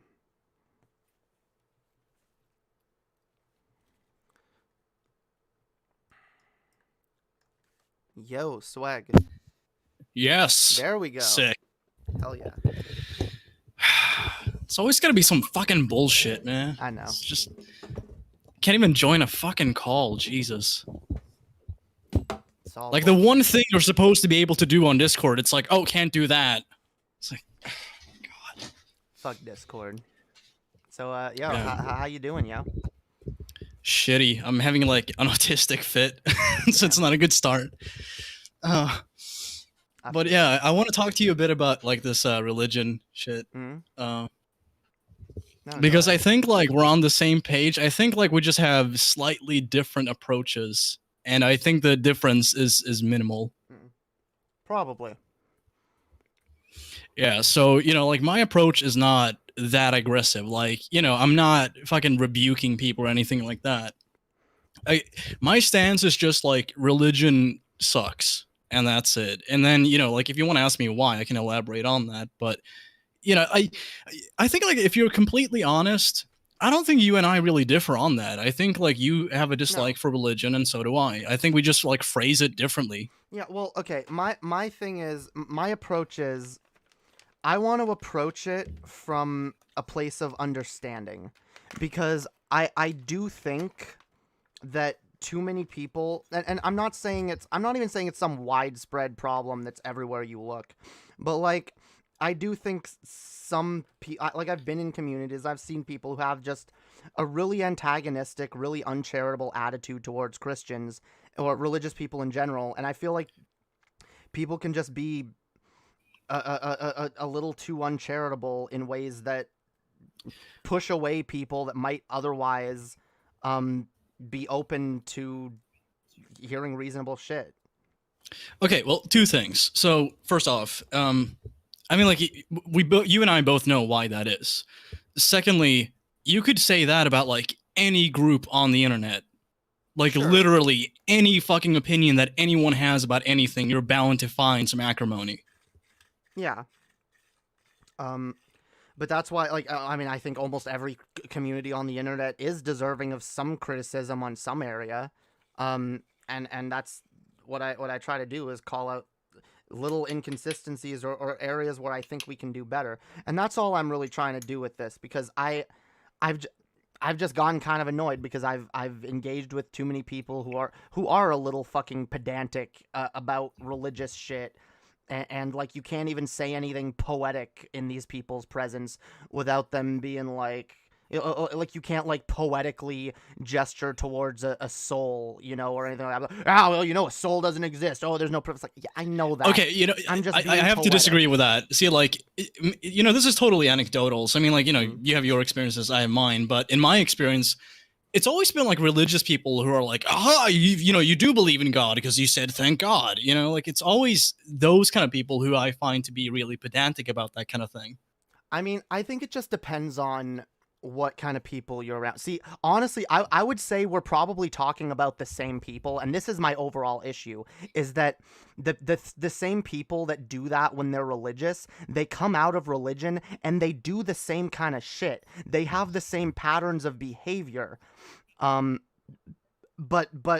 they think they're all super base and intelligent now because they're not religious anymore. And that's the kind of thing that I have a problem with. I would say that's base, though. I would say it's more rational, at the very least. Because I mean, like, you have a higher expectation for evidence before you believe something. I think that's a sign of a person becoming more rational. I mean, yeah, sure, that's true. But like, I've seen a lot of people that come out of religion and they're still irrational, and like they still kind of think the way religious people think. I've seen people that come out of religion, but they still have like a superstitious attitude about things, or they still like adhere to dogma very strictly, and that's the kind of thing I have a problem with. Sure. Well, I'll put it this way. Oftentimes, like in atheist circles, like you're not going to find people who are like completely. There's not a single human being on this planet who's completely logical. Like that just doesn't fucking exist. No one's like that. We all have biases. We all have, like anecdotal fucking shit that we, prioritize above evidence occasionally. We're all guilty of this to some degree, at least. So, like, you're going to see that in atheist circles too. But I would say that you don't see it to the same extent as you would in any religious community. I don't know. I think that depends on where you're looking, but I mean, every community that I've seen thus far. I would tend to agree that atheist communities tend to be more rational, but like, here's my problem. Like, my problem is, like, yes, a lot of them are, but again, I have seen people that, like, they come out of religion and they're still very religious-minded people, but they know that there's no God. But like, see, my issue is, I get it, like, religion is bad, but like, religion's bad for certain reasons. It's not just bad because people believe in an imaginary like it's not just bad because people have a set of beliefs. It's bad because of what those beliefs do and the way they kind of teach you to think and be anti-intellectual, which is why I've said like I do think someone could still be religious and become more intellectual. But generally, what I'm more focused... outside of religion, yeah. I would agree that. Yeah, but what my focus is more on is that I kind of just want to take a different approach to atheism, because I want to deconstruct the ways of thinking that are underlying in religious ways of thinking, rather than just deconstructing the religion, because I think there's more there that needs to be deconstructed. I do think a lot of people that come out of atheism, that come out of religion, still have a lot more work to do as people. And sure, but what do you think that stems from, though? It's because they've been a part of something that has conditioned them to think that way. And what do you think that is? I think that's religion. Well, I think it's not just religion. I think it's dogma. I think dogmatic ways of thinking. Sure, is but dogma is a key ingredient in any major religion. It is, but dogma can also be used outside of religion, which is why we've seen like we were talking about earlier, this communities like Sargon, which started off as atheist communities and then turned into very reactionary alt-right extremist channels, you know? And the reason for that is because the problem that with a lot of the people that watched Sargon wasn't just that they were religious, it was that they adhered to a dogma without questioning it, and they jumped from one dogma to the next. And so my thing is, I want to focus on deconstructing dogmatic ways of thinking. I want to focus on giving people the tools that they need to think critically and understand the world around them and understand the people around them, rather than just focusing on the issue of religion as if that's the only or the most important element of it. Well, I'm not saying either of those. Sure, well then fair enough. But I think the difference here is, like, the way I see it, like, you're not going to eliminate these kind of problems by just, like, you know, having someone deconvert from a religion. Like, that's, you know, I would say though that critical thinking is more prevalent in atheist circles than in religious. You know, you could still point to somebody like Sargon and be like, okay, well, he just, you know, switched dogma, or like his audience did. Yeah. Well, the thing is, like, nowadays, Sargon doesn't really attack Christianity. You know, that's because, like, he appeals to a lot of conservative-minded people. And as you know, conservative-minded people tend to be Christian. Yeah. Well, I also think it's because he doesn't need to anymore, because, like, what the skeptic community did... Oh, it's not about need to, it's about, like, avoiding pissing off, you know, his fucking pay piggies. Yeah, but I think the damage has been done when it comes to, like, leading people that used to be religious or just coming out of religion down a certain pipeline. And I just think going after dogma, you know, again, like focusing on critical thinking and just because, like, most people don't know how to fucking find information for themselves. People don't know how to do research, how to like research the news or whatever. Like, people don't know how to do any of that shit, and everyone's just kind of looking for a source to tell them what's what, and that's not good. And there's too many people that benefit from taking one group of people who likes being told what's what and telling them, you know, converting them to their ideology. You know, like, I guess, like, the point I'm trying to get across is, like, atheism is not a definitive answer to any of these problems, but it is an area in which you find these kind of issues not as much as you would in heavily religious circles. And you mean, like, you know, historically, like, religion has played a key role in like, you know, the rise of the far right and shit.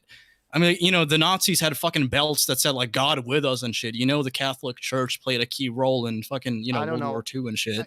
I agree with all of that. But there are so many examples that I could provide where it's like, okay, here's, like, you know, the Catholic Church, or just, like, Christians in general doing something really fucked up, like the Crusades, or how about, you know, the Native American genocide. I mean, like, you know, the list goes on.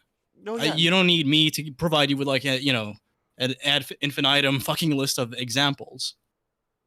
But you do know they go hand in hand, right? Yeah. I don't know. I'm not saying like attacking religion isn't a good thing. I'm not saying that we shouldn't be going after this.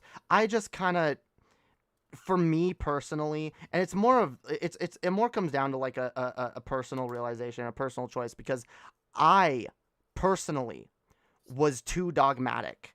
I personally jumped from religion being my dogmatic belief system to atheism being it. And I've seen other people do the same thing. And while I recognize the value of the atheist movement, I'm not even trying to naysay it. I'm not trying to attack it. I'm just trying to say I think that's good. That's a good part of like a pipeline that needs to exist, but the pipeline needs to go further. And I know people that like they view the height of intellectualism as, oh, well, I watch the Atheist Experience, so I'm super basic. wait. Who? Yes. Name one fucking person. I won't. I'm not going to name people that I know IRL. Do it. Come. Okay. It's people I know IRL. I'm not gonna.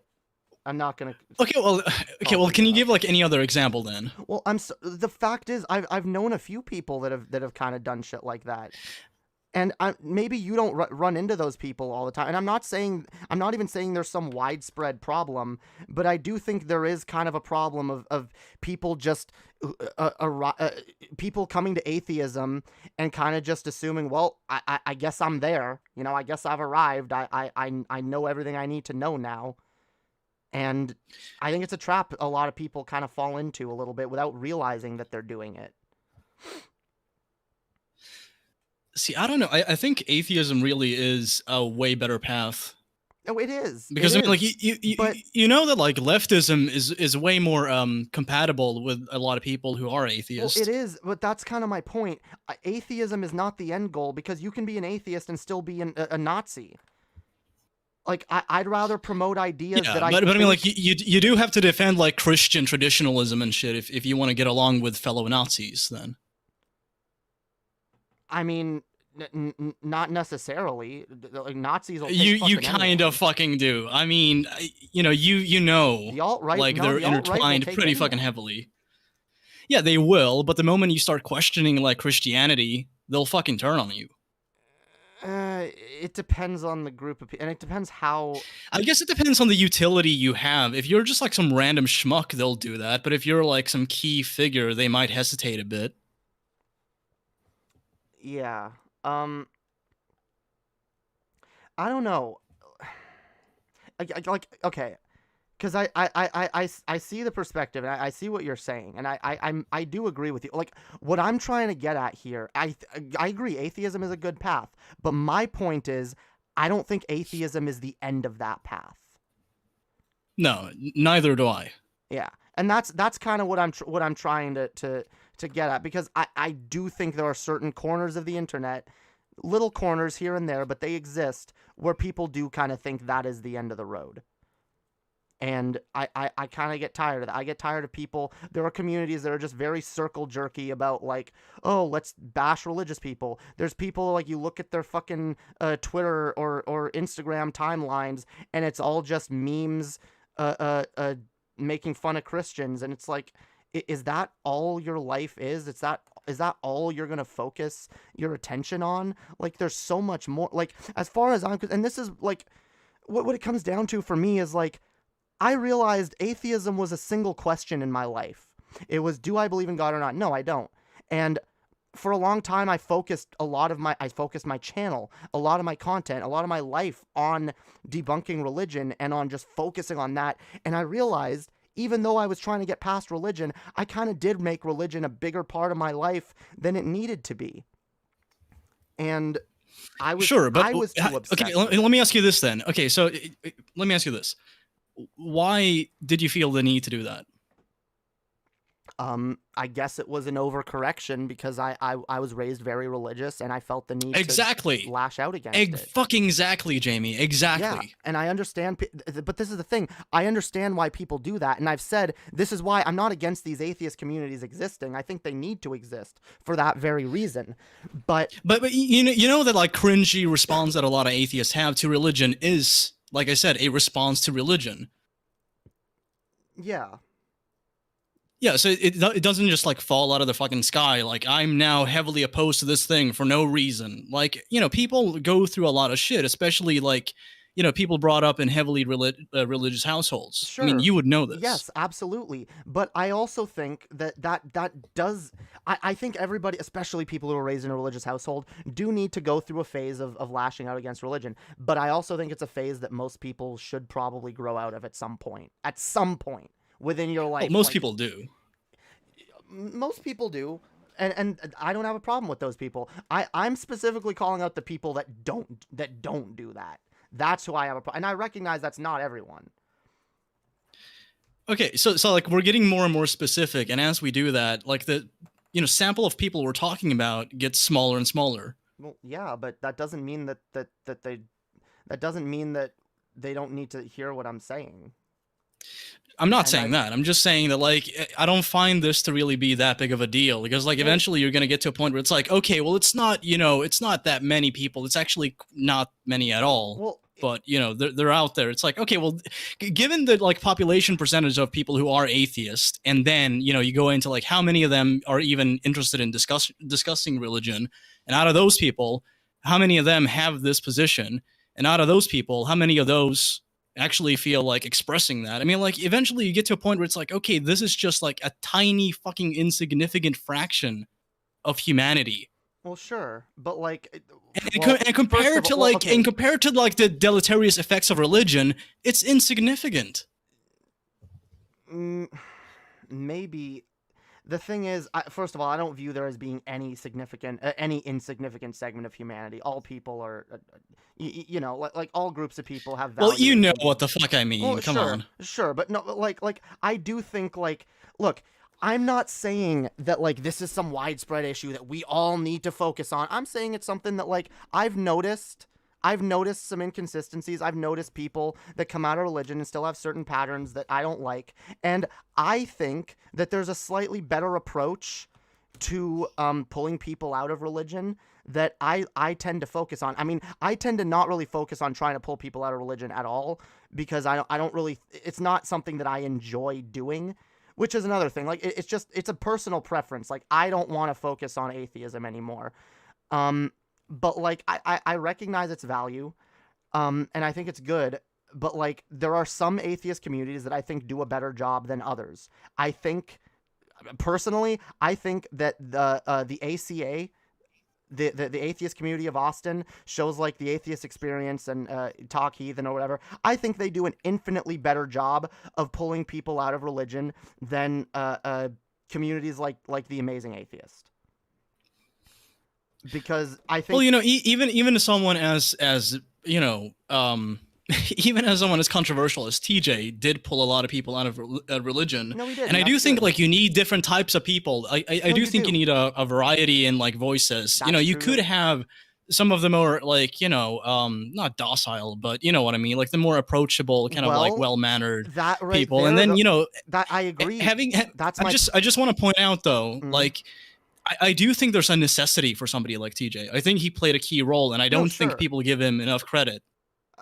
Sure, but like, I think, like I said, like you say, there are different approaches. We need multiple approaches, and I think, like, there is value to TJ's approach, yes, but I don't think it's the only approach, and I don't think it's the best approach. And while I do see its value, I think we need other people with different approaches, and that's why my approach is different. And and because I think TJ's approach is good for just flatly pulling people out of religion, I don't think it's good for pulling people out of dogma. And I think that about a lot of certain atheist communities out there. I think the way that like again the Atheist Experience, the way they talk over there, they kind of like they dig more into like skepticism and rationality and epistemology, and they make they teach their audience how to think and how to examine these things for themselves, and I think that's good. I think that stuff is really good. And I don't think there's enough of it. I'm not going to argue with that. Like, I'm not going to be like, no. Yeah. So I think we're both on the same page I there. just don't think there's enough of stuff like that. Yeah. Sure. See, like, this is what I mean. Like, I don't think we're too far apart on this. Yeah. I think it's just like it's a tiny little difference of opinion, and it's not really that big of a deal. But I do find it interesting to talk about. No, it is, and I just think my approach is slightly different because my experience is slightly different, and people's approaches are going to change based on what their experience is, and I have experienced,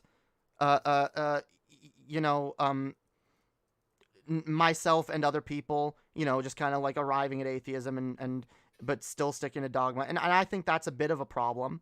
So I try to argue against that. But I also, like, I try not to focus too much on religion because I generally think if we focus on, well, the things I focus on my channel are like empathy, compassion, personal growth, and hope. Because I think if you have those things, especially like compassion and empathy, rather than trying to push political positions onto people, I think pushing an attitude of empathy and understanding leads people to better political positions.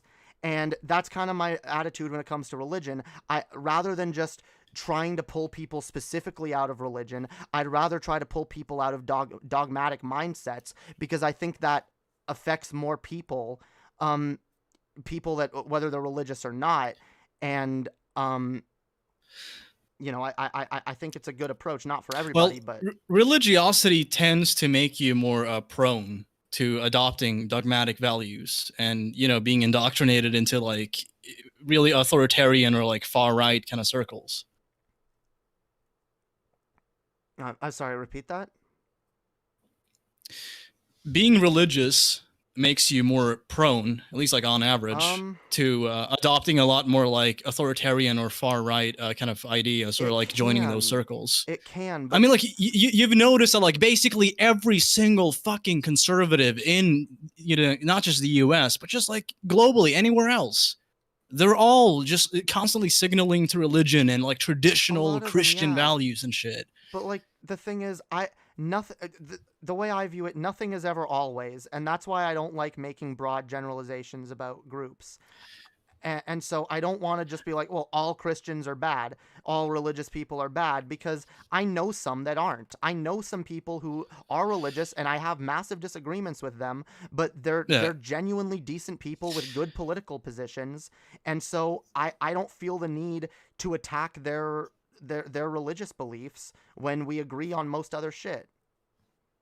I mean, I feel the need to attack the beliefs, or at least like the religion itself, if I know that it's damaging to humanity, if I know that it divides people and oftentimes results in bigotry being more prevalent in society.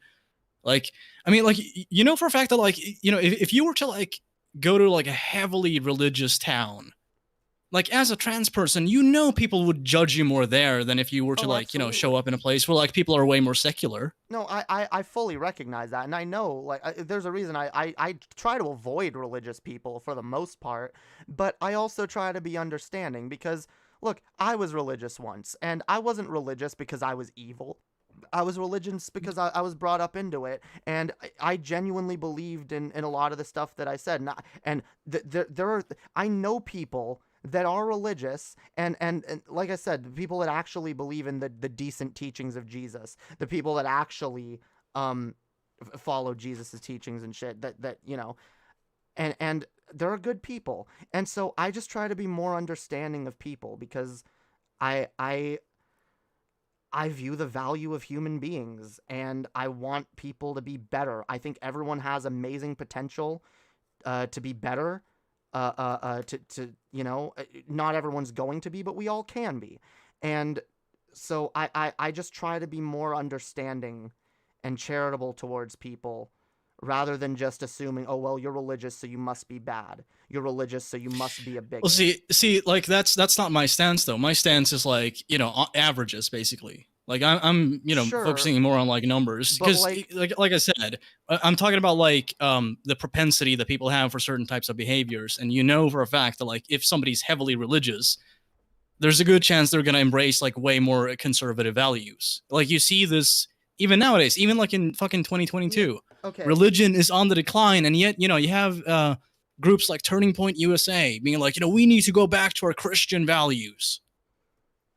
I mean, I agree that's bad, and that needs to needs to be pushed back again. Yes, but I'll so be you know honest, that like religion is a very useful utility for here's people the- on the right. Here's the thing, though. There's a reason why they're saying shit like that. We need to go back to our religious roots, and the reason is because in a lot of ways, especially America, but like the Western world in general, is kind of straying from its Christian roots, and that's a good thing. It's becoming less prevalent. It's becoming less important, and there's a reason why the right appealed to a bunch of atheists, because they were like they already have the religious people on their side. They didn't need to convince those people anymore, because those people are already going to vote with the right-wing politicians, because they're the ones that pay lip service to religion. That's why I think it's more important to attack the dogmatic ways of thinking that prey upon a lot of people, and pull them into the alt-right, because a lot of people there were a lot of people that started off just in the anti-religious community that fell down the alt-right rabbit hole. They traded one dogma for the other. They went from being Christians to being Nazis. I see, like that's where like you and I differ. I think being secular makes you less likely to fall for that kind of shit. I don't think it does. I'll be honest. I used to think that. I mean, like, and then okay, I met if that was the case, then like, you know, conservatives would have no interest at all in religion. They would just go after the atheists. Well, they're not really. I mean, they don't all focus on religion anymore. There is a segment of the right. The right, basically all of them do. At least all of them like virtue signal it. No, there's a much larger right wing secular movement lately that's trying to be a-religious. That tries to, like they're trying to be though. They're succeeding. They've pulled over a lot of people. They've convinced a lot of people to like. That's what the alt-right pipeline was. That's what fucking Sargon and shit was.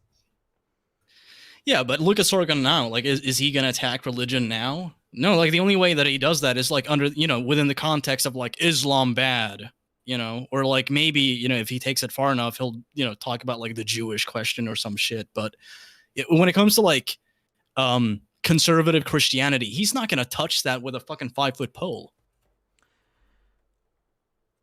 Sure. Look, all I'm saying here, because look, I do agree, like your generalizations, like it's what you're saying is mostly true, but like at the end of the day, like I'm sorry, as long as there can be and is a single person on the planet that is a genuinely, and there's more than one, but as long as there's a single person that is genuinely religious, believes what they believe, and believes it for good reasons, and you know, holds good political positions and shit, like, as long as that person exists, I don't want to paint an entire group with a broad brush and say, you know, these people are bad.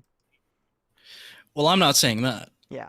Well, I'm maybe cutting a bit of the nuance out of it, but like a fraction. But okay, so like, let me just repeat myself, because I said this in the chat in case somebody's joining now and they're unaware. Like, I don't oppose religious people. I judge people individually based on their actions and opinions. But I would say that I oppose religion, yeah.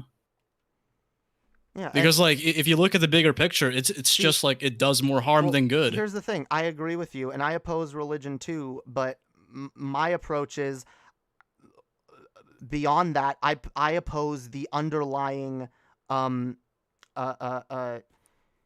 the underlying problems with religion, the shit that can exist even beyond religion, the negative aspects, and that's all it is. Like, I oppose religion too, but I think I think there is something sinister behind religion that can be used aside from that can be used without religion, and that's the kind of way of thinking that I try to Okay, but approach. you know that it's more prevalent in religion, But right? So like, but it's not only religion. No, it's not though. The alt-right exists. The alt-right is not just like the alt-right is not gatekeeping people based on whether or not they believe in God. There's a shit the ton of- alt-right is like a fraction of people on the far right. That's just like one subset of it. I mean, Because you look at like in other spaces, like on the far, like the QAnon circles, you see people who are like heavily religious there, sure. and you see that when it comes to like politicians too. But the right is So like their elected officials are supposed to be heavily religious. Their values are supposed to be heavily religious. I'm just And so like this whole like the secular side of the alt right, that's just like a tiny fucking. That's like a I don't know. That's like an ant compared to the fucking it's sun. not, though. I think. Look. Again, we both have different perspectives based on our experiences, but like I think maybe you're assuming that there are less a-religious Nazis than there are because I've engaged with a ton of them. My community used to be a ton of people that were atheists, but they were pushing me to the right. My audience was pushing me as hard as they could to the right, and like they got mad the further left I got. These people were all atheists, and this is kind of why I kind of had to take a step back. When I became an atheist, I thought, yes, atheists, I agreed with you. Yes, you're generally more likely to find better people in atheist circles. But then I started to realize that doesn't necessarily mean, though, that just because someone's an atheist, I do want to correct one thing. I'm sorry if this is pedantic, but I don't like the phrasing there. I don't like better people. I'm talking about like people who are less prone to like dogma. Yeah, maybe it's pedantic. I just don't like the phrasing there, like better people. I don't think anyone's better than anyone else. Yeah, no. Well, but that's what that's genuinely what I thought. I genuinely thought, yes, atheists are better people. Atheists are good people. I can trust atheists because religious people are fucked up. Religious people are bad. They've ruined my life. I hate religious people.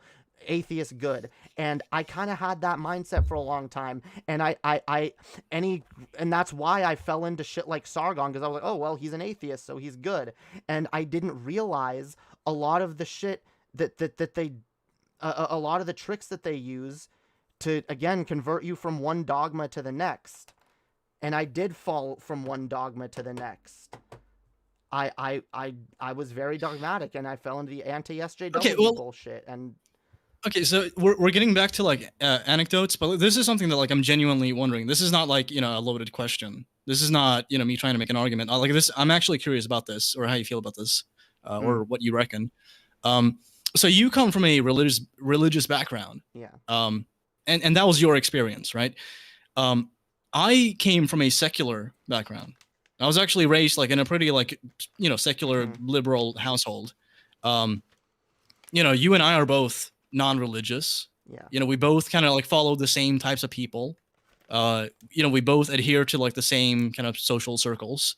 But where I differ is like I didn't go down that path, because like when I started noticing like like when I saw like people like Chris Ray Gun making excuses for Richard Spencer, I was fucking repulsed by that immediately. I was like, what the fuck is this?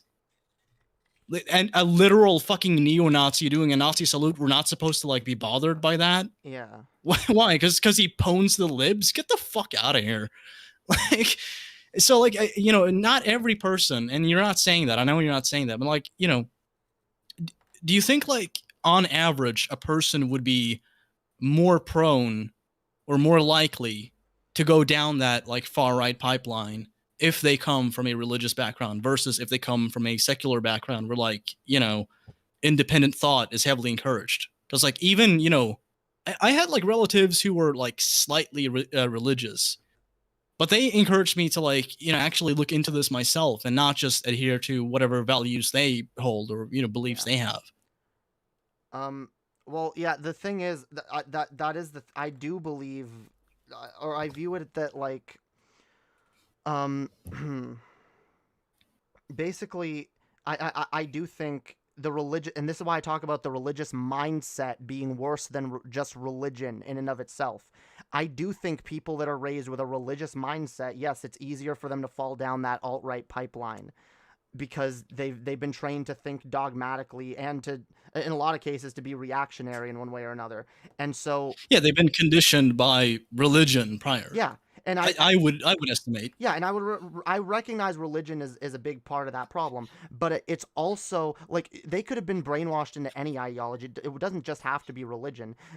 If you are brainwashed into a dogmatic way of thinking, that's how your mind is going to work. And even if you come out of religion, it takes time to deconstruct that. And that's what I didn't realize at first. Like I said, I just thought, oh, I've done the work. I'm an atheist now. And I didn't realize that I needed to deconstruct that dogmatic way of thinking, that religious mindset. And again, I'm not saying it's something everyone does, but I know that there are people that don't do that don't deconstruct that religious mindset, and that are more easily pulled down the alt-right pipeline. And that's why I was pulled more down that direction before I started to realize what was going on. And so that's all it is. Like, I'm anti-religion, absolutely, but like I think there's religion is bad, but religion employs a lot of tactics that are similar to what the alt-right employs as well. And so I think going after those patterns, those tactics, those ways of brainwashing and making people think is far better. Yeah, and well, if you oppose dogma, then I mean, you and I both would be in favor of like yeah, a secular society. Yeah, no, absolutely. We need a secular society.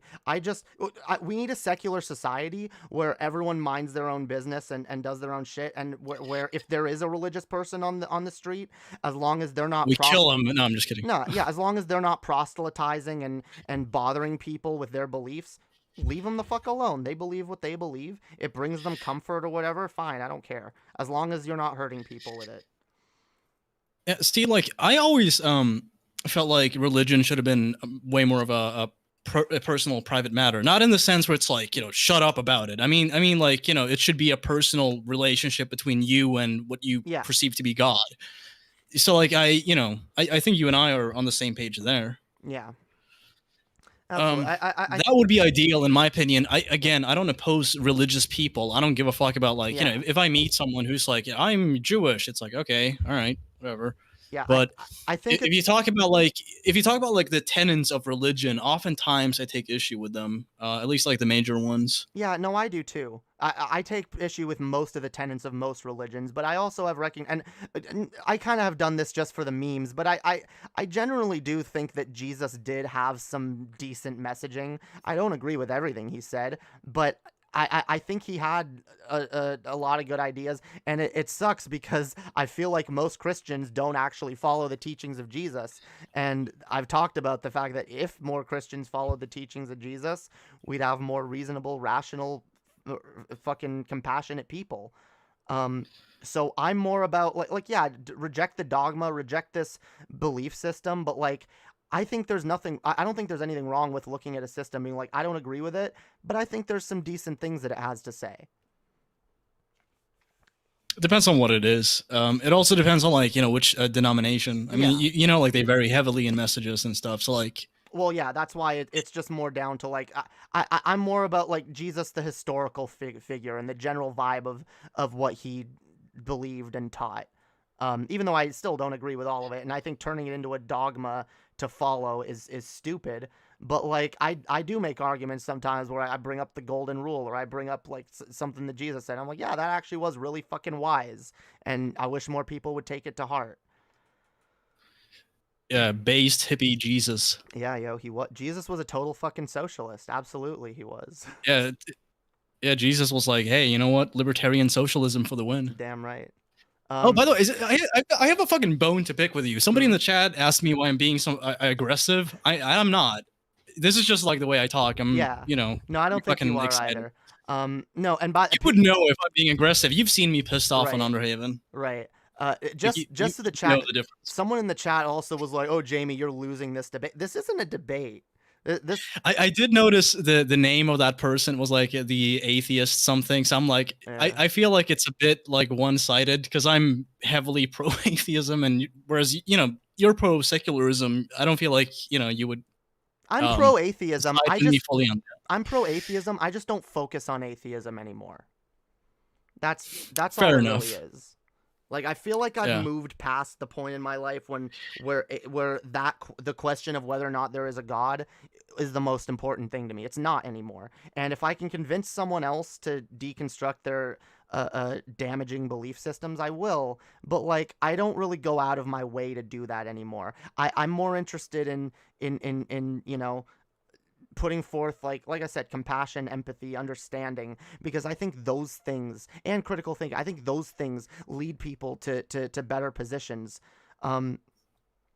Someone earlier asked, was like, oh, am I trying to keep people out of dogma, or am I trying to turn people into leftists? Well, I'm not trying to explicitly turn people into leftists, but I have said this is one of the reasons why I focus more on empathy and understanding and human beings, because I think in fact I know that when people have more empathy and understanding for those around them, they're more able to recognize the political actions that need to be taken in order to liberate those people. They tend to notice more, oh, this group of people is oppressed. Oh, what this group of people is going through isn't fair. You know, we should do something about that. So I'm not trying to dogmatically push people into a political ideology. I'm trying to affect the way people think in general, because I think that leads people to better positions and ideas in general. Ditto. I feel the same. So again, it's like a fucking teeny tiny bit of difference between you and me on that. Yeah. I do have a bone to pick with you though. Okay. I don't recall which video this was or like which broadcast, but I know you fucking at one point you called me a centrist or said that I had like centrist tendencies or some shit. Did I do that? When did I say that? Yeah, you fucking did. How long ago was that? You fucking did. I don't, like a month or some shit. I don't know. I have no perception of time. So like, don't fucking ask me. But I know for a fact you did. You did. You said at least like I have like centrist tendencies. I think so. I'm like, what the fuck? The only thing I could remember, maybe you and I are both on the same fucking page when it comes to like libertarian socialism. So like, what the fuck? What? I think what I meant to say. Then what the fuck does that make you, Jamie? What does that make you? Okay, I'll be honest. I don't remember saying this. I don't remember when I said this. Or how I said, but I can only suspect that what I must have meant was that when it came to me, you, and Anna, when it came to Underhaven, that I felt like you and Anna were slightly, ever so slightly more towards the center than I was. Because how so? Well, I feel like in a lot of ways, like I was kind of like the SJW leftist extremist, at least in a lot of people's. At least that's how I felt like. That's the kind of responses I got from people watching at the time. People are, oh, here comes Jamie with another fucking another SJW rant. Well, then, don't fucking label me a centrist. Then label those people centrist. Well, again, it wasn't me labeling you a centrist. I think it was just me being like, you're closer to the center. I don't know. If I called you a centrist, I apologize, because I didn't mean to call you a centrist. I don't think you're a centrist. Yeah, it's like, how would you feel if I called you a lib? I mean, like, that would fucking hurt. No, I know. Damn. I honestly, I wish I remembered. Maybe someone in the chat knows when I said this. I don't remember when or what the context was, but if I said I hope like somebody finds it and like you said it on my birthday or something, or like the day that I lost a pet or some shit. Oh god. Yeah, it's like, oh yeah, that fucking Swegta going through a bunch of bullshit. You know what? Fuck him. I hope he's miserable. In fact, I think he's a centrist. Yeah, and then you fucking sent your fans to go harass me. Damn. You're like, fucking encourage him to off himself now. Go, my minions. Yeah. No, if anything, I think your audience is more centrist than you are a little bit. Well, I run a fucking gaming channel. What do you expect? Yeah, that is true. Like, how am I supposed to possibly cultivate a sizable audience of like lefty gamers? Like, I have yet to maybe like if I'm Vosh, I could kind of do that. That is hard to do. Yeah, so it's like, what the fuck? I mean, like, I'm surprised that I have as many left-leaning people in my audience as I do now. No, that is good. Yeah. I don't know. I don't know if you wanted to talk about, because that video that you made about trans issues in GTA. Yeah. My piece de resistance. Yeah, I think that was a great fucking video. And that's what disappointed me when like people in your audience kind of lost it on you and were like, yeah, fuck Swegta, he's an SJW now, and like it's fucking frustrating because like I go on Twitter or like Tumblr or like any fucking social media platform, even like some areas of YouTube, and people are like, they talk about me as though I'm like this like center right reactionary. Yeah. And then like I go elsewhere and people are like, oh, you're just like a woke SJW now. It all depends God on the fucking perspective. damn. Yeah. You're a different thing no matter depending on where you are. In some circles, I'm an SJW. In others, I'm a Nazi. So. Yeah. Well.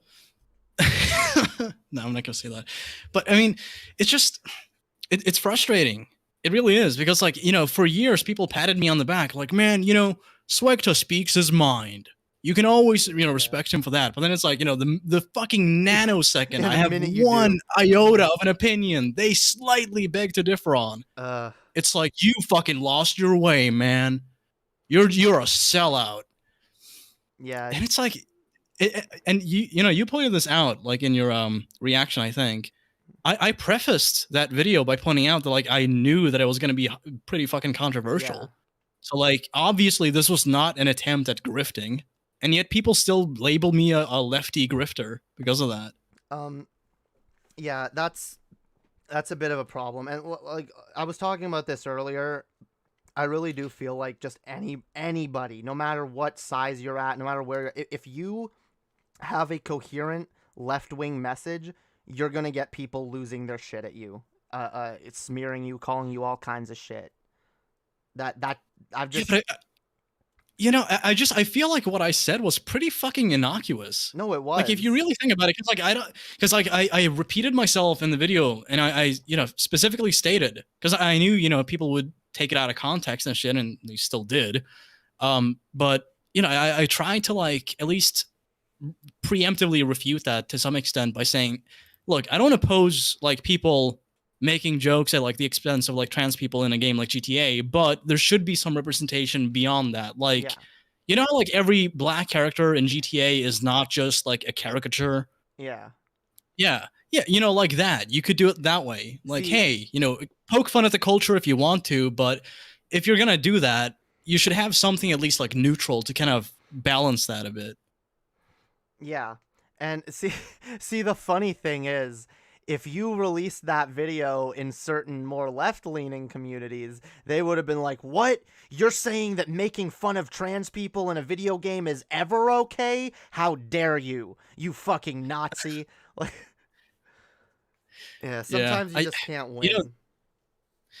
Yeah, the sad part is, in the video, I mentioned like, hey, I know like trans people, and I would imagine that like it doesn't feel too good when, the communities they're a part of, or like, including the games they play, kind of facilitate this bullshit.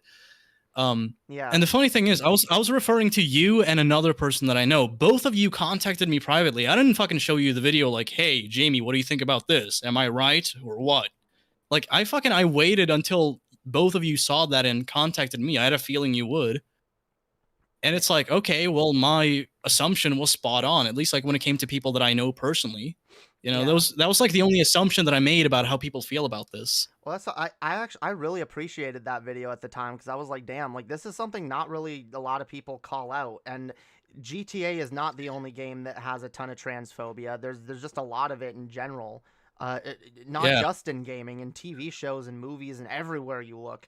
And see, the thing is, and I didn't notice this as much before, but like being trans and actually looking around and be like, where is all the representation? Oh, there's like none. And the only representation that seems to exist, all it really does is feed into stereotypes and misconceptions that people have about us. So that's frustrating. I mean, like, how many fucking times have we seen a scene in a film where like, some dude walks into a bar and he finds like a hot chick, but then like, oh, it's a man in a dress, and it's just like the same fucking joke over and over again. It's like, and it's, I don't even know, like, it's frustrating. it's like, if people value comedy, if they value fucking like entertainment, they should side with me on this because it's even in those people's best interest. Because at least like my stance challenges the fucking status quo of comedy. I'm expecting something beyond like, hey, woman has penis, haha. Yeah, it's not even that like, oh, well, you're not allowed to make jokes. It's just like, no, jokes like that aren't that funny. It's not original. Come up with something better. Like it's like the same like the right, they've been using the same attack helicopter joke for the last 5 fucking years. It's like, come up, like I'm not even offended anymore. It's just annoying. But no, like the thing that I've started to realize more, and like the thing is, it does suck. It does suck having you and a group of people that you belong to constantly smeared and caricaturized and made fun of. And I started to realize when it was like when J.K. Rowling started attacking trans people, because I realized for some people GTA is what Harry Potter was for me, which was something that was, you know, an escape. Something was very comforting, something that I enjoyed doing, and like it was a community that I was a part of, and it, you know, it made me feel happy. And it sucks to have something like that, and then to maybe come out as trans and then realize, oh, the people that run this thing, the people that created this thing that I find enjoyment in and comfort in, they're actually really antagonistic to people like me. And I fully understand now why a lot of people get really wary of certain content creators or certain people, because it's like, yeah, you're really bigoted, and I don't like that. And it can suck to feel attacked by something that you once sought comfort in. So I get it. And there's probably a lot of trans GTA fans that don't like that shit, that are turned off by it. But it's like, well, where else am I supposed to go? GTA is like, I like this type of game, so I gotta play it, transphobia and all. Yeah, and even if you go look for like similar games, there's a good chance you're gonna find the same fucking problem there. Yeah. Because I mean, like, you know, they're emulating the same thing GTA does almost to a T. I will say it looks like I don't know, because the new Saints Row game isn't out yet, but it looks like they're trying maybe to go in a better direction, at least when it comes to not being super offensive and you know. Yeah, to me, like, the game just looks like visually bad. I don't, you know, I don't like have any problem. I don't think like it's SJW shit. I find it really amusing to like see people complaining about it, because they're like, you know, there's a black woman in the trailer, and it's like, oh my god, and you have the fucking temerity to go around calling other people snowflakes? Get fucked. That's what I find the most hilarious. The people that call other people snowflakes are the ones that lose their shit when a black person shows up in a video game. Get out of here. It's like, you know, you have like you know, one black character who's like a total stereotype and nobody says a fucking thing. Then you have like another black character who's not, and they're like, this is white genocide. Like, what the fuck? It's ridiculous. They're so full of shit. Yeah. It's astounding. I don't know. How the fuck can you live with those kind of opinions and just be like, I make sense. I'm a reasonable person. Well, unfortunately, and like I think this really is the problem. Like, unfortunately, the alt-right has poisoned a lot of discourse and a lot of communities with just a lot of toxic ways of thinking, which is why, like, that's why the anti-SJW thing is so prevalent. It is an extension of the alt-right and what they were trying to do, and that's why anytime anyone does anything that's woke now, you got normies that don't even, maybe they're not even super politically right-leaning, but like they freak the fuck out and get all reactionary because, oh my god, the white replacement, oh my god, it's happening. Just because more people are getting representation. There was actually a person in my chat not too long ago. I basically did like this long post-stream thing, or like not post-stream, but you know what I mean? Like, I got done streaming the shit that I did. Yeah. And at the end, I'm like, oh, I'm getting donations. I'm just going to sit here and get some money. Yeah. You know, that's cool. Oh, so I did that for a while. And there was some dude Yeah, people get mad when I do that. It's like, what the fuck? It's totally optional. You don't like all the fucking entertainment that I produce is still going to be publicly available. Yeah. So even if I don't make a fucking dime in donations, I'll keep doing it. Nah, Whatever. You ask for money, you're bad. Yeah, how dare I ask for, resources in a resource-based economy? Socialism is when no money, okay? Yeah. It's like, okay, I love it because it's like if you have a lot of money and you're good at capitalism, you can't be a socialist because that just makes you a hypocrite. But if you don't have any money at all and you're a socialist, you're just full of shit because it's like, oh, well, you just suck at life. Well, yeah. So like you can't win. That's why Like- the saying, if you're poor and a socialist, they call you bitter. If you're rich and a socialist, they call you a hypocrite. There's Yeah, no it's like, winning. okay, so what is like the ideal net worth for a socialist then? Like how much money should I have Well- before I'm able to like opine on that's- this as a person who leans to yeah. That's the thing though. That the secret is the answer is zero. They want if you're a socialist, they don't want you to have. They don't want you to exist. 0.0. Yeah. It's not only that though. They don't want you to exist. They're mad that you exist. And if you're a socialist and you have money, then they're mad because now you have a platform or you have influence and so they have to call you a hypocrite to try to discredit you because they don't want socialism being spread. Like it's so obvious. See, my favorite and like one of the easiest ones to refute is like when they point out like, oh, well, you say you don't like capitalism, but yet you live under capitalism. It's like, what fucking options do I have? Like, what am I gonna do? Like, form a commune out in the fucking woods? Yeah. I didn't choose this, yo. And by the way, like, even if we did that, even if like all the socialists got together and we're like, we're gonna form like, socialist utopia, like we would get fucking like nuked by the fucking government immediately. They would be like, oh, this is like, a fucking rebel base. We're gonna plant some fucking bombs and just like tell the public they shot at us. Yeah. Wouldn't be the first fucking time. It's that CIA shit, yo. You gotta watch out. FBI, CIA, IRS, DEA, civil rights all gone away. True. That's true. That's why we got it. That's why we got to push back against this shit. And I will say, I know you said earlier like it's very hard to create like a left-leaning gaming spaces. I think honestly, I think that's a good thing to try to create because I don't think there's nearly enough of them. Just places where people can be gamers and also feel free to like be a little left-leaning, be pro-trans issues. And I think you'd be good at maybe forming that kind of community. I think my edgy past would kind of get in the way of that, or at least halt that a bit. But I mean, I would not oppose like giving that a shot if I get it all set up someday. That'd be kind of cool, honestly. Because I mean, like at the very least, you would have a space where people feel more welcome. Yeah. Than right now, because I did get, believe it or not, I got a fuck ton of messages from trans and NB people about that video. And some people were like, okay, well, it's not that big of a deal to me, but the vast majority of messages that I got thanked me privately, and about half of those messages said like, I don't feel comfortable publicly thanking you about this because like I know I'm gonna get shit for it. Yeah, that really sucks. I saw that shit going. I was even telling people to watch me. I was like, guys, go throw some love on Swegta's video because a lot of people don't feel safe to do that, and that really sucks.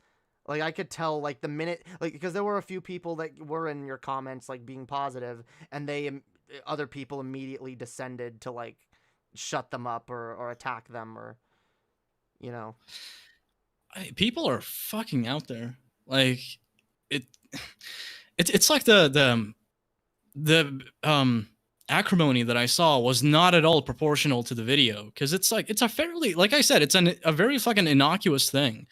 Like even if you think I'm totally off base on that, just like the fact that people felt the need to be so fucking shitty about it, that took me a bit by surprise. I expected a backlash, but not to like that degree, you know? because unfortunately society, or at least a large segment of it, still hates trans people, and Well, yeah. they don't admit it. They won't admit that they're hateful, so they have to come up with other reasons like, oh, you're ruining our video games, or you're taking away comedy, or whatever. Like, I'm not though. I'm fine with the comedy. I'm just like, hey, maybe have something more than just that.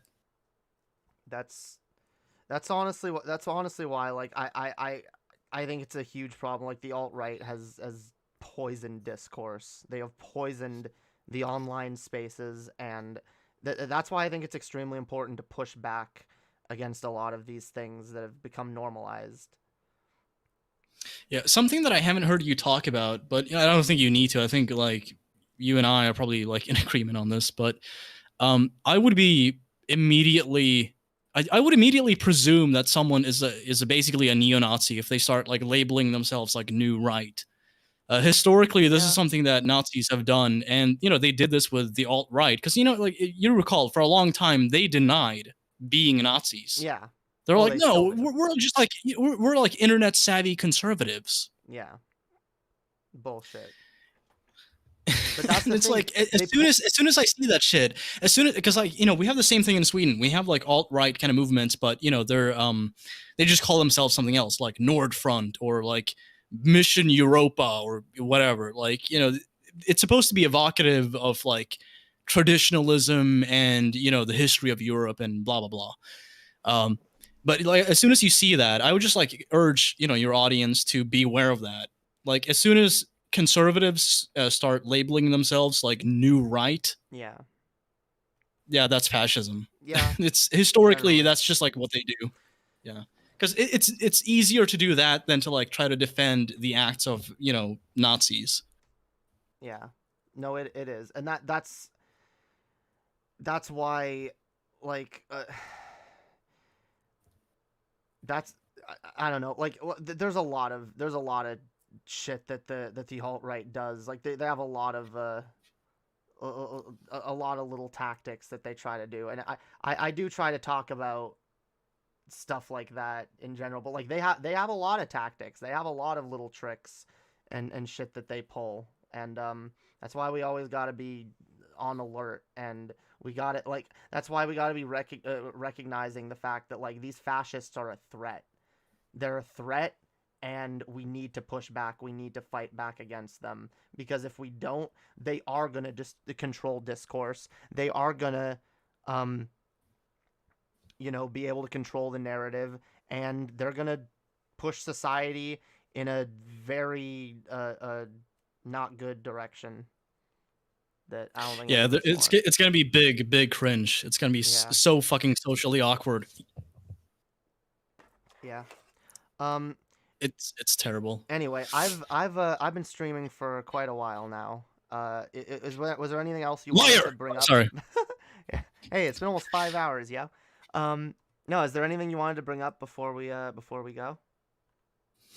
You want to take me to task on? I honestly, I'm still kind of like offended by the centrist shit, because like how the fuck can I not be? Okay, you would Swag, be too. Swag, I don't remember when or why I said that, but I don't mean it, and I take it back. All right, I do not stand by that statement. I don't know why I said it. I really don't. Yeah, you were like driven mad by power or some shit. Do you remember what I was talking about besides that when I said it? I think like you talked about like you talked about like how like this video should not be that surprising to my audience, but at the same time like maybe it is. I don't fucking know. Like it's difficult to recall the exact context, but the label centrist is what stood out. Because that's like that fucking hurt. Like when I heard that, I was like, what the fuck? I don't blame you. I did a podcast with you for like a year, and like what the fuck? Like okay, look at this. I look at your fucking DMs. Does this look like a centrist to you? I know like this test is not completely accurate, but this is pretty fucking like left leaning in my view. I may have just misspoke, and I may have been trying to say that like I was further left than you and Anna, but like I generally don't remember why I said that. Yeah, you're not a centrist. I've never thought you were a centrist. By the way, this test is from 2020, so by now I should be close to the Yeah. to the corner on the left. Eventually, I'm just gonna become like an anarcho-primitivist. Damn. Yeah. I don't know. I'm drifting further and further to the left lately as well. So I feel like I'm gonna just become an Eventually, anarchist soon. I feel like we should be by now. I don't mean, know what's taking so long. Well, because there are a lot like I've been watching Demon Mom a lot, and she makes a lot of good anarchist arguments, and I like a lot of what she has to say. But like, while I like some of the tenets of anarchism, and I think there's definitely some good ideas there, I still tend to lean a little more towards socialism because I think I think we're able to implement more in the current political system that we have when it comes to socialism rather than anarchism or communism. But in general, like when it comes to my general attitude and my personal philosophy, I'm probably like I am drifting left further and further left when it comes to what policies I think are viable and worth arguing for. I'm still a little in the sock dem zone on some things, you know. I guess Right, just so it's depends like on the baby issue. steps. You know, you have to Yeah. like slowly radicalize yourself. Yeah. You gotta watch a few more Vosh videos. Yeah, I haven't read enough anarchist literature yet, so maybe I'll get totally bread pilled.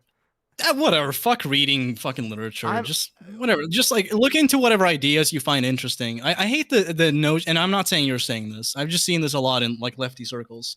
I hate the notion of like having to read theory to have like an understanding of like individual issues. No, I agree. If you're talking about like ideologies, sure. Yeah. You know, read up on them to understand them, duh.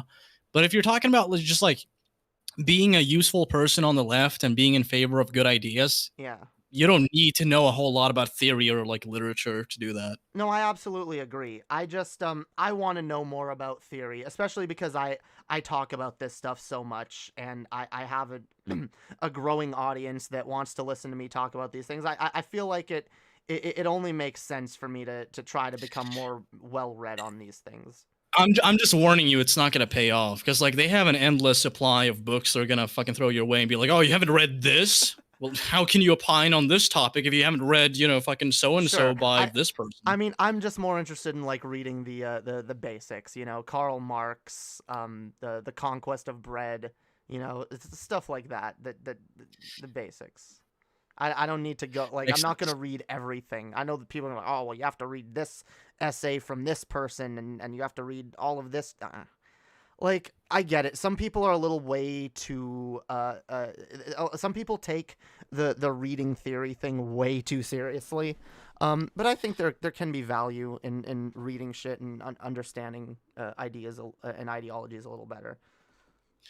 Yeah, it's to me, it's kind of reminiscent of like that one fucking asshole in your chat. Like last time I went on, I know you two get along. So like I'm not talking shit like to make you uncomfortable. Sorry about that, but he got on my nerves because it's like you said one thing and I'm like, oh, what does that mean? And you explained it, and that was the end of it, or so you know that would have been the case.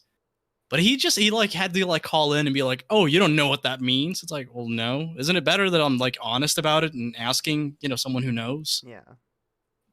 Like, what am I gonna do? Like, pretend that I know everything Jamie fucking talks about? Like, at some point, we're gonna get to a topic where like I just don't know what a word means, or like she doesn't know what a term that I'm using means. Yeah. I hate when people get overly pedantic and overly like, oh, you said this and you don't know what this means. People need to chill. This is what I'm talking about. People need to be more empathetic, more understanding to each other, because like no one's perfect. Everyone holds each other to higher standards than they hold them fucking selves. It's ridiculous. It kind of reminds me of that fucking there was like some guy who debated Vosh, and at one point he just has like a Joker laugh moment where he's like he doesn't even know what commodities are, and it's like this embarrassing fucking like 10-second laugh. It's like, oh my god, dude, just fucking take it. You're talking to someone on Discord about like about politics and memes and fucking video games and shit. Just like take it easy. Some people are way too like interested in just getting gotchas on people. Yeah, I mean that's part of the fun though. Like that's if you do find a gotcha and you get your opponent to concede, I mean that feels kind of good. Like it's almost on par with ejaculating, you know. It's a good time for all involved, except for the person you just pwned. Sure, but I feel like too many people are focused on like I gotta get that gotcha, that they don't just sit down and talk with people like they're human beings, and that's the problem. It's too adversarial. Yeah, it's because like everybody feels like they have something to prove. So as soon as they get an opportunity to talk to someone who's like well established in lefty circles or just like political circles at all, they'll feel like the immediate need to prove themselves and just be like, I know what I'm talking about. Do you? Yeah. Oh, you're this well established popular person, and yet you don't know what this means. It's like, well, I mean, even if they don't, so the fuck what? Like, just explain it then, and then resume the conversation. Well, that's why I don't like debates, because and see the thing, and I've talked about this before, the debate that I had with Paul. Okay, the debate that I had with Paul, the shit that Paul was disagreeing with me on, I actually now agree with Paul a lot more than I did, and that conversation could have gone a hell of a lot better if instead of trying to pwn me and make me look like an idiot who didn't know what they were talking about, Paul sat down and was like, all right, here's something you don't know about. I'm going to educate you on this. I'm going to tell you, but even when he did that like that, he was like, oh, I guess you don't know nothing about queer history. I guess you're too dumb to have ever looked up this thing. And, it puts the other person on edge, and it's adversarial, and it's not conducive to like... I think like... I want to point out though, like I think with Paul, I don't think he felt the need to prove anything. I think like you have to bear in mind he comes from a totally different like culture on YouTube. Well, no, like, I don't back in know the if day, it was to you prove would have like anything. ponage used to be like real fucking ponage. Like you would have people like fucking each other's girlfriends and shit, and like threatening each other. Like it was like pretty fucking out there. So he comes from like those kind of circles. And so like when he was given this opportunity to just like cut loose and just totally fucking tell you off, I mean, like if he's pissed off enough, he's probably gonna take that chance. So when he went into that debate, like he had no interest at all, as far as I can tell, in winning people over or winning the argument. It was more about just like and pissing you off for the sake of entertainment. That's why I'm not interested in that type of conversation in general. I don't want adversarial conversations. I don't want debates. I want to talk to people. I want to sit down with other human beings that I have differences with and talk about them, try to understand each other. I don't want to try to beat someone. I don't care to do that. I don't care to prove you wrong or make you look like an idiot. I want to understand other human beings. I want us to be able to come to some understanding and have human connections, Are you gonna light that joint or what? Because it's pissing me off. No, I rolled the joint so I can go smoke it out after stream. I can't smoke inside, so that's why I'm holding it. I was looking at it, and I'm like, what's taking so long? What the hell? Nah, because I'm getting ready to bounce in a minute here. Yeah. It was cool talking though. If you want to have me back on to talk about anything else, we could do that. No, hell yeah. I'll have you on anytime. Just I'll hit you up. Based. Hell yeah. Well, it was good talking to you. Nice nice catching up again. I'll always enjoy interacting with you. Hell yeah. Ditto. Hell yeah. I'll see you soon. Yeah. Thanks for coming on. Peace. All right. God damn, what a piece of shit, yo. What a total fucking grifter. Damn. No, yo, I love Swegta. Swegta's a good boy. Swegta's dope. That was awesome. This has been a dope stream. We had a really good convo with Vadim, and really good convo with Sweg. Hell yeah. And yeah, anyone who thought like I was trying to beat Swegta in a debate, no, we were just trying to understand each other. You know, I don't care about debating. I don't debate. I will not debate on this channel. It's not happening. I'm not interested in that. I'm way more interested in just talking to people. All right. And we're gonna talk to more people. We're gonna do a shit ton more crossovers. Hell yeah, 2 guests, 1 stream. And we're gonna keep it up. We're gonna do more guests. We're gonna do more crossovers. It's gonna be fucking awesome. But in the meantime, those of y'all that enjoyed this stream, make sure to like, make sure to share this shit all over the goddamn place, and fucking subscribe, yo. All right, fuck it. If you're watching this and not subscribed, I don't even know what the fuck's wrong with you. Okay. Also go check out some of my previous content. I've been timestamping a few of my streams. I just timestamped my stream where I talked about where I reviewed the latest Doctor Who special, and so anyone who missed that, y'all can go check out the various segments there. I'm trying to timestamp things more. Helps also when you guys help me timestamp shit.